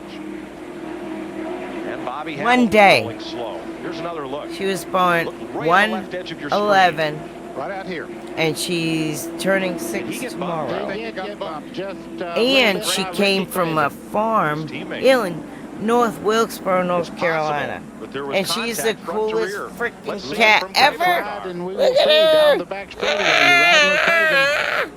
Hi, Zelda. Say hi. You love your mommy? Okay. Oh, there's She's the bump. hungry. Contract She's between been out John catching Andretti and Geoff Gordon. lizards no while making them contact between tailless. Craven and They Gordon. run away. Wow. And I keep her bowl. From Mark Martin's car. Bumps against Ernie Irvin there as Irvin woes up. Martin trying to drive his way through it. Oh, there's Sterling Marlin. Hard impact there. Ernie Irvin had nowhere to go. And Martin gets hit again by Lake Speed. Oh, God. Wow. I worked for the Lake in '96. One of the nicest men I Here's ever. another look. Like, Watch that John whole Andretti's team car was right there, so coming over and touching Geoff Gordon. extremely That kind. initiated it. Gordon went into the 4-car of Sterling Marlin. Probably, I would Gordon say, hits Earnhardt. of all the people Spencer, I've ever met in 31 auto car, racing Mike in my Shannon gets entire involved. life, And Jeremy Blake Mayfield, his car takes goes up number and one over. for just There's Jarrett an down on the all-around inside. super Slides back great up on the track. boss. He Let's wrote my ride and page. listen with Ricky Craven.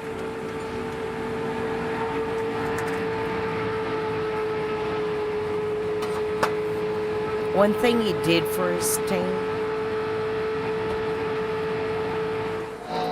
when Daytona ran the 400 or Firecracker 400 for a vacation, he would buy every team member's family a condo for a week during that entire race week. Well, or he just whatever. kept getting hit. 5 When days, is it going 7 to days, stop? whatever. And look from that replay, buddy. And from Craven's it was car, never as if it was asked or Gordon, anything. who He swerved just left did it. toward Andretti. And That's what I thought when I first looked at it. It looked it was to me just, the 24. he That's did why we good thought he might have stuff. got bumped He from was a good behind. man. He He moved did over good so stuff. quickly there on the back straightaway. And I I'll thought never maybe somebody forget touched that. him You from know, behind, it was but like an clearly incredible see nobody weekend. did. Now in the Winston Cup points And chase, all the ladies, Gordon's car they is were on able the to record. go Steve to the Meal, track Jimmy if they Fennick, want, or and they the were Roush able to team stay on the trying to beach get if Mark they Martin back into this race, But because if he every can run family even a and few the laps, children he'll pick up several had a positions on the condo cars right there on the beach that have for stopped. the weekend. I can tell you that's going to take a while race because week. that was a violent crash over there. When he got into Sterling Marlin, I mean, we didn't have to say a word, just the sound alone. That was like the summer thing. And there's Mark It Martin goes out of the on. car. I mean, he got us Talking to tickets his to crew. the dirt And race. here He got is us Greg tickets Sachs to and the Sterling Indy Marlin race. He discussing the situation. You see Sterling did a pointing out beautiful what happened to him as Christmas Sachs wound up on top dinner up in the Sterling's car there. Speedway And you can see Tower Sterling at Martin, Charlotte motion that Gordon with a just beautiful sliced right over lunch, on him. beautiful dinner. Hand gesture kind of said it all. Boy, look at the damage on that 4 car. It is wiped out.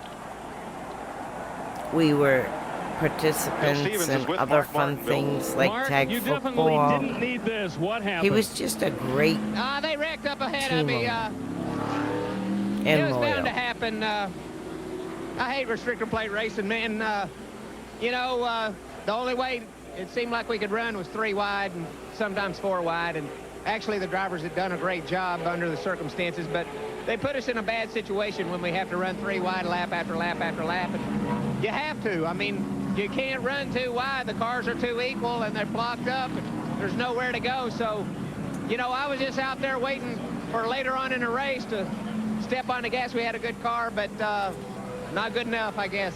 They struggled all weekend, and Talladega claims another victim. If you're going to tell me race drivers aren't athletes, you look at Mark Martin standing and talking there.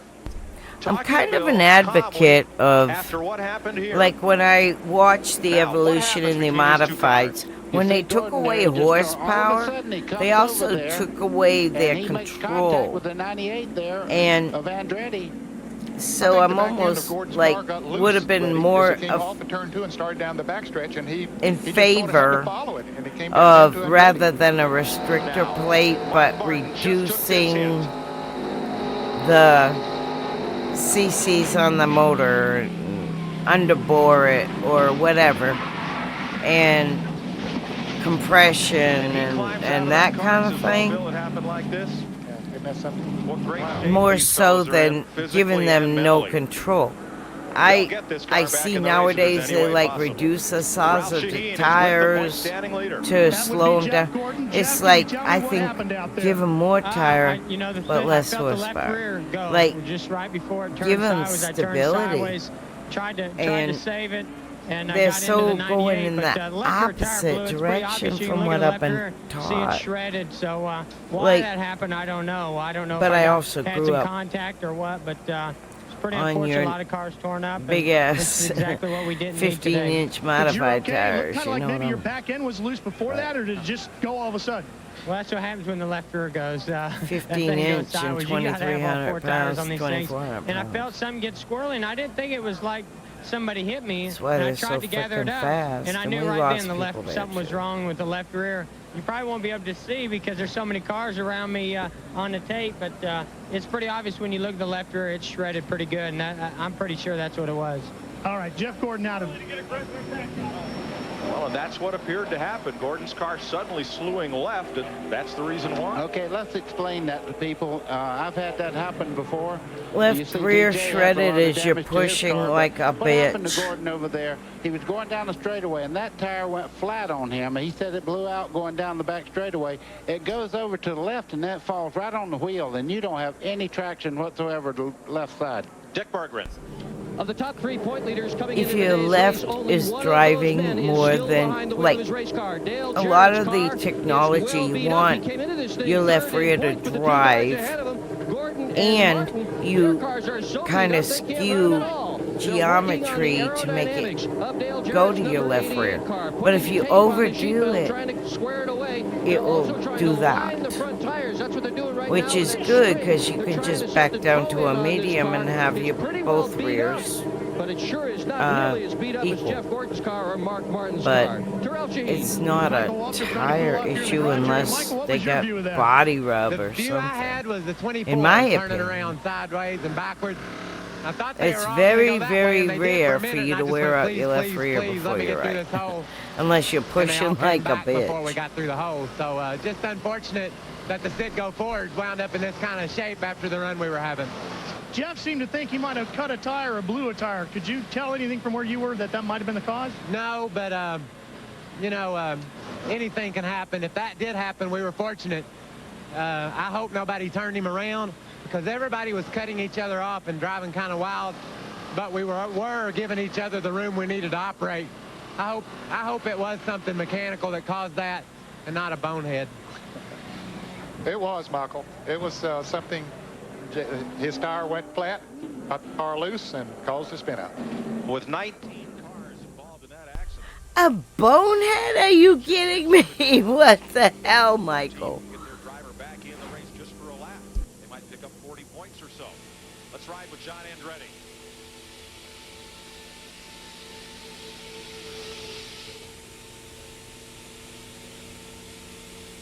That was when he got hit by Gordon. You saw him look up in the rearview mirror, and he knew that it was going to be a big one back there. Andretti got through it unscathed, and he runs in the 6th position behind Just Terry a Lamont. little wiggle.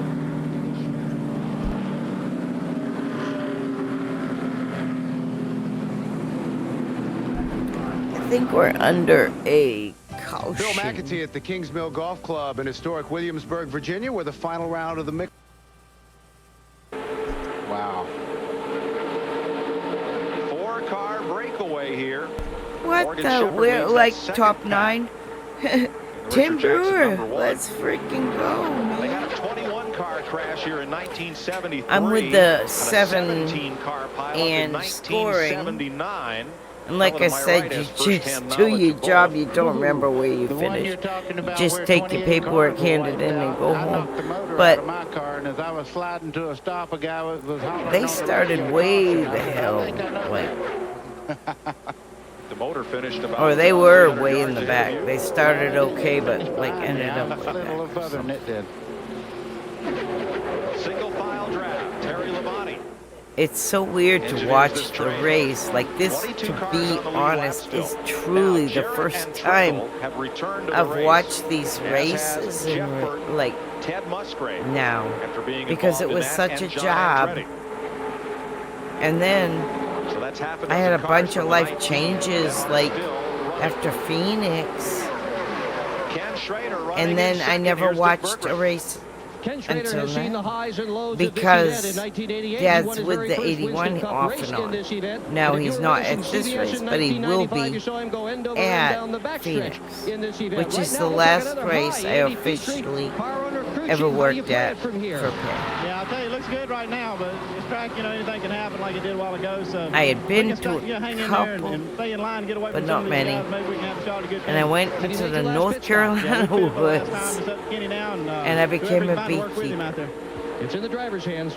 like 1988. big time, and I Schrader taught came it. from third to first on the last lap So to win it. Mark Martin's back in the race. I got There's away the from Valvoline Ford. racing for a good long while. Not shape the race. The car isn't. To be But I did competitive, cool but as you things. mentioned earlier, if he can make a lap, that's going to pick up a lot of points for him, 30-some points, and he's going to do that, but he'll make probably more than one. And it changed the aim on our in-car camera as well. And just as you said, he's on the flat part of the racetrack. All he wants to do now is complete one lap. That'll put him ahead of everyone that wrecked there. It's about 4,000 RPM. I'm not sure what gear he's in. It'll put him ahead really of everybody cool who's in the garage area and out of the race. It'll move him at least up to 28th place, Ned. But we see some other cars coming out of the garage area right now. Michael Waltrip is one of them that's coming out, so we might have to stay out and run more laps than that. I don't think NASCAR will let him continue around at that slow speed on the apron. And in any event, he's coming back in for repairs once again. Report that Ernie Irvin, well, he's now at 10th place. He's drifted back a little bit in that. It's crazy I don't remember this. And that's where Gordon will sit today.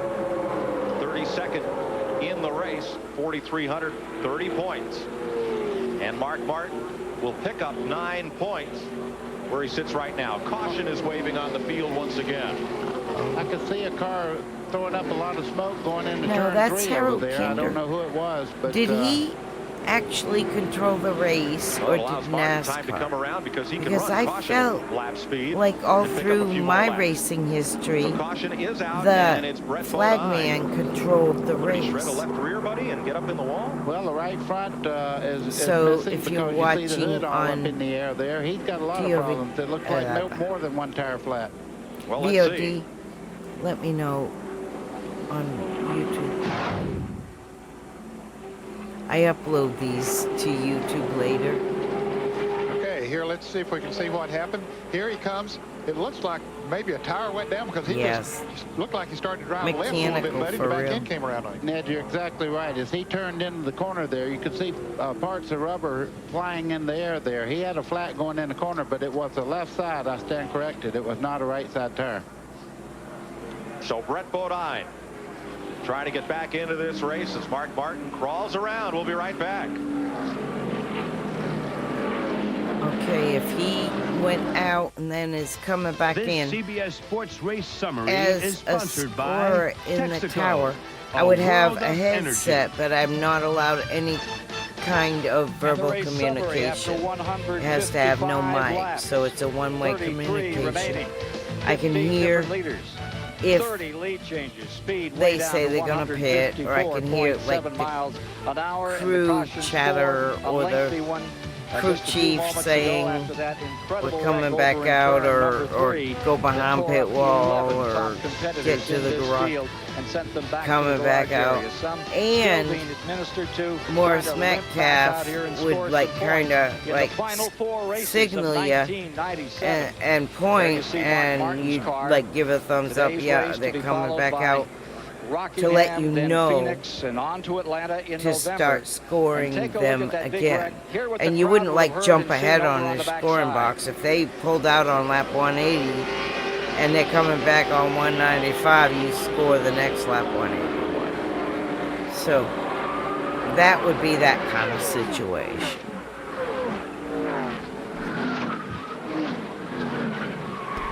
All right, that's like holy smokes, what a BS. From over 190 miles per hour to ground zero. I think we were coming out way Slithering later across the track after. over Dale Jarrett. Here's his view. Look at right up there. Oh God. They put so much work into these cars, no joke. It's just like, A solid ugh. hit on Dale Jarrett brought him to conclusion, but he's been able And to they all pick come it up in again a and big come out here and friggin' try to wad score from points, Talladega. standing third I've never in the seen so much standings, as some of the carnage. top Like runners, the including Jeff cars are Gordon, like have been waylaid in so this melee fucked that has up. come here It toward the is end screwed up. of this 28th annual. Like the Talladega speed that I 5 felt diehard like 500. was Let's so get back to Mike. awesome. Thanks, Ken. Halfway 20 through the cars in weekend all. was That like, trickled oh the God, list of this cars is that were involved in that disgusting. crash. And 10 Because of them have now like returned to the racetrack. Super Speedway Mark cars Martin, took Ted Musgrave, most Michael of Waltrip, Jimmy Spencer, the Jeremy Mayfield, R&D, Steve Grissom, to be honest. Robert Presley, Dale Jarrett, Dick Trickle, and Jeff Burton are back on the racetrack after that incident. And those last 4 that you mentioned, Jarrett, Spencer, Trickle, and Burton, all still remain on the lead lap. Now, Brett Bodine, who just brought out this caution, has made repairs to his number 11. He's back on track as well. Dick Berggren?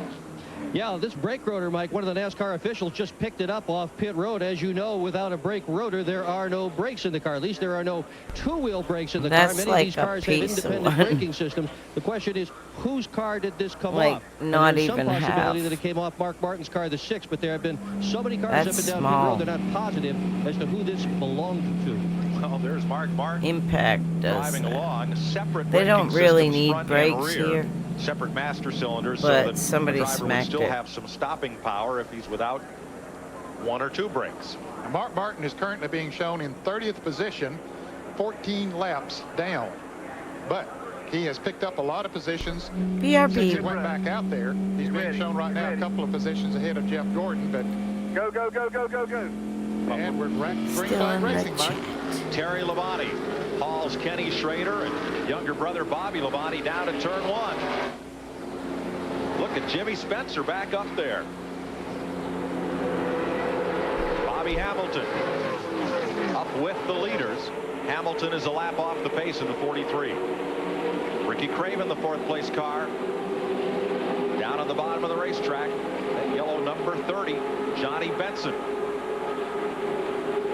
Benson 1 lap down. As we said earlier, it'll take a lap or so for them to get up to full speed, and that long freight train draft will form up again. Well, right now, if the first two cars could really hook up in this draft, I'm sure that Bobby Labonte and the Pontiac, the green car, running 3rd right there, he's going to help his brother as much as he possibly can. Or the first 3 guys there, if they can hook up while they're running side by side back there, they can break away from this group. But you see Ricky Craven in the red car there in 4th. He moved right in behind Bobby Labonte. He's going with him. Bill Elliott way up to the high side in 94. Joe Nemechek comes back on the racetrack, the 12th car to return from that grinding crash down the back straightaway. With the lesser number of cars up there running, we've had 30-car drafts all day long. It might be a little bit easier, buddy, for some cars to break away maybe than we've seen any time today. Well, what we're looking at right now, John Andretti has a very fast car, but you see right now he's kind of held up in this traffic back here, while the first 4 cars are in single file, and they're running much quicker than these cars running side by side. I'm sure John Andretti would love to get out of that group and try to catch these guys as they move away. 3 Chevrolets and 1 Pontiac looking to settle this out. And there's Morgan Shepherd in the number 1. Leading Andretti's 98, and the 81 way up top is Kenny Wallace. Here's Ralph Shaheen. Mike, I had the opportunity to talk to crew chief Jimmy Fennig for Mark Martin. I asked him if he lost a part of his braking system. Yep, they did. They lost a part of the brake rotor. So that is exactly the beast that Dick Bergen has.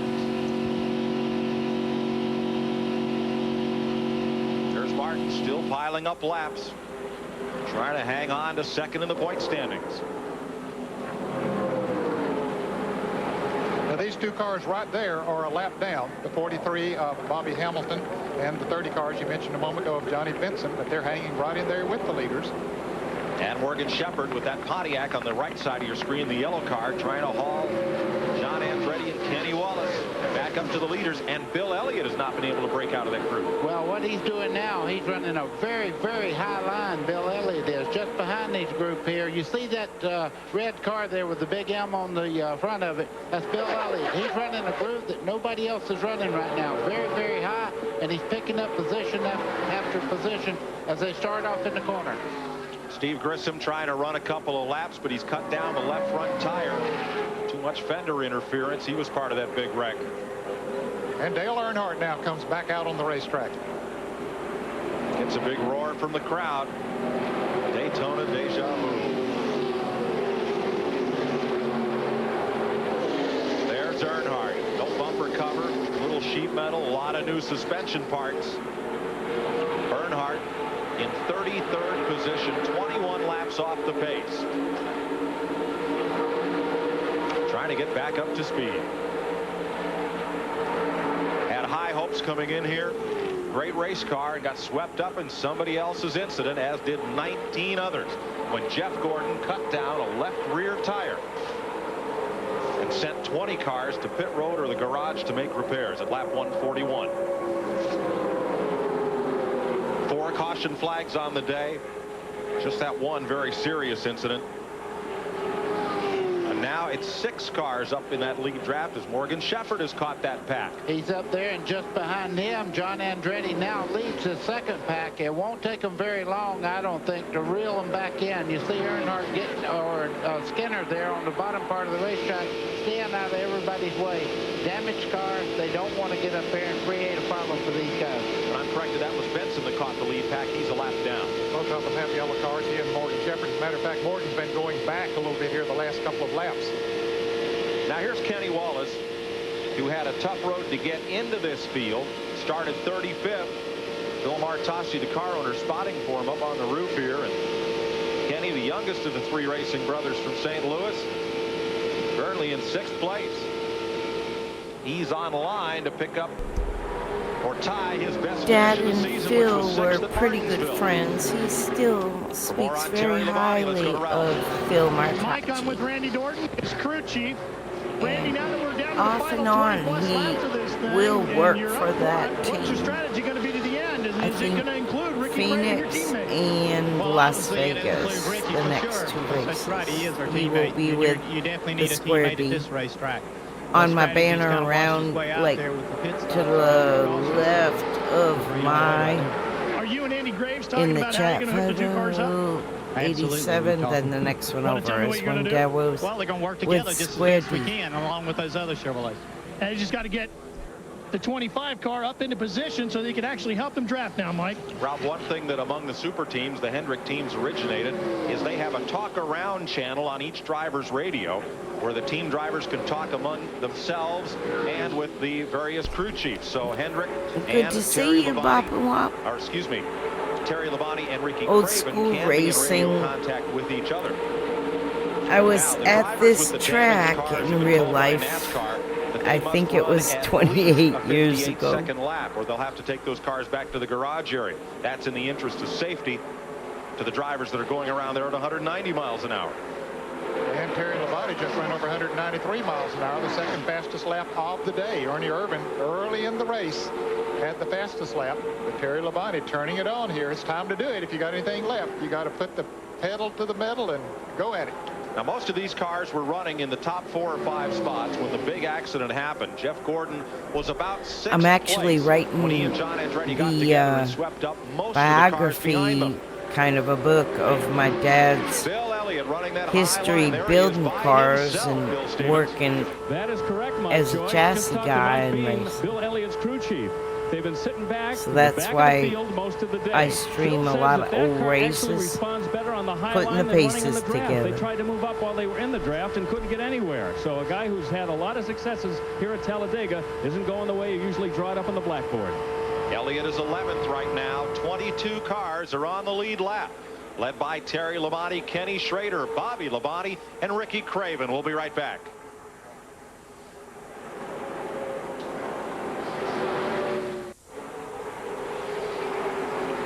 Talladega, the late season race that's known for its dark horse winners. And right now only 2 drivers in the top 10 have been to victory lane this year. John Andretti running in 5th, and Ernie Irvan, who's in 6th. Look at that front 4. Terry Labonte, Kenny Schrader, Bobby Labonte, and Ricky Craven.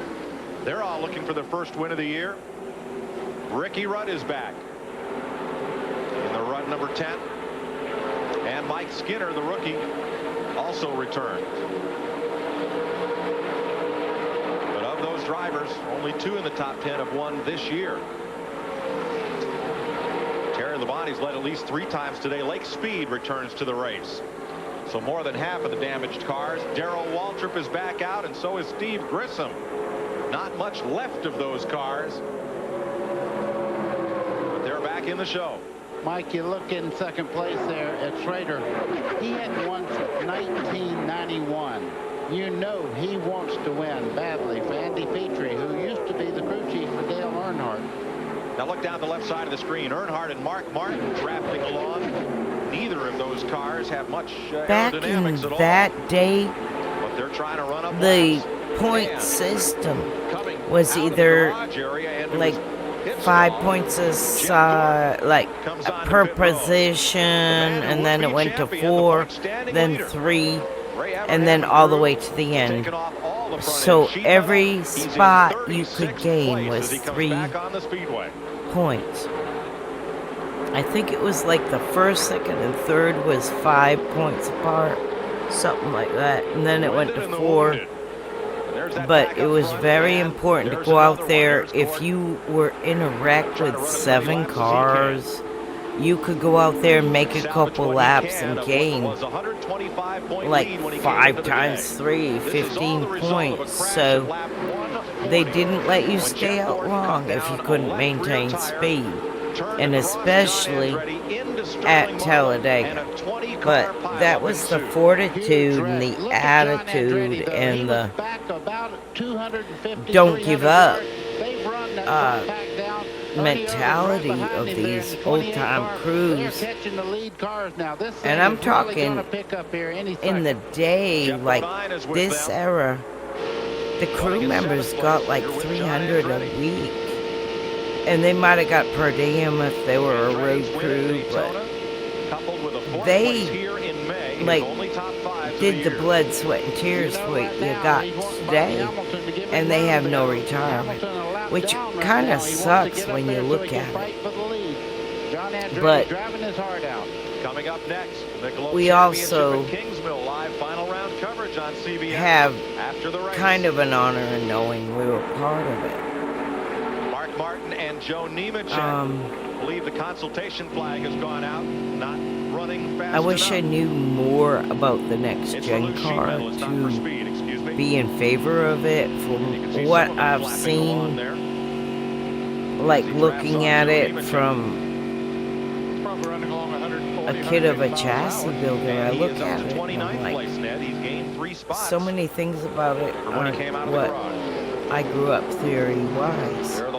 So it's confusing of why they do what they do. And let these guys go at it that are racing to win right now. He's a lap down, he moved over. When we raced, guys make this a real race now. 7 cars battle for the lead. Safety was number 1. 15 laps to go. Innovation was number 2. Kenny Schrader between them. We'll be right back. And it wasn't like a cheating or anything like that. You wanted to fair and square beat somebody else. And also, we didn't have the drivers throwing these badass blocks. If a driver was faster and they could take, like the guy in front, P1 keeps the preferred lane. You leave that other unpreferred lane open. And if they passed you fair and square, that was like what happened. So that was kind of an etiquette thing. And it's like you wanted to win fair and square, but you also didn't have no pride in being a dick. And that was just bad timing, man. That sucks. Lots of other cars get involved. Couldn't see where they were going. I swear we saw that earlier. React and dodge. 15 other cars pile in. Most of them have returned to the racetrack. 10 laps to go when they return, Mike. Jeff Gordon. Like a good show, like I don't think you need stunts to put on a good show. I think like going to Chicago is awesome.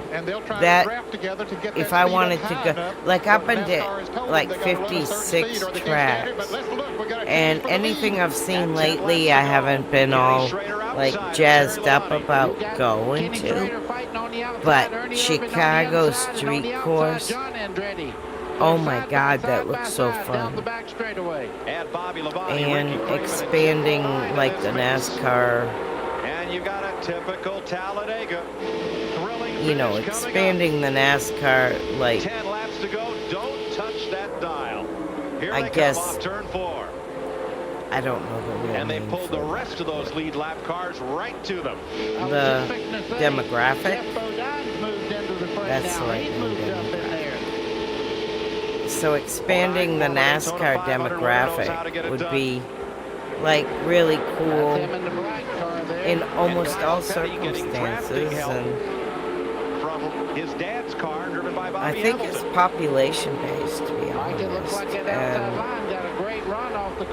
I was just really excited to watch the Chicago Street Race, and I miss many of the top three because, like, it's the same old story. It's like you race, you wreck, you bitch, you moan, you blah, blah, blah. It's like...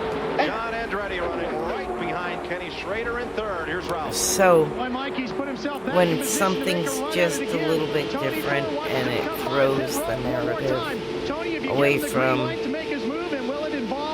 like, badass driving that sucks. I mean, I hate to say it, but NASCAR is going to do way better really, really soon, because the guys in ARCA and in truck that are moving up have got some talent. So I see it flourishing. They also have characters, guys you want to follow their brands, and they make racing fun. And now they've caught Schrader again. Andretti poised for a repeat of his Daytona victory. 7 to go at Dega in 1997. Looking to win his first, 10 years? Almost done with 1997. For Schrader, since which was like a screwed up year for Dodge. Andretti waving for some help. He was telling him right then that we want to drop back and get a run on Schrader. He was trying to get racing was evolving. Getting in the corner. He may be just a little bit loose. Shout out to Ken.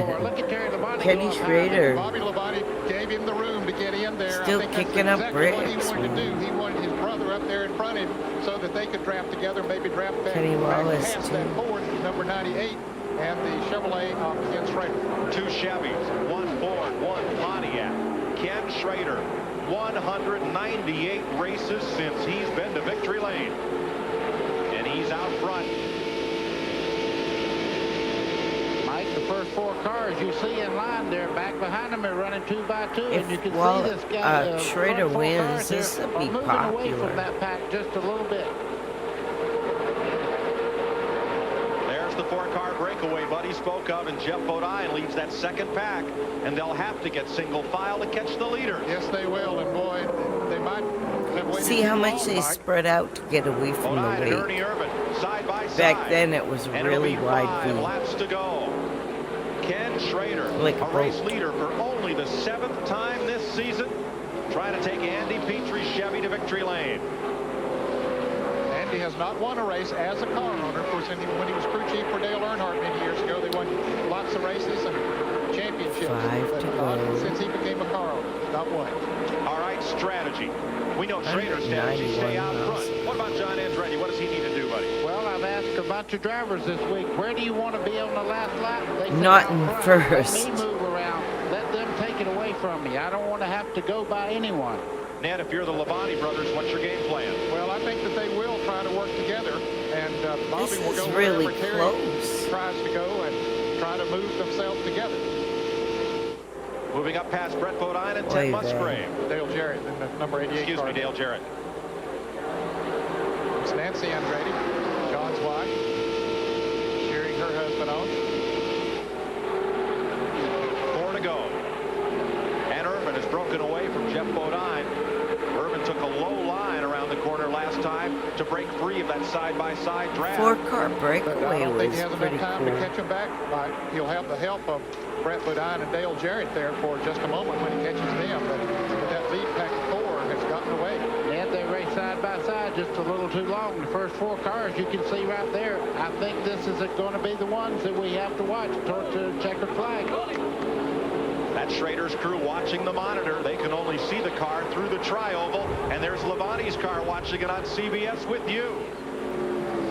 nerve-wracking. 3 laps to go. I've never actually Andretti watched and this the race Labonte brothers. before. Ernie Irvan is 1.8 seconds behind and is not a factor.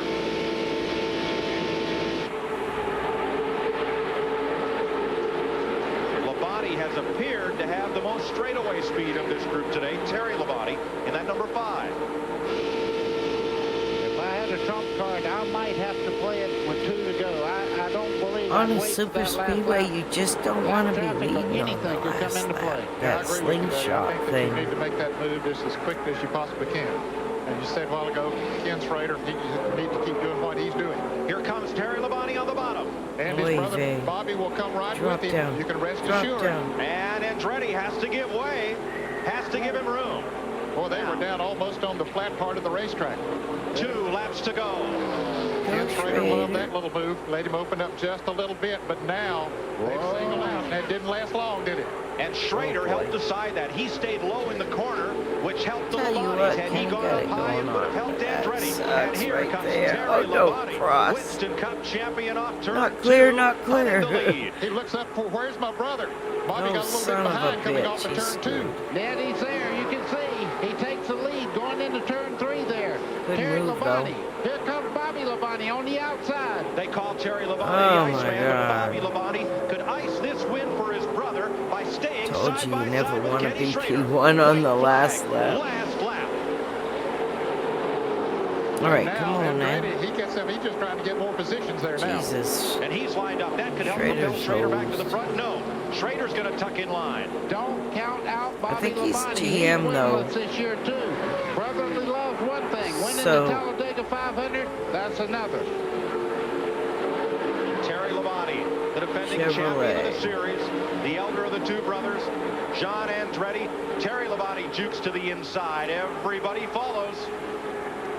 Crap. Poor Schrader, he coming got off turn 2, and hosed. Terry Labonte saw that, so he dipped down to the inside. He knew that Andretti was going to try to get that run coming down there. Ned, if they have anything, they'll start building speed right here, coming off turn 4. Bobby Labonte looks to the low side. Terry comes down. Bobby looks high. John Andretti looks to capitalize. They come to the tri-oval and head for the line. Hear the and fans? Terry Labonte will pick That's up his real 19th racing. Winston Cup win in the Sears Die Hard 500. Well, he made some great moves, did exactly what he had to do, and won a happy cruise. The fastest car in pre-qualifying practice. Terry Labonte lined up 6th today. A draft from his brother helped him pass Ken Schrader, and when Bobby Labonte got side by side with Schrader, that gave Terry the lead he needed. But you can see the last lap, the last thing that he was going to do was let Bobby Labonte make any kind of move to take that race away from him. Congratulations to Terry Labonte. The Iceman cometh to victory. I told you. Well, Professor Baker, as you said, I'd rather be out front. I don't know about you guys, but I tell you what, I feel like I've run a 500-mile race up here. You just had a feeling it had to happen. They were running so close. Big Rex had a lot to do with the outcome here. Jeff Gordon's lead of 125 will be slashed by 15 points, thanks to Mark Martin getting back into the race. Dale Jarrett came into the day 197 behind, so he will gain a lot of ground. There's a look at the top dozen. 3 races to go. Rockingham, Phoenix, and Atlanta to decide the 1997 champion. was NASCAR so official Steve Peterson cool checks the rear spoiler angle to be a part of on this. Terry Labonte's car. Is There's a our minimum car they must there run. with the He passed. He's on 07? his way to winner's circle right now. They're gonna cut off Labonte this led 70 of the stream really 188 soon. laps. Margin But of these victory, cars were like awesome. 0.146 I don't know if seconds. any of y'all like More Battlefield, than a car length. but this is a guy in Finland, and look at my Rick blonde Hendrick, hair. Randy Like, Dorton, Andy he's like Graves, really The cool. rest of that whole organization. So has I been a hope long you time. appreciate this raid. Love y'all. See you next time.